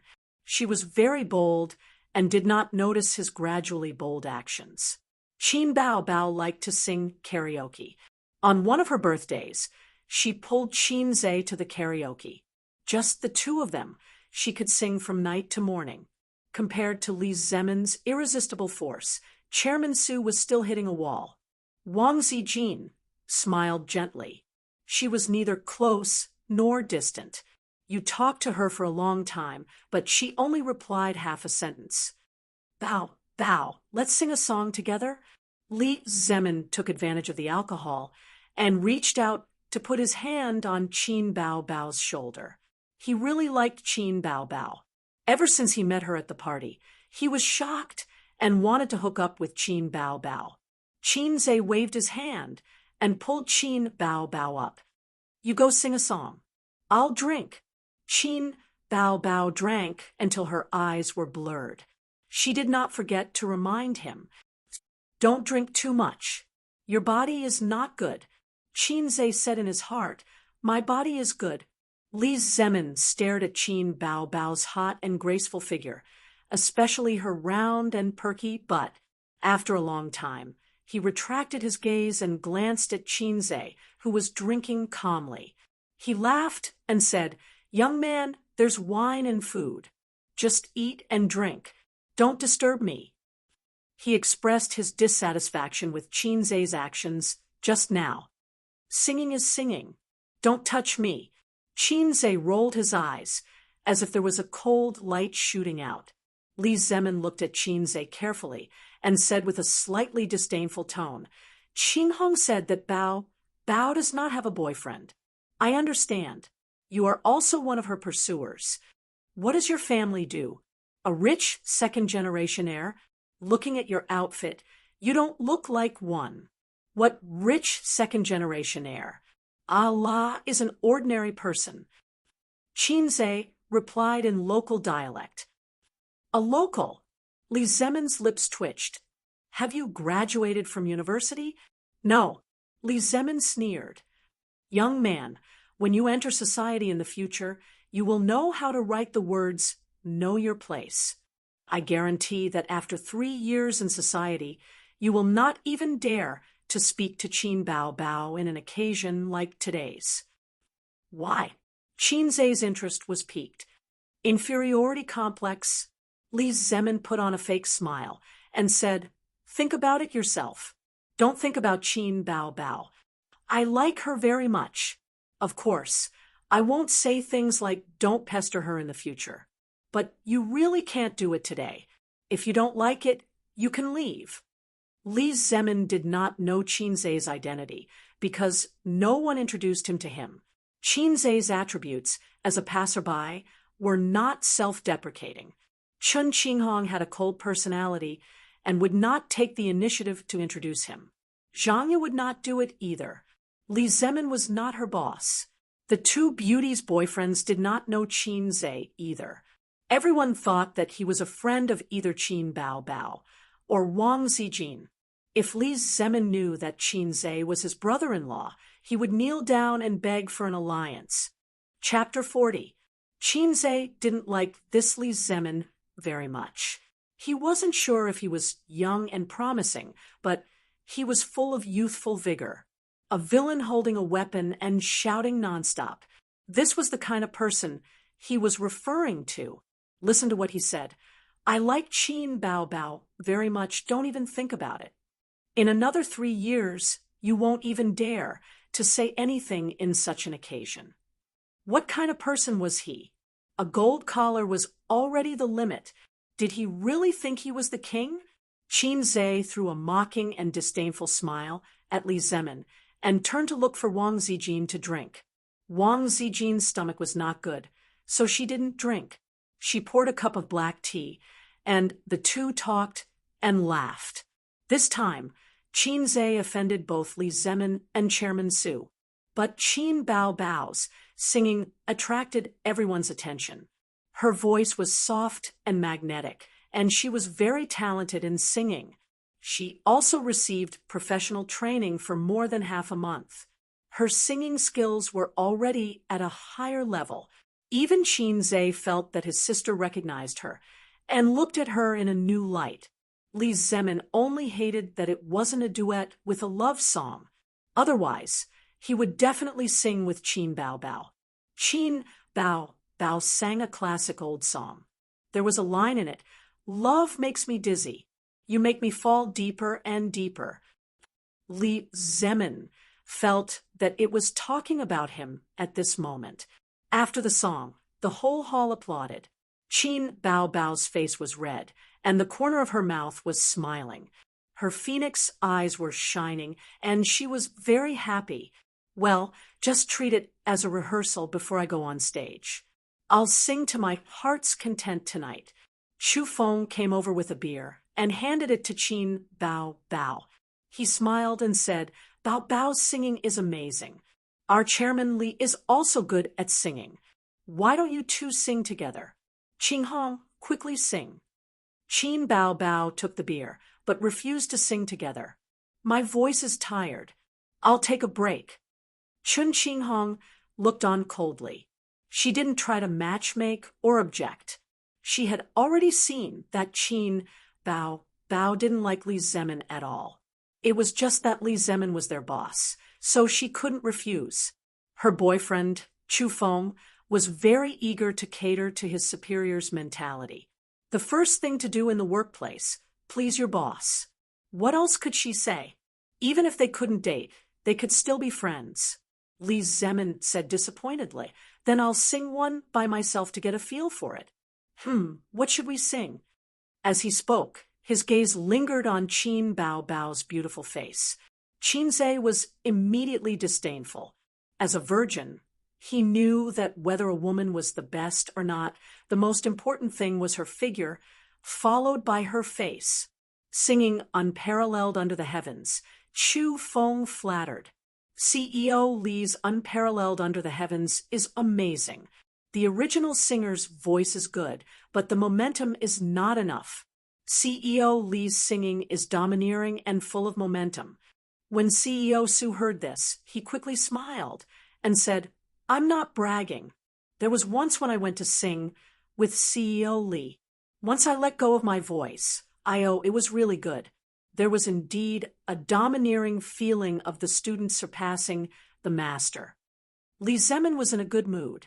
He held the microphone and said modestly, No, don't kill me with your flattery." Chu Feng grabbed the microphone and said, "CEO Li, I'm really not trying to kill you with flattery. The last time I heard you sing Unparalleled Under the Heavens, I didn't feel anything when I listened to the original. Your singing level is comparable to a professional. If you don't believe me, you can sing it for everyone." Zhangya laughed and said, "You two are doing crosstalk." She was glared at by her boyfriend. Unparalleled Under the Heavens was the opening song of a famous historical drama. It was about the spring and autumn period and the Warring States period. It was the story of Qin Shi Huang unifying the Six Kingdoms. This song was very famous a few years ago and was now a classic song. It was known as the Emperor's Song and was very popular with middle-aged men. "Then let's have one." Li Zemin turned his head to look at Qin Bao Bao. He saw her rosy cheeks and sparkling eyes. She was smiling like a beautiful fairy. His blood was boiling and his heroic spirit was surging. The sonorous music sounded and the war horses neighed. A magnificent music video of 10,000 people fighting and the confrontation of two armies appeared on the screen. After more than 10 seconds of the opening song, the scene changed and a man wearing a pure black robe embroidered with a golden dragon appeared. He wore a crown on his head. He stood proudly on top of a mountain and looked down at the mountains and rivers. Li Zemin closed his eyes and gathered his momentum. The music started. "A great country dominates the West. The whole world is in my hands. Flying swords are like floating clouds. All the feudal lords come to the West. Common people send me tears. Fire beacons and smoke beacons compete for supremacy. Good." Chu Feng shouted and waved his little palms, making pa-pa sounds. Chen Qinghong also cheered. Her beautiful face bloomed with a smile. She was not only supporting her boss, but also singing really well. As soon as the song started, his momentum was completely revealed. His voice was deep and full of emotions. It's not bad, Zhanya commented. It's really good, her boyfriend also said with a smile. Qin Baobao nodded slightly. She had to admit that Li Zemin sang well. This song was actually quite difficult to sing. It required a high lung capacity. While singing with momentum, the voice could not be hoarse. Most people who sang this song were just shouting blindly. The momentum was there, but the details were not on point. While Li Zemin's momentum was strong, his voice was steady. Soon, the song reached the climax. The music suddenly became louder and louder. Li Zemin's voice also became louder and louder. It was loud, domineering, and majestic. Heaven's mandate, I accept. Set the world, saber and sword wild. I, by the mandate of heaven, will live forever. Watch me, sweeping the world with my sword. Chen Qinghong, Zhanya, and the others were impassioned. They were affected by the music and felt a sense of pride in their chests. They screamed and shouted. Their emotions were completely driven. It was not bragging. It was domineering and pleasant to the ears. It was not inferior to the original singer. This singing skill, this strength, he could be a microphone hog. Qin Baobao was shocked. She was listening to the song with a scrutinizing attitude, especially at the climax. It was easy to make mistakes. If she was not careful, her voice would break. Li Zemin did not do that at all. At the end of his speech, Li Zemin sighed with a hint of pride in his tone. Why would I be willing to go to the underworld, shake off the yellow dust, and shock the world? I swear to be the first emperor of all time. Applause, whistles, cheers, everyone was high. Boss Su laughed. I told you, it's not worse than the original singer. Chu Feng immediately said, it's obviously better than the original singer. Boss Su said, I was wrong. It's definitely not worse than the original singer. Li Zemin was in high spirits. He pretended to be humble. I've embarrassed myself. He changed the topic and looked at Qin Bao lovingly. Bao, let's sing a song together. Chu Feng consciously took the role of a pawn. I'll choose a song. What should I sing? Wang Zijin suddenly said, Qinze, you sing a song too. Now that the beauty had spoken, everyone looked over. Me? Qinze was stunned. You sing a song too. It's boring to just sit there. Wang Zijin rolled her eyes and smiled. Qinze is amazing. He can write lyrics and compose music. His singing must be good too. Who told you that just because you can write lyrics and compose music, you can sing well? Qinze waved his hand. I won't sing. I'm not interested. I just want to watch you guys show off. Zhanya chuckled. Qinze, you can write lyrics and compose music? Don't brag. Qinze glared at her. Qin Bao pounced on the sofa and climbed over. She hugged Qinze's arm tightly. Ace, you sing a song too. Just one song. I'll give you a kiss as a reward. Qin Bao had drunk a lot of wine and was excited. She didn't have any scruples when she did things. She didn't care about anything else and gave Qinze a kiss on his cheek. Li Zemin's face darkened. Qin Bao was his goddess. Who could tolerate his goddess kissing another man? Young man, you can write lyrics and compose music? That's rare. You want to sing a song now? Qinze did not answer. Forget it. We're just here to sing. Let's just take it as a joke. Young man, what song do you want to sing? Qin Bao said protectively. He can write songs. It would have been better if she did not say anything. Once she opened her mouth, Qinze got even angrier. Bao, I don't believe it. Is your friend also a songwriter? Li Zemin snorted. I don't want him to write lyrics and compose music on the spot.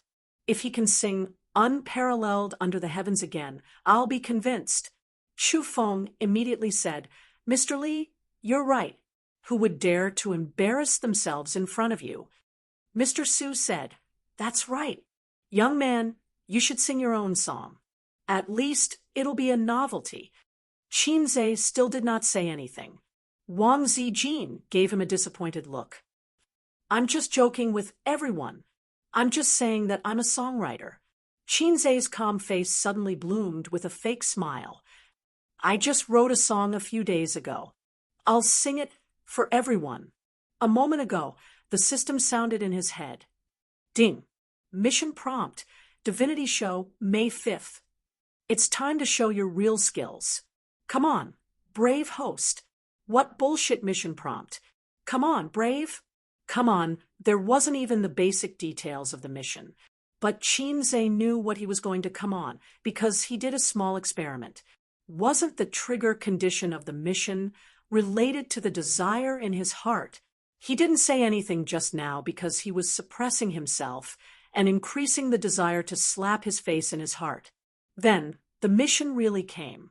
The results of this small experiment showed that Qinzhe could affect the mission to a certain extent. I can suppress myself and indirectly trigger the mission. Qinzhe held the microphone and walked in front of the big screen. Wang Zijin and Qin Bao Bao gave each other a high five and revealed a fox-like smile. Bao Bao, my provocation worked, right? Not bad, not bad.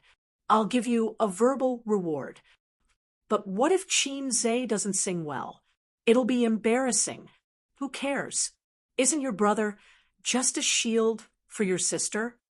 If you don't like Li Zemin, just say it. It's not good to say it. After all, Qinghong is my sister. I have to give her face. Miss Wang, you don't know the ways of the world. The two of them tacitly set up a trap for Qinzhe. Li Zemin picked Unparalleled Under the Heavens again and asked Qinzhe to sing.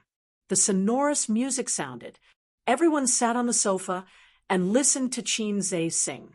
Li Zemin was calm and composed. He had put in a lot of effort to sing Unparalleled Under the Heavens. All these years, whenever he went to karaoke, he would always pick this song. As long as he sang this song, he would immediately become the center of attention and be in the limelight. In his opinion, Qinzhe was simply overestimating himself by competing with him in this song. To use the internet's popular saying, asking for a slap in the face. The prelude music ended. The song began. Qinzhe closed his eyes and sang along with the music, along the gentle curves of the mountains and rivers, the central plains of love, the north and south of the Yangtze River, in the face of ice and snow, the wind and rain. Cherish the golden years that the heavens have given me. Li Zemin was stunned. Zhang Ye was stunned. Chu Feng was stunned. Chen Qinghong was stunned. Qin Bao Bao was also stunned. Wang Zijin blinked and looked at Qinzhe, who was singing at the top of his lungs. As soon as Qinzhe opened his mouth, everyone was confused and shocked. What song was this? This was not Unparalleled Under the Heavens. Chapter 41. Qin Bao Bao suddenly sat up straight and listened to his singing, memorizing the lyrics. She was stunned by Qinzhe. Is this really a new song? My brother, you can even mass-produce it? The song Qinzhe sang was called Borrow 500 More from the Heavens. She had heard it in the song list in the store. The system said that it was a song collected from a parallel world. The song required 30 points, but listening to it was free. The reason was simple. How would she know if the song was good if she didn't listen to it? Li Zemin provoked him to sing Unparalleled Under the Heavens. Qinzhe laughed in his heart. So, what if it's an emperor's song? You can sing well. So what? I have a song here, so I'll take it out and compare it with you. Qin Zhe's voice gradually became louder and louder. A man with courage. Why should he be afraid of danger? My heroic spirit will not change year after year. A man with bitterness and sweetness. Good and evil separate. For the tomorrow in my dream. Watch the iron hooves trample over thousands of miles of mountains and rivers. Qin Zhe turned around and reached out his right hand as if he was holding something. His voice rose again, and he sang passionately. I'm standing on the cusp of the storm, holding the sun and moon spinning. Qin Bao shuddered. Wang Zijin's hair stood on end. Zhang Ye's face became abnormally red, and she had goosebumps. Li Zemin was dumbfounded and looked at Qin Zhe as if he had seen a ghost. This song didn't deliberately promote dominance, but in the lyrics and in Qin Zhe's singing, it was everywhere. I'm standing on the cusp of the storm, holding the moon spinning, but as an emperor, was it enough to be domineering? Li Zemin was domineering, but he didn't sing the real charm of unparalleled under the heavens. Blood drowns the world, peace and happiness. I really want to live for another 500 years. A man with courage, why should he be afraid of danger? My heroic spirit will not change year after year. A man with bitterness and sweetness, good and evil separate. For the tomorrow in my dream. There was also tragedy, pain, tenderness, not just dominance. Do I really want to live for another 500 years? Qin Bao stood up excitedly. Her breathing was rapid, and her blood was boiling. Qin Zhe was originally facing the screen, but at this moment, he suddenly turned to face everyone and gripped the microphone tightly. Watch the iron hooves trample over the rivers and mountains for thousands of miles. I stand in the eye of the storm, holding the sun and the moon spinning. May the world of fireworks be peaceful and happy. I really want to live for another 500 years. He paused and took a deep breath. It was as if he was roaring at the heavens. I really want to live for another 500 years. Just then, the music ended. The spacious private room was filled with silence. There was only the sound of Qin Zhe panting. Zhang Ye screamed. Qin Bao screamed. She felt like she was going to become her younger brother's fangirl. Wang Zijin applauded with all her might. Chen Qinghong was amazed. After a long while, Li Zemin recovered from his shock. Like a hero in a wuxia novel who was hit by a palm, he spat out blood and asked, "What kind of martial arts is this? What did you sing?" Qin Zhe smiled and said, "Borrow another 500 years from the heavens. I wrote the song myself and arranged the music myself. It's okay." It was more than okay. It was simply amazing. Although Li Zemin thought so, he said, "It's okay. It's quite novel." After he said that, he saw Qin Bao glancing at him with a smile. Her eyes were full of disdain and mockery.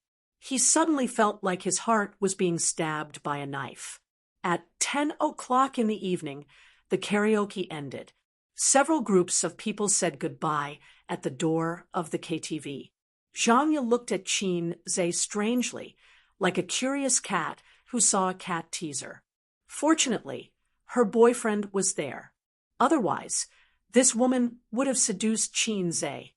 Qin Bao was drunk and didn't dare to drive. Wang Zijin drove for her. The siblings sat in the back seat. Qin Bao's face was red. Her head was leaning on Qin Zhe's shoulder, and she was a little delirious. Qin Zhe closed his eyes and rested. He recalled the moment of excitement in the private room. The charm of a song was that it could stimulate emotions. It could make people excited, sad, or hot-blooded. Wang Zijin, a gentle and reserved person, was a little high later. She pulled Qin Zhe to sing a few songs together. He received the notification that the mission was completed. The reward was not much, only 70 points. It was the same as the points he was rewarded for writing the legend during the day. The trigger of the mission came from the host's inner desire. Qinzhe suddenly remembered that the system said that it had been to a xianxia world. Everyone had a heart that suddenly wanted to sing. There were endless opportunities to show off and slap people's faces. It was a world where the strong preyed on the weak. A certain second-generation immortal with a strong background was slapped in the face by the protagonist. It was terrifying to think about. Fortunately, I was born in the new China, a flower of the motherland growing under the red flag. If I were in the xianxia world, would I be slapped in the face every day? Or would I be hunted down? When Qinzhe's imagination was running wild, Qin Bao raised her head and said incoherently, Xiangtian, borrow another 500 years. Okay, I'll teach you this song too. Qin Bao said happily, You're so handsome today. Qinzhe tilted his head slightly. His eyes flashed. His sister's face was as beautiful as a flower and jade. Her breath was full of the strong smell of alcohol. How did the saying go again?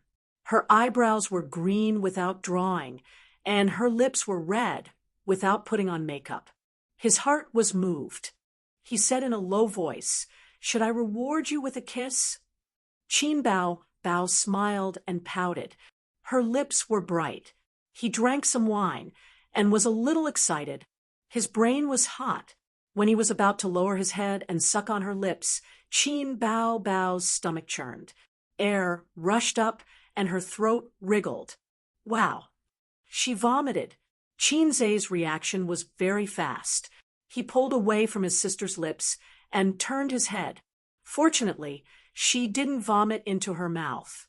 However, she vomited all over his trouser leg. Oh, why did she vomit?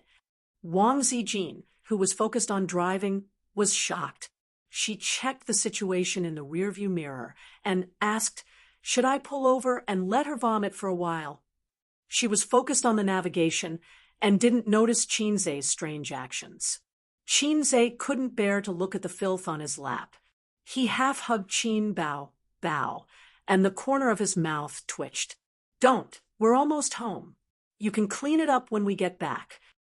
On the other side, Chen Qinghong drove Mr. Su and Li Zemin home.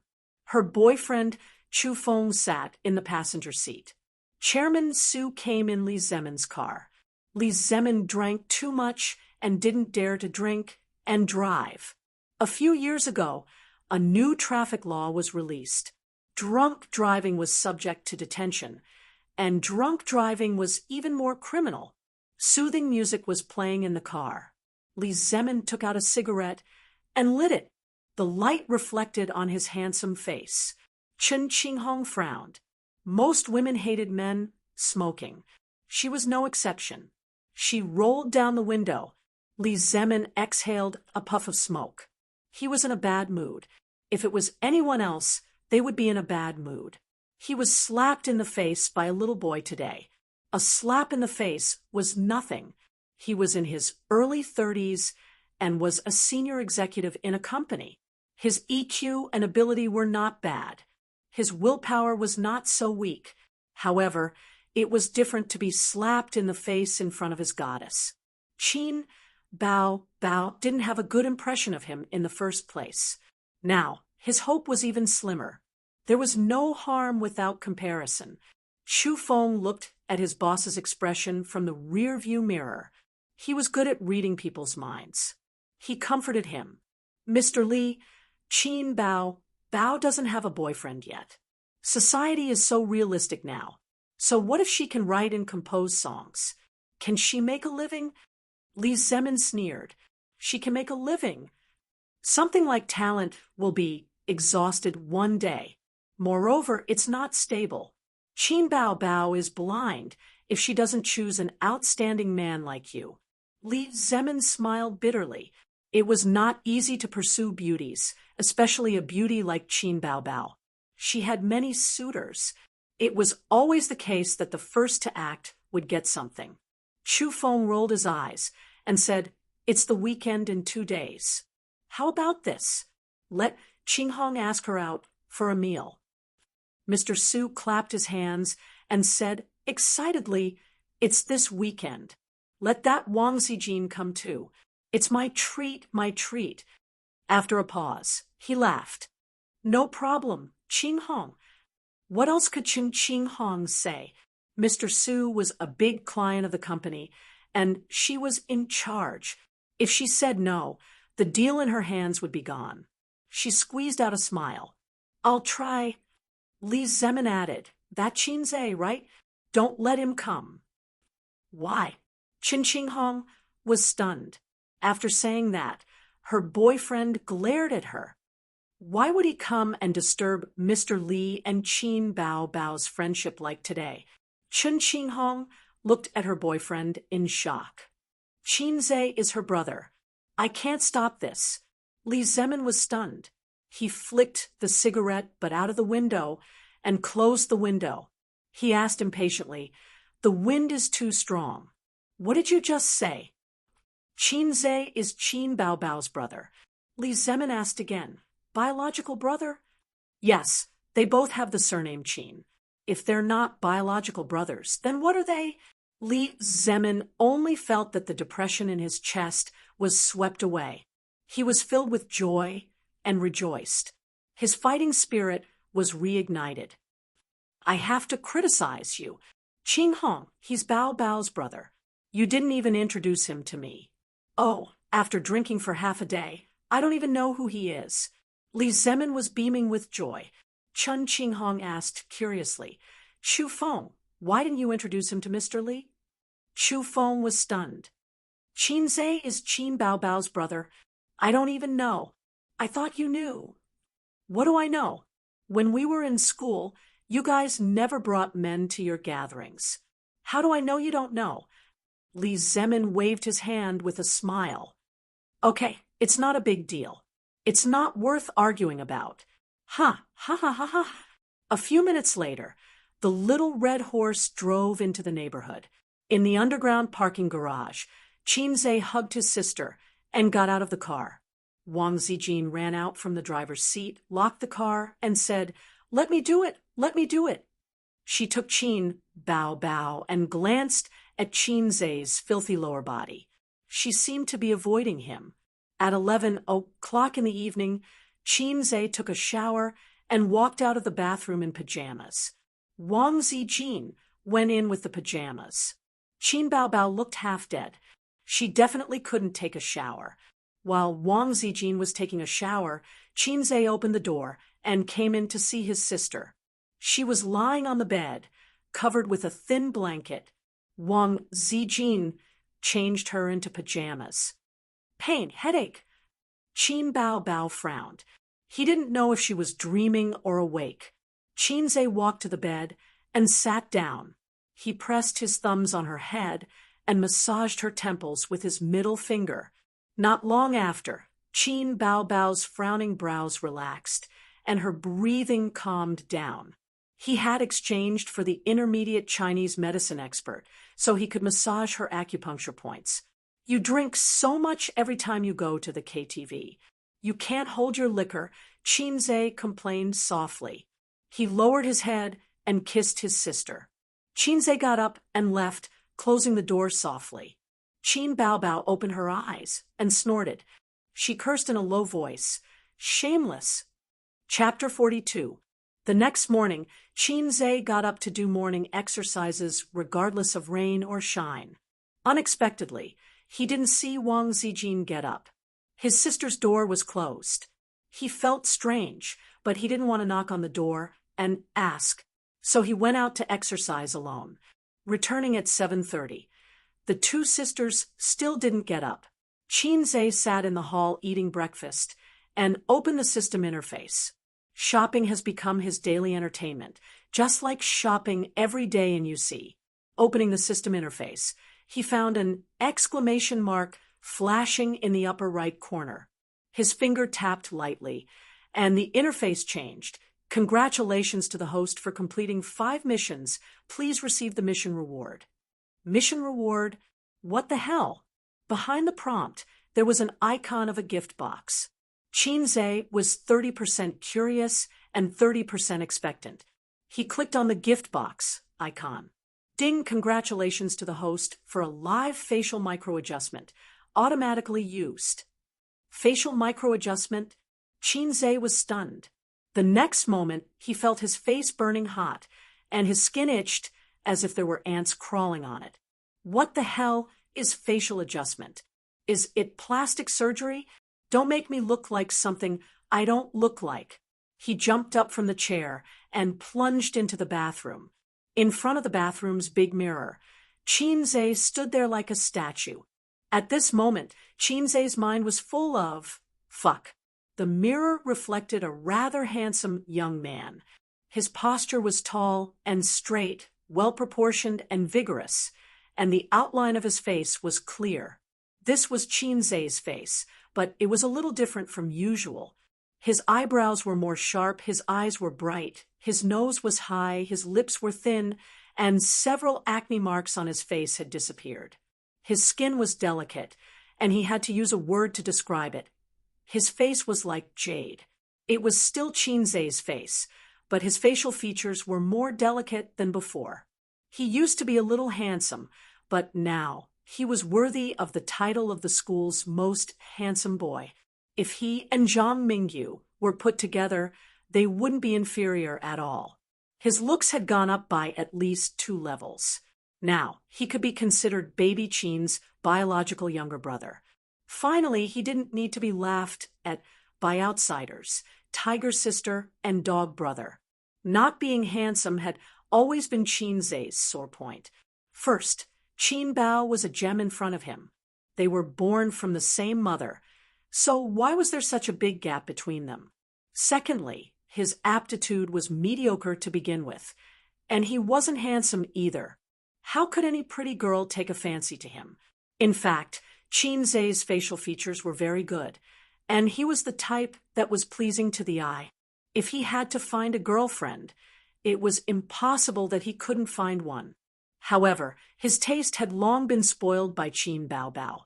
He didn't like ordinary girls.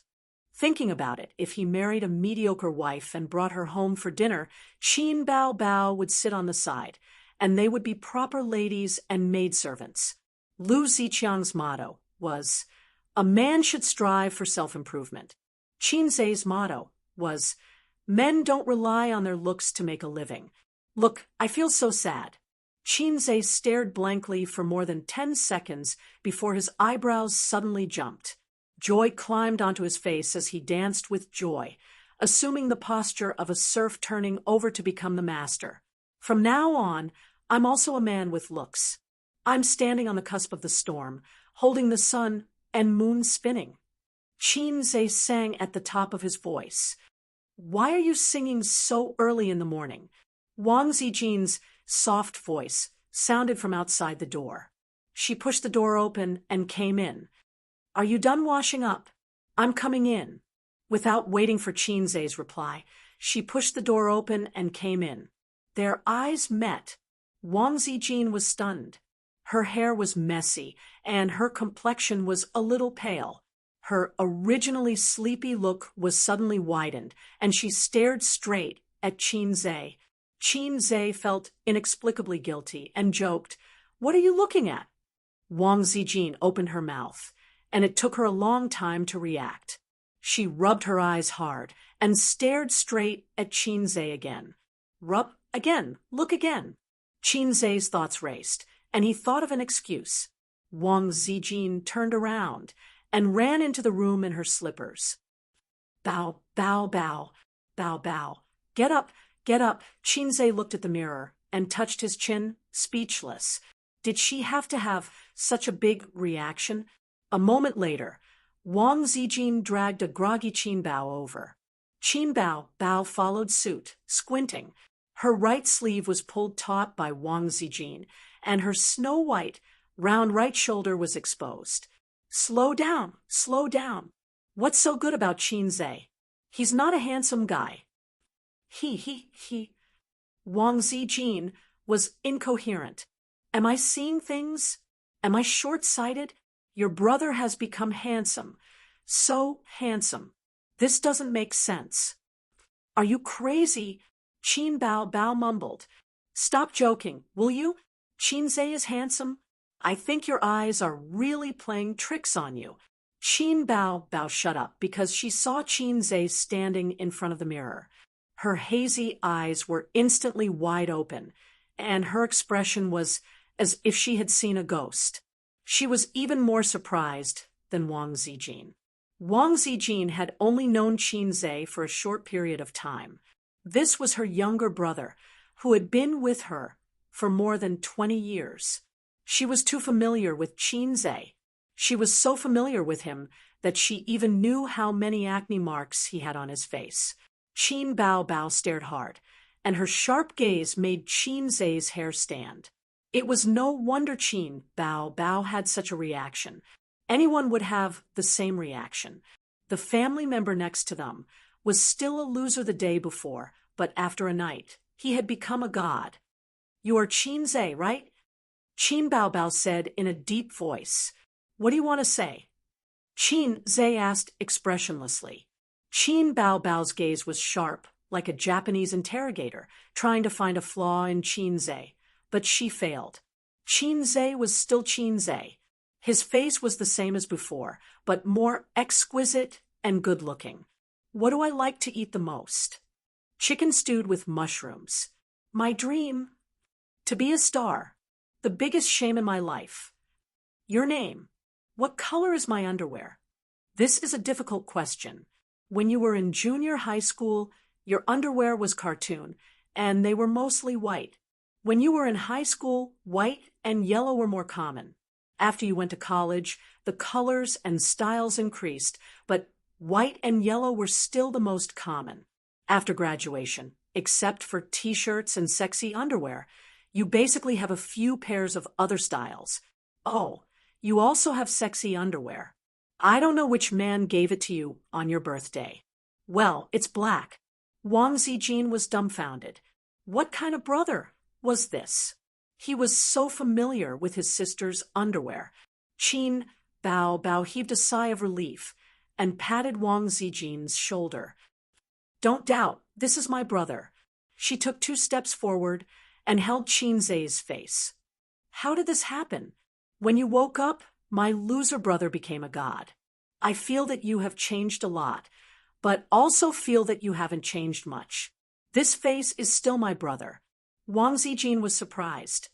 Qinze, did you secretly go for plastic surgery this morning? *T. Plastic surgery also needs a recovery period. Qinze broke away from his sister's hand and complained. What's there to be surprised about? Isn't this how I look? I think it's quite normal. There must be something wrong with your eyes. Qin Bao scratched her head. Could it be that I don't pay enough attention to you? Wang Zijin muttered. From a biological point of view, forget it. I don't understand biology, but I just feel that it's not scientific. It's said that a girl changes 18 times between childhood and womanhood, but I've never heard of such a drastic change in appearance overnight. Qin Bao made the deduction action of Detective Conan, holding her chin. It's not really a drastic change in appearance. Nose, eyes, mouth, and mouth are still Qinze. It just feels weird. Makeup skills are so good now. Mine is nothing.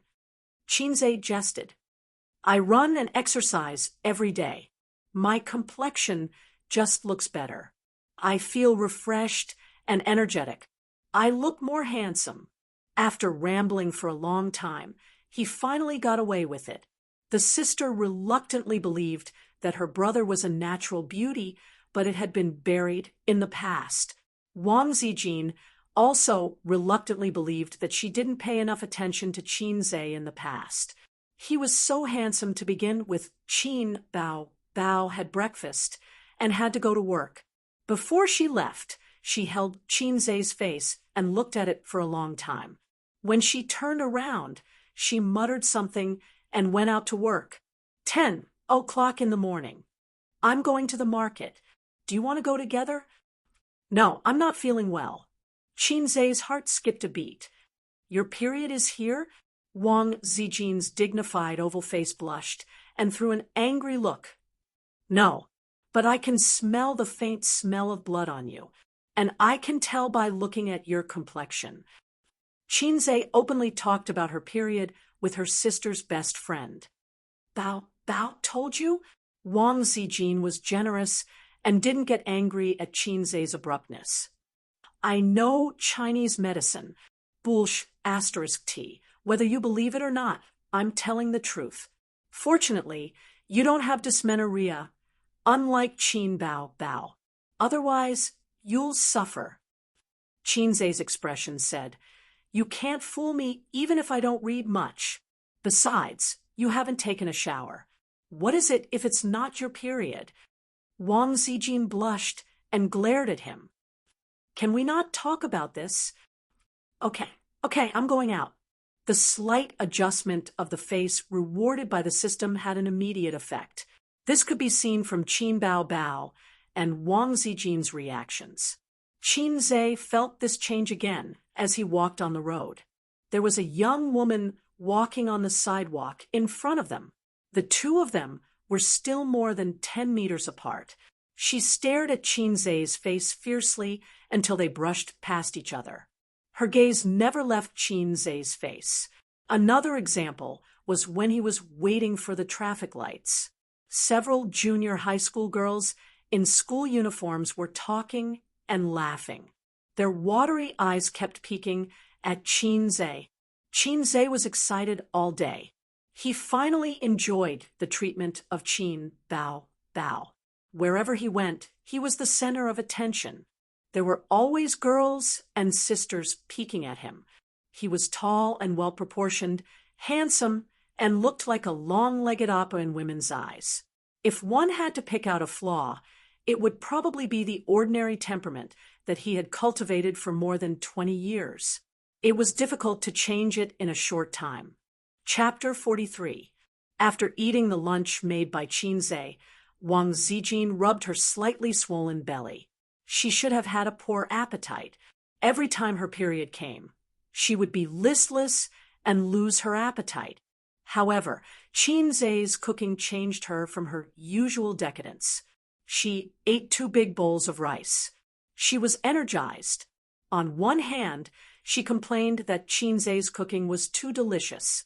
On the other hand, she envied Qin Bao for having a personal chef. After lunch, Wang Zijin and Qinzhe went out for a walk. Qinzhe pointed to the shared bicycles that could be seen everywhere on the roadside and suggested, Let's ride the bicycles and go shopping. Wang Zijin was immediately tempted. After so many years, she had not been to Shanghai for a long time. How do I use this kind of bike? Use your phone to scan the QR code. Download the app, pay the deposit, and you can ride it. The fee is 1 yuan each time. Qinzhe said, Shared bicycles are very popular. Many office workers love them. Every morning, they ride it to the subway station. Occasionally, I ride it to school. Wang Zijin gritted her teeth and shook her head. Let's forget it. I don't have money. Qinzhe was speechless. Are you serious? You don't even have 100 yuan? Wang Zijin nodded pitifully. Qinzhe did not believe it in his heart, but he did not ask. She had such a low EQ, I'll send you a red packet. Qinzhe said. Wang Zijin wanted to say, You can give me a ride. She looked around and saw that the shared bicycle was really a bicycle. It did not have a passenger seat. She pursed her lips. Okay, I'll pay you back when I have money. The two of them rode the bicycle and wandered aimlessly on the streets of the big city. Qinzhe deliberately slowed down, considering that she was on her period. It took them more than an hour to reach Pudong. Both of them were sweating and stopped by the roadside to drink water. Shanghai was the largest financial center in the country. Pudong was the core of this financial center. Lujiazui was the core of Pudong. The Oriental Pearl Tower was here. When Qinzhe was in elementary school, the school even organized a spring excursion to the Oriental Pearl Tower. It used to be the city's signature building, but now it was outdated. In 2008, the World Financial Center was completed, replacing it in SH. When foreigners came to Shanghai for tourism, the Oriental Pearl Tower was a must-visit, but the locals did not want to come. Wang Zijin pointed at the tallest building in Shanghai and said excitedly, "What is that building? It didn't even exist when I was in high school in Shanghai." SH Center Building. Qinze squinted his eyes and looked at the towering skyscrapers. It was built in 2016. At that time, Qin Bao was still working at the National Development Bank building. I came here a few times. It was different every day. It was built very quickly. Now, it's the tallest building in Shanghai, ranked second in the world. The Shanghai Center Tower was the tallest building in Shanghai. It stood in a tripartite relationship with the Jin Mao Center and the World Financial Center in Lujiazui. It was very modern and fashionable. Wang Zijin nodded excitedly. "Let's go in and have a look." Qinze hesitated. "It's very expensive." Wang Zijin tilted her head and stared at him with her dark eyes. Qinze's mouth twitched. "Well, I haven't been there. I'll just take it as an eye-opener. It's the highest sightseeing platform in Shanghai. After the completion of the Center Tower last year, Qin Bao took him to play, but at that time, they only accepted sightseeing tickets for internal tests and were not open to the public. Later, they came again at the end of the year. There was a sea of people, and the endless line made the siblings' scalps numb, so they did not play. Wang Zijin burst into a bright smile. Even if it was not a rest day, there were still a lot of tourists in the Center Tower. Qinze queued for at least half an hour and finally bought a sightseeing ticket. They sat in a spacious and luxurious elevator with a speed of 18 meters per second. In less than a minute, they arrived at the sightseeing hall on the 121st floor at a height of 561 meters. As they rushed out of the elevator, Wang Zijin whispered in Qinze's ear, "The staff's English is really bad. Much better than mine." Qinze laughed. Then, the two of them were shocked by the magnificent scenery in front of them. The entire PDX area was in sight. The Huangpu River flowed quietly, and ships flowed endlessly. Jin Mao, the World Financial Center, and the Oriental Pearl Tower were all under their feet. The skyscrapers that used to be unreachable were like paper toys, extending to the end of their sight. Wang Zijin excitedly took a selfie with Qinze. The two of them leaned their heads together and smiled brightly. Wang Zijin pulled Qinze to the glass wall. Below them was more than 500 meters in the air. She found Qinze's face was stiff and his legs were trembling. She blinked. "Do you have acrophobia?" Qinze's face was stiff and he nodded. Sister Wang was convulsing with laughter. Wang Zijin laughed until tears flowed out. She ignored a certain someone's sad and angry eyes and said softly, "I want to hear you sing 'Borrow 500 Years from the Heavens.'" Qinze said unhappily, "I'm not in the mood." Wang Zijin pursed her lips and chuckled. "Hold my hand." So Qinze held her soft little hand and nervously approached the glass wall. "Sing." Qinze's voice was slightly trembling. He finished singing "Borrow 500 Years from the Heavens." Wang Zijin began to laugh again. Then they went to the Science and Technology Museum to experience the free VR game. The game genre was only high sky single plank bridge. It was a single plank bridge that stretched out from a skyscraper hundreds of meters high. When people walked on it, they could experience the thrill of one slip and eternal regret. Qinze, who had acrophobia, refused to experience it. Wang Zijin had never played a VR game before. She excitedly put on the game glasses and walked on a plank. Qinze stood by and watched.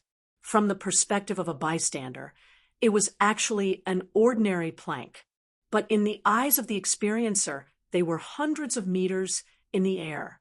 The 3D effect was particularly realistic.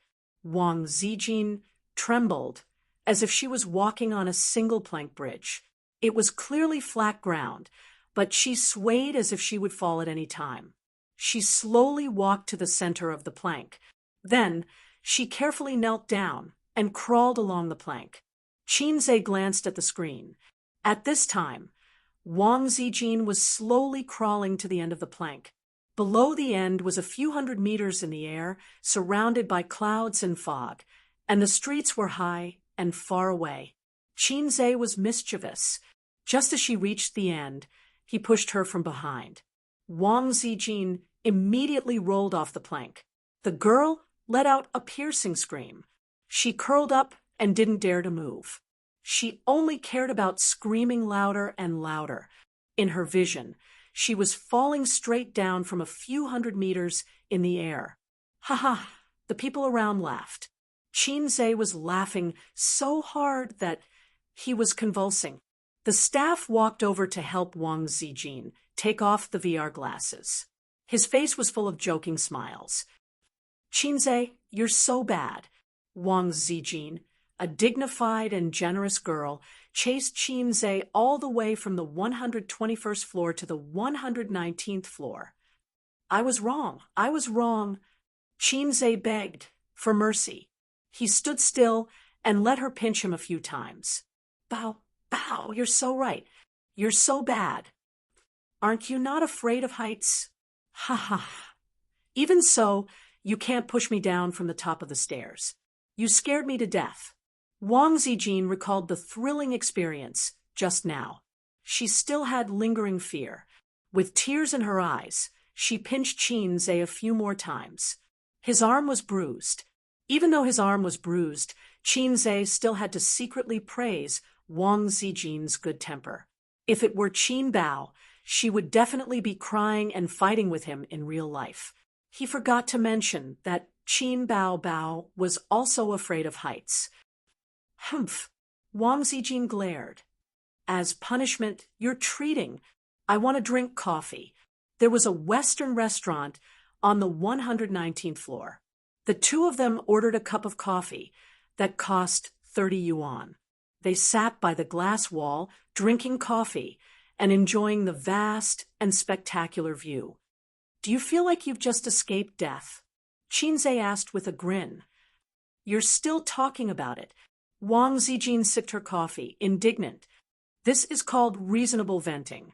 Don't keep things in your heart. It's not good for your body. You'll get depression. How do you know I have things in my heart? Wang Zijin narrowed her eyes. You came to Shanghai for no reason and relied on Qin Bao. You don't even have a penny. Sister Tissue, you're a woman with a story. Wang Zijin face-bombed. It's Zijin, not Tissue. Can't you Shanghai people distinguish between flat and raised tongues? Bao gave me the nickname, Tissue, because you can't distinguish. Oh, you're right. Qinze nodded. The accent of the entire coastal area is like this, especially in Zhangjiao. There's no distinction between flat and raised tongues. But we're used to it. Sister, let me tell you something. Wang Zijin pretended to be mysterious. I ran away from home. I believe that Qin Bao ran away from home. But you, it doesn't seem like it. My family forced me to get married. It was that kind of evil arranged marriage. Of course, I didn't agree. So, I had a big fight with my family and packed my things. Wang Zijin's tone was a bit gloomy. They froze my credit cards and bank cards. Wait. Qinze touched his chin. Your family arranged a marriage for you. If you didn't agree, they froze your finances. Sister Tissue, are you sure you're not talking about a plot in a novel? Wang Zijin said gloomily, It's true. Don't joke around. What era is it now? Arranged marriages. It's fine if it's an arranged marriage, but why would they freeze your credit cards and bank cards? Oh, The bank is opened by your family. Your family said to freeze. Qinzhe was shocked. Wang Zijin nodded. My grandfather fought in the anti-Japanese war. My grandfather fought in the War of Liberation. My dad is an official. Freezing my bank cards and credit cards is just a matter of a phone call from him. He just wants to use despicable methods to force me to submit. Wishful thinking. Qinzhe swallowed a mouthful of saliva. Does your family live in a courtyard house in Beijing? Wang Zijin nodded. I lived there when I was young, but not now. Qinzhe swallowed again. Zongnanhai? What? Wang Zijin looked at him, amused. My grandfather still lives in the Sihiyuan. He's an old man, after all. He's nostalgic. We moved out and lived by ourselves long ago. Qinzhe almost knelt down and said, Heroine, please accept my knees. Sister Ziwei, it's okay for me to call you that, right? It's not offensive. Does Qin Bao know? Wang Zijin rested her chin on her hand. She should know. When my dad was the mayor of Shanghai, I came here to study in high school. She knows, but she didn't ask in detail. I didn't tell her either. Qinzhe felt as if a bolt of lightning had struck his head. The elder sister in front of him was a genuine second generation of the Red family. Oh my God! Sister Tissue, is there something like the 4 young masters of Beijing in your capital? Puffed. Wang Zijin almost spat a mouthful of coffee on his face. She laughed and coughed. Qinzhe, have you read too many novels? Isn't it ugly? Yes. There are also the 4 great beauties of Beijing, the 10 great families, and the 3 great ancient martial arts sects. Now, a young man of unknown origin has appeared out of nowhere and is showing off in Beijing. He slapped the 4 young masters of Beijing in the face and overturned the 3 great ancient martial arts sects. Some of the 10 great families hate him to the core, and some are trying to recruit him. The 4 great beauties are in his harem, and they are having fun every night. In short, the situation is chaotic, and the undercurrents are turbulent. A little girl like me, who has been marginalized by the storm, is scared witless and ran to Shanghai to avoid the storm. Qinzhe had a lingering fear. So the capital is so chaotic. Wang Zijin laughed and slid under the table. Chapter 44. The 4 young masters of Beijing, the 4 great beauties, the ancient martial arts sect, and the 10 great clans. Of course, Qinzhe and Wang Zijin were just fooling around. China was ruled by the party, not the family. There were no powerful families. In short, the transferability of power was the unspoken rule of the party. Anyone who wanted to rule the world could not succeed. There was an old saying, wealth does not last more than 3 generations. In the same way, power does not last more than 3 generations. Only 3 generations, here referred to the gradual decline, not the loss of all power after 3 generations.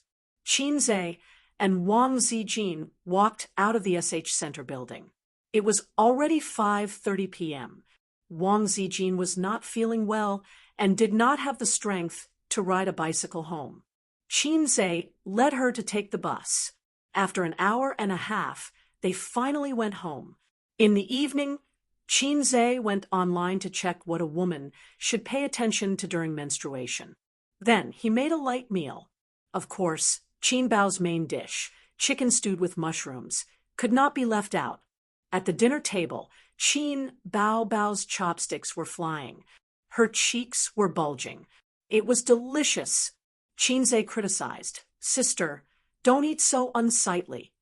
Qin Bao tilted her head and made a face at him. She ate as usual. After dinner, Wang Zijin went to the bathroom to wipe her body. She could not take a shower, bathe, or wash her hair. Women were so troublesome. Qin Bao hugged her knees and sat on the chair. She picked up the leftovers with her chopsticks and said, How considerate.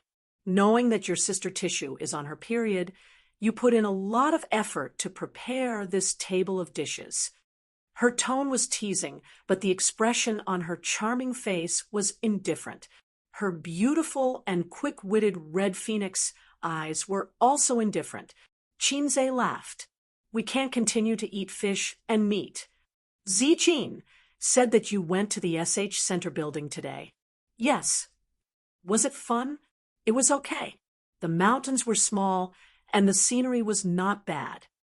Qin Bao said sourly, this is fate. We went there twice but didn't manage to have any fun. Qinze said perfunctorily, we will go next time. He lowered his head and looked at today's index on his phone. He studied today's trading board. After a long silence, Qin Bao suddenly said, do you want to pursue Wang Zijin? Not for the time being. Qinze thought to himself, don't you know that your best friend is an official from the capital? She added, but I quite like you as a bestie. Qinze and his sister had always talked about everything, so he didn't hide his thoughts. Oh, Qin Bao said in a muffled voice, do you need me to help you? Qinze raised his head and looked at her.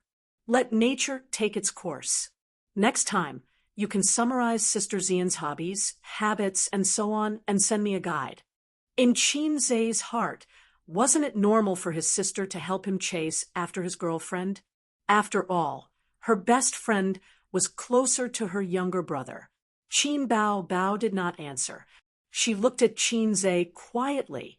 He lowered his head and played with his phone.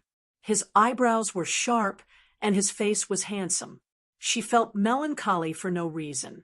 She always felt a sense of crisis, as if the son, brother, that she had raised with great difficulty was going to be snatched away by another woman. Qinze looked up in surprise. What's wrong? Qin Bao came back to her senses and said sarcastically, your sister Ziwei is a literary and artistic young woman. She will definitely not like you. Although I said I would help you, you should not do such a hopeless thing. Qinze was stunned. He touched his chin and muttered, a literary and artistic young woman. He was in a daze. No one knew what he was thinking. Qin Bao felt a surge of bitterness in her heart. In the past, he would definitely talk back. But now his mind and attention were all on Wang Zijin. He even said, not for the time being, and let nature take its course. Full of nonsense. July 13th was the first day of I Am a Singer's broadcast. As one of the most popular variety shows, it had a huge number of fans. At 1 o'clock in the afternoon, Qinze and Wang Zijin came back from their food walk. They opened their laptops and went online. Several information software continuously pushed the news of I Am a Singer. The PR team had done enough foreplay. The netizens' comments were also very lively. It's broadcasting. It's broadcasting. I'm so looking forward to it. I've waited for a whole year. The singers in the previous episode were all very capable. Although they were not very famous or were outdated, their singing skills were very good. The songs were also adapted very well. I wonder which singers will be invited to participate in this episode. As long as it's a song from I Am a Singer, it will basically be in the top 10 of the top Chinese music chart. I haven't heard a song that I like in a long time. I'm looking forward to it. Auditory Feast. Tonight at 9:30 p.m., Dragon TV. Be there or be square. Let's play a few rounds first. After that, we'll watch the show. It's funny. This is a F** King trashy show. Other than adaptations, it doesn't have any original works. It's really trashy, but it still has so many people chasing after it. The most speechless thing is that the guests are either outdated or third-rate. Can't they invite a pretty girl? Replies, Opie is an idiot. Goodbye, Opie. If you don't like it, you can get lost. No one is forcing you to watch it. It's because there are trolls like you in China that the quality is so low. Are you looking for a scolding? MDZs? You need a 250 INT card. It's true that there aren't any pretty girls. After all, not all pretty girls can sing. But do you think it's so easy to create an original work?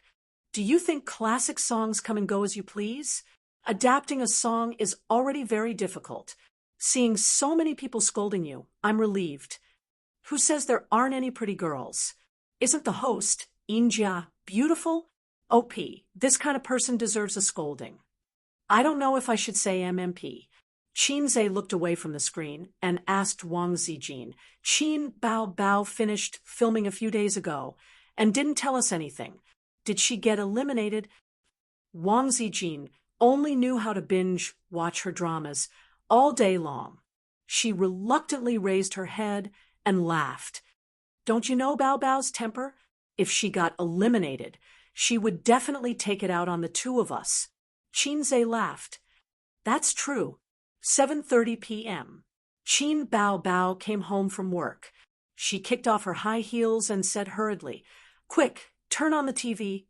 Wang Zijin said angrily, "Put on your slippers first." With that, she got up and turned on the TV. "Hey, Bao Bao, why can't I turn on the TV?" Wang Zijin pressed the remote control for a long time, but the LCD screen was blue and there was no picture.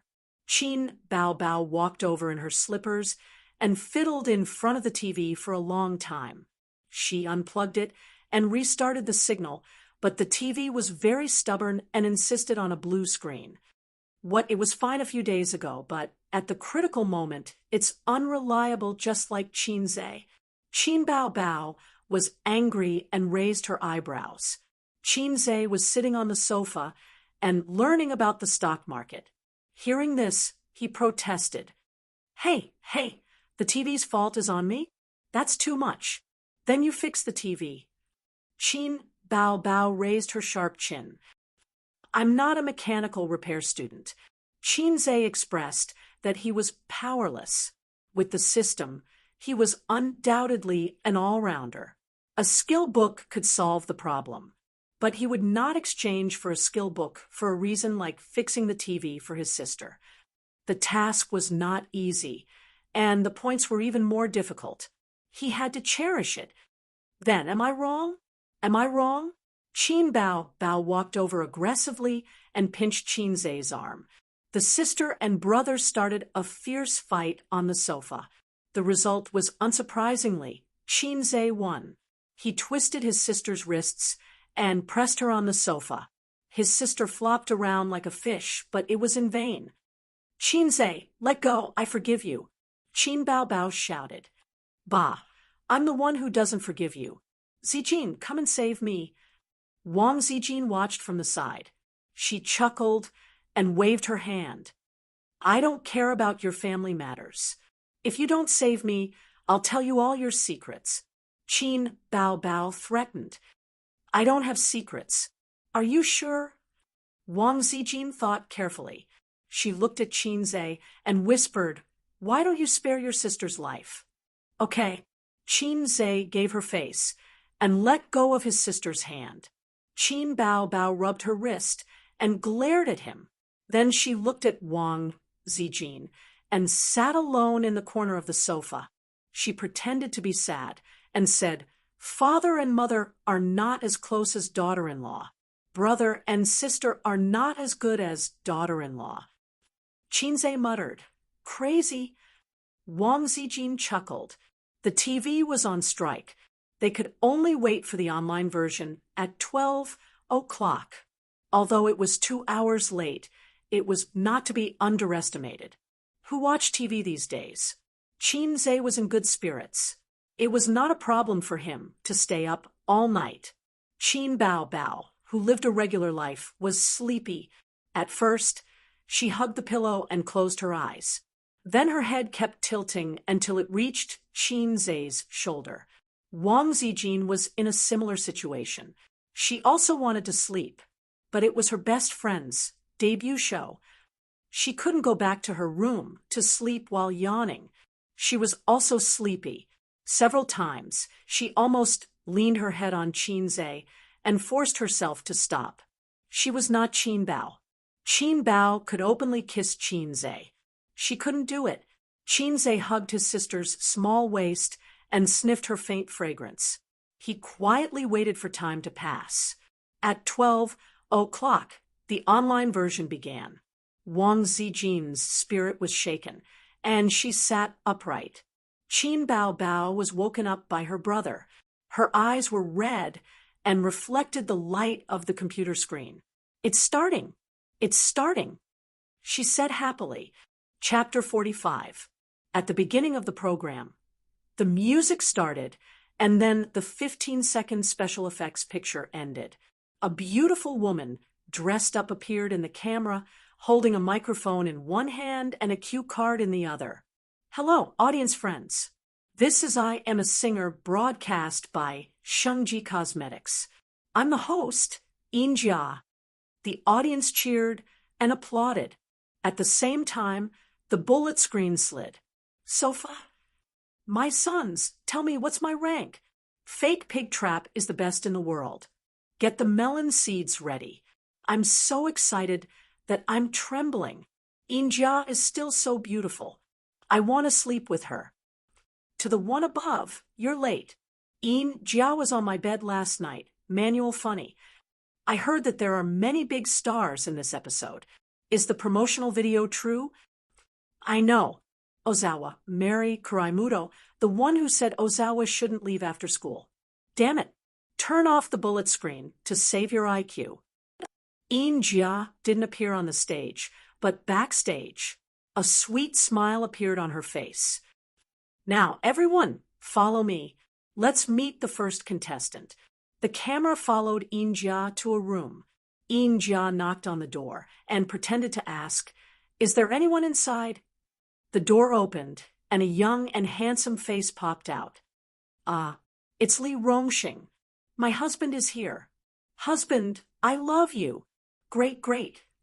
God, the program group invited Li Rongxing. How generous. The program group's budget is burning. How much will it cost? But I like it. Li Rongxing is nothing. He's not as handsome as me. The bullet screen was full of comments. Out of caution, the guests invited for the last season of I Am a Singer were either has been singers or singers with little fame. Unexpectedly, the show became popular all over the country. Advertisers invested in it. Now that the program group had enough money, they certainly couldn't invite outdated stars. Li Rongxing was a popular male singer who had just debuted a few years ago. He was still very young, but he was handsome and sang well, so he was very popular with girls. He had countless fans. When Qinze heard the tidal wave of cheers, he turned his head to look at Qin Bao Bao and asked in bewilderment, "I've always been curious. Are these cheers from the audience live or post-production?" When he watched variety shows in the past, he had such doubts. Of course, it's post-production. The audience can see what's going on backstage through the big screen. The cheers are real, but they were edited and used here, Qin Bao Bao explained. Qinze nodded and continued watching the show. "Hello, Teacher Li. Hello, hello." Li Rongxing opened the door and invited the host, Injia, in. "I am honored to inform you that you are the first singer to appear. Before you go on stage, I would like to conduct a simple interview with you." Injia paused for a moment, then smiled and said, "I'm sure Teacher Li has seen our program before. So, why don't you tell us your thoughts?" "First of all, I would like to thank I Am a Singer for inviting me. Actually, when I received your invitation, I was very hesitant. It feels weird for a singer who has been famous for a long time to come to this stage and compete. If he loses, his reputation will be ruined. Do you have no confidence in yourself? I Am a Singer is a great program. Although the guests in the last season were not famous, their singing was impeccable and very strong. And this season, I think it won't be bad, so I'm still under a lot of pressure. But You still chose to come in the end, didn't you? That's because of your appearance fee. Li Rongxing was a little humorous, and the bullet screen was full of praise. Yin Jia knocked on the second door. The person who opened the door was a middle-aged man with a square face and gray hair, but he was very energetic. The handsomeness of the past could be faintly seen between his eyebrows. He was once a popular singer, but gradually faded out of the music industry in recent years. It's Hong Jingyao. I grew up listening to his songs. Unchangeable Infatuation, an eternal classic. I'm his fan. When he released an album, I stole my dad's money to buy it. I'm going to call my dad. He's Hong Jingyao's hardcore fan. Is the great god of the past going to return to the music industry? I'm looking forward to the next guests more and more. Qin Zhe, who didn't pay much attention to the entertainment industry, also knew Hong Jingyao. When he was young, Hong Jingyao was already very famous. With Unchangeable Infatuation, he became popular all over the country. He was a little fresh meat of that era. However, times have changed. The new generation has replaced the old, and the little fresh meat has replaced the old. Hong Jingyao hasn't appeared on the screen for several years. In a big room, Li Rongxing saw this scene through the live video and patted his thigh excitedly. Teacher Hong is my idol, one of my favorite singers in the past. I didn't expect to compete with my idol on the same stage today. My God! After a simple interview, Hong Jingyao opened the door and met with Li Rongxing. Li Rongxing was very tactful. He bowed his head and said, "Idol, please accept my kneeling." "Hello, hello." Hong Jingyao held Li Rongxing, and the two shook hands. "I didn't expect you to come. I'm nervous and excited. Young man, you have a sweet mouth."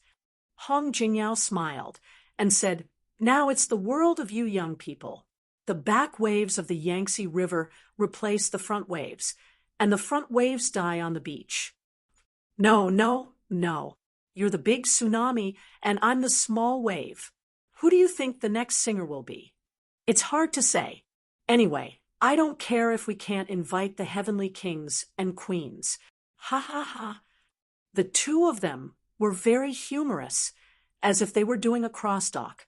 There was no doubt that these two singers, who were a generation apart in age, would chat happily and joke with each other. This was because variety shows were aiming for this kind of effect. Who would believe that they didn't rehearse?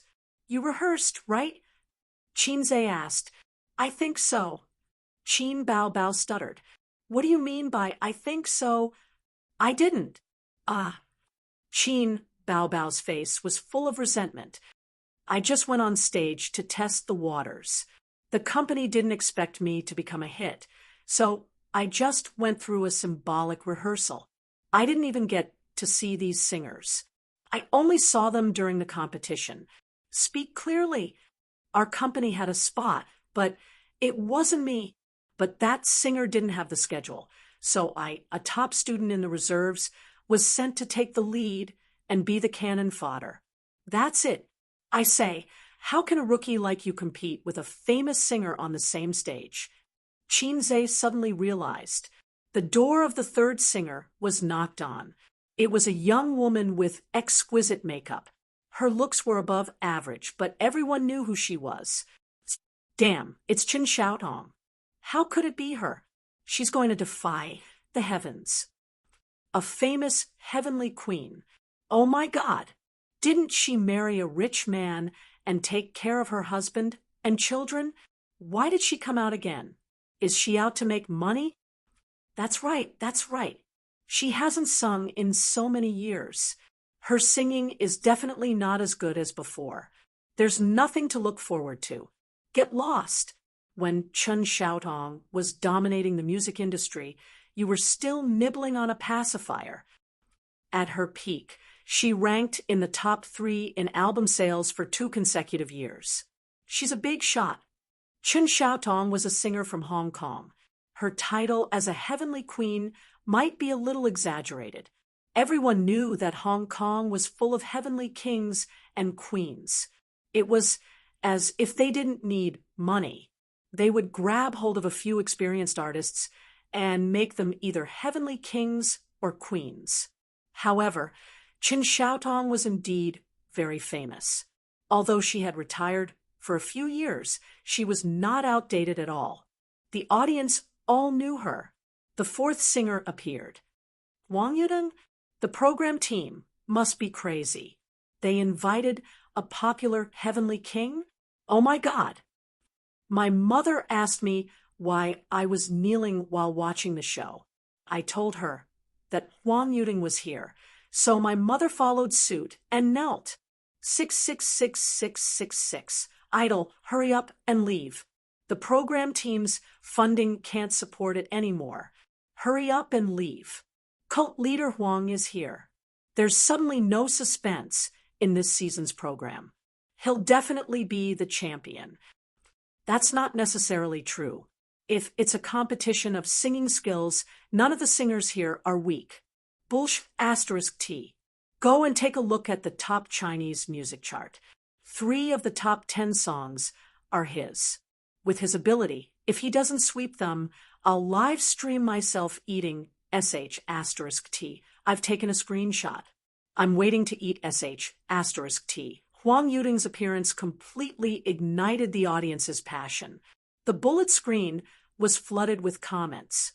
Although many people knew that the list of singers for this season's episode was very glamorous through the promotional video, they did not expect that Huang Yuding would appear on the show. He was a godlike figure, on the same level as Qin Xiaotong and Hong Jingyao. However, the latter two's glory days were in the past, while Huang Yuding was at his peak. The fifth singer opened the door. Li Zongda. Xiaoda is here too. As expected, there's news about him online. Xiaoda is not bad. He's quite famous in Hong Kong.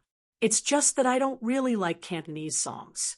Li Zongda was a new singer in Hong Kong. His reputation in the mainland was neither high nor low. He walked into the big room, where the singers were gathered, and shook hands with them in a rather humble manner. Everyone chatted and laughed casually. They were not reserved at all. Huang Yuding looked around at everyone. Is there someone missing? Qin Xiaotong nodded and said, the last one hasn't appeared yet. Li Rongxing laughed and said, in Brother Huang's eyes, he's the finale. Ha ha ha.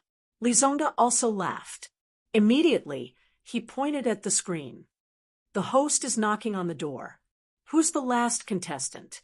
At this moment, the commercial came. The bullet screen was filled with curses. **CK. They're keeping us in suspense. Who's the last one? The finale? Sukai. Zhang Qian. Yi Mingsheng? That's impossible. How can they invite 2 heavenly kings at once? Hong Jingyao is the most experienced, and Huang Yuding is the most popular. Based on the rhythm of Xiaoda's appearance, I don't think we can expect much from the last one. It seems to be a newcomer. I've seen the official Weibo of I Am a Singer. Yes. It was also mentioned in the promotional video. A newcomer? Why is a newcomer joining in the fun? Which newcomer? Who the hell knows which newcomer it is? What a joke. At this moment, the screen switched to the host, Yin Jia. She smiled and said, ladies and gentlemen, next up is our last guest. Who exactly is she? Let me reveal something to everyone. This is a talented woman. She came with an original song, and in the future, every song she performs on stage will be an original. You don't have to guess. Yin Jia will immediately knock on the door for everyone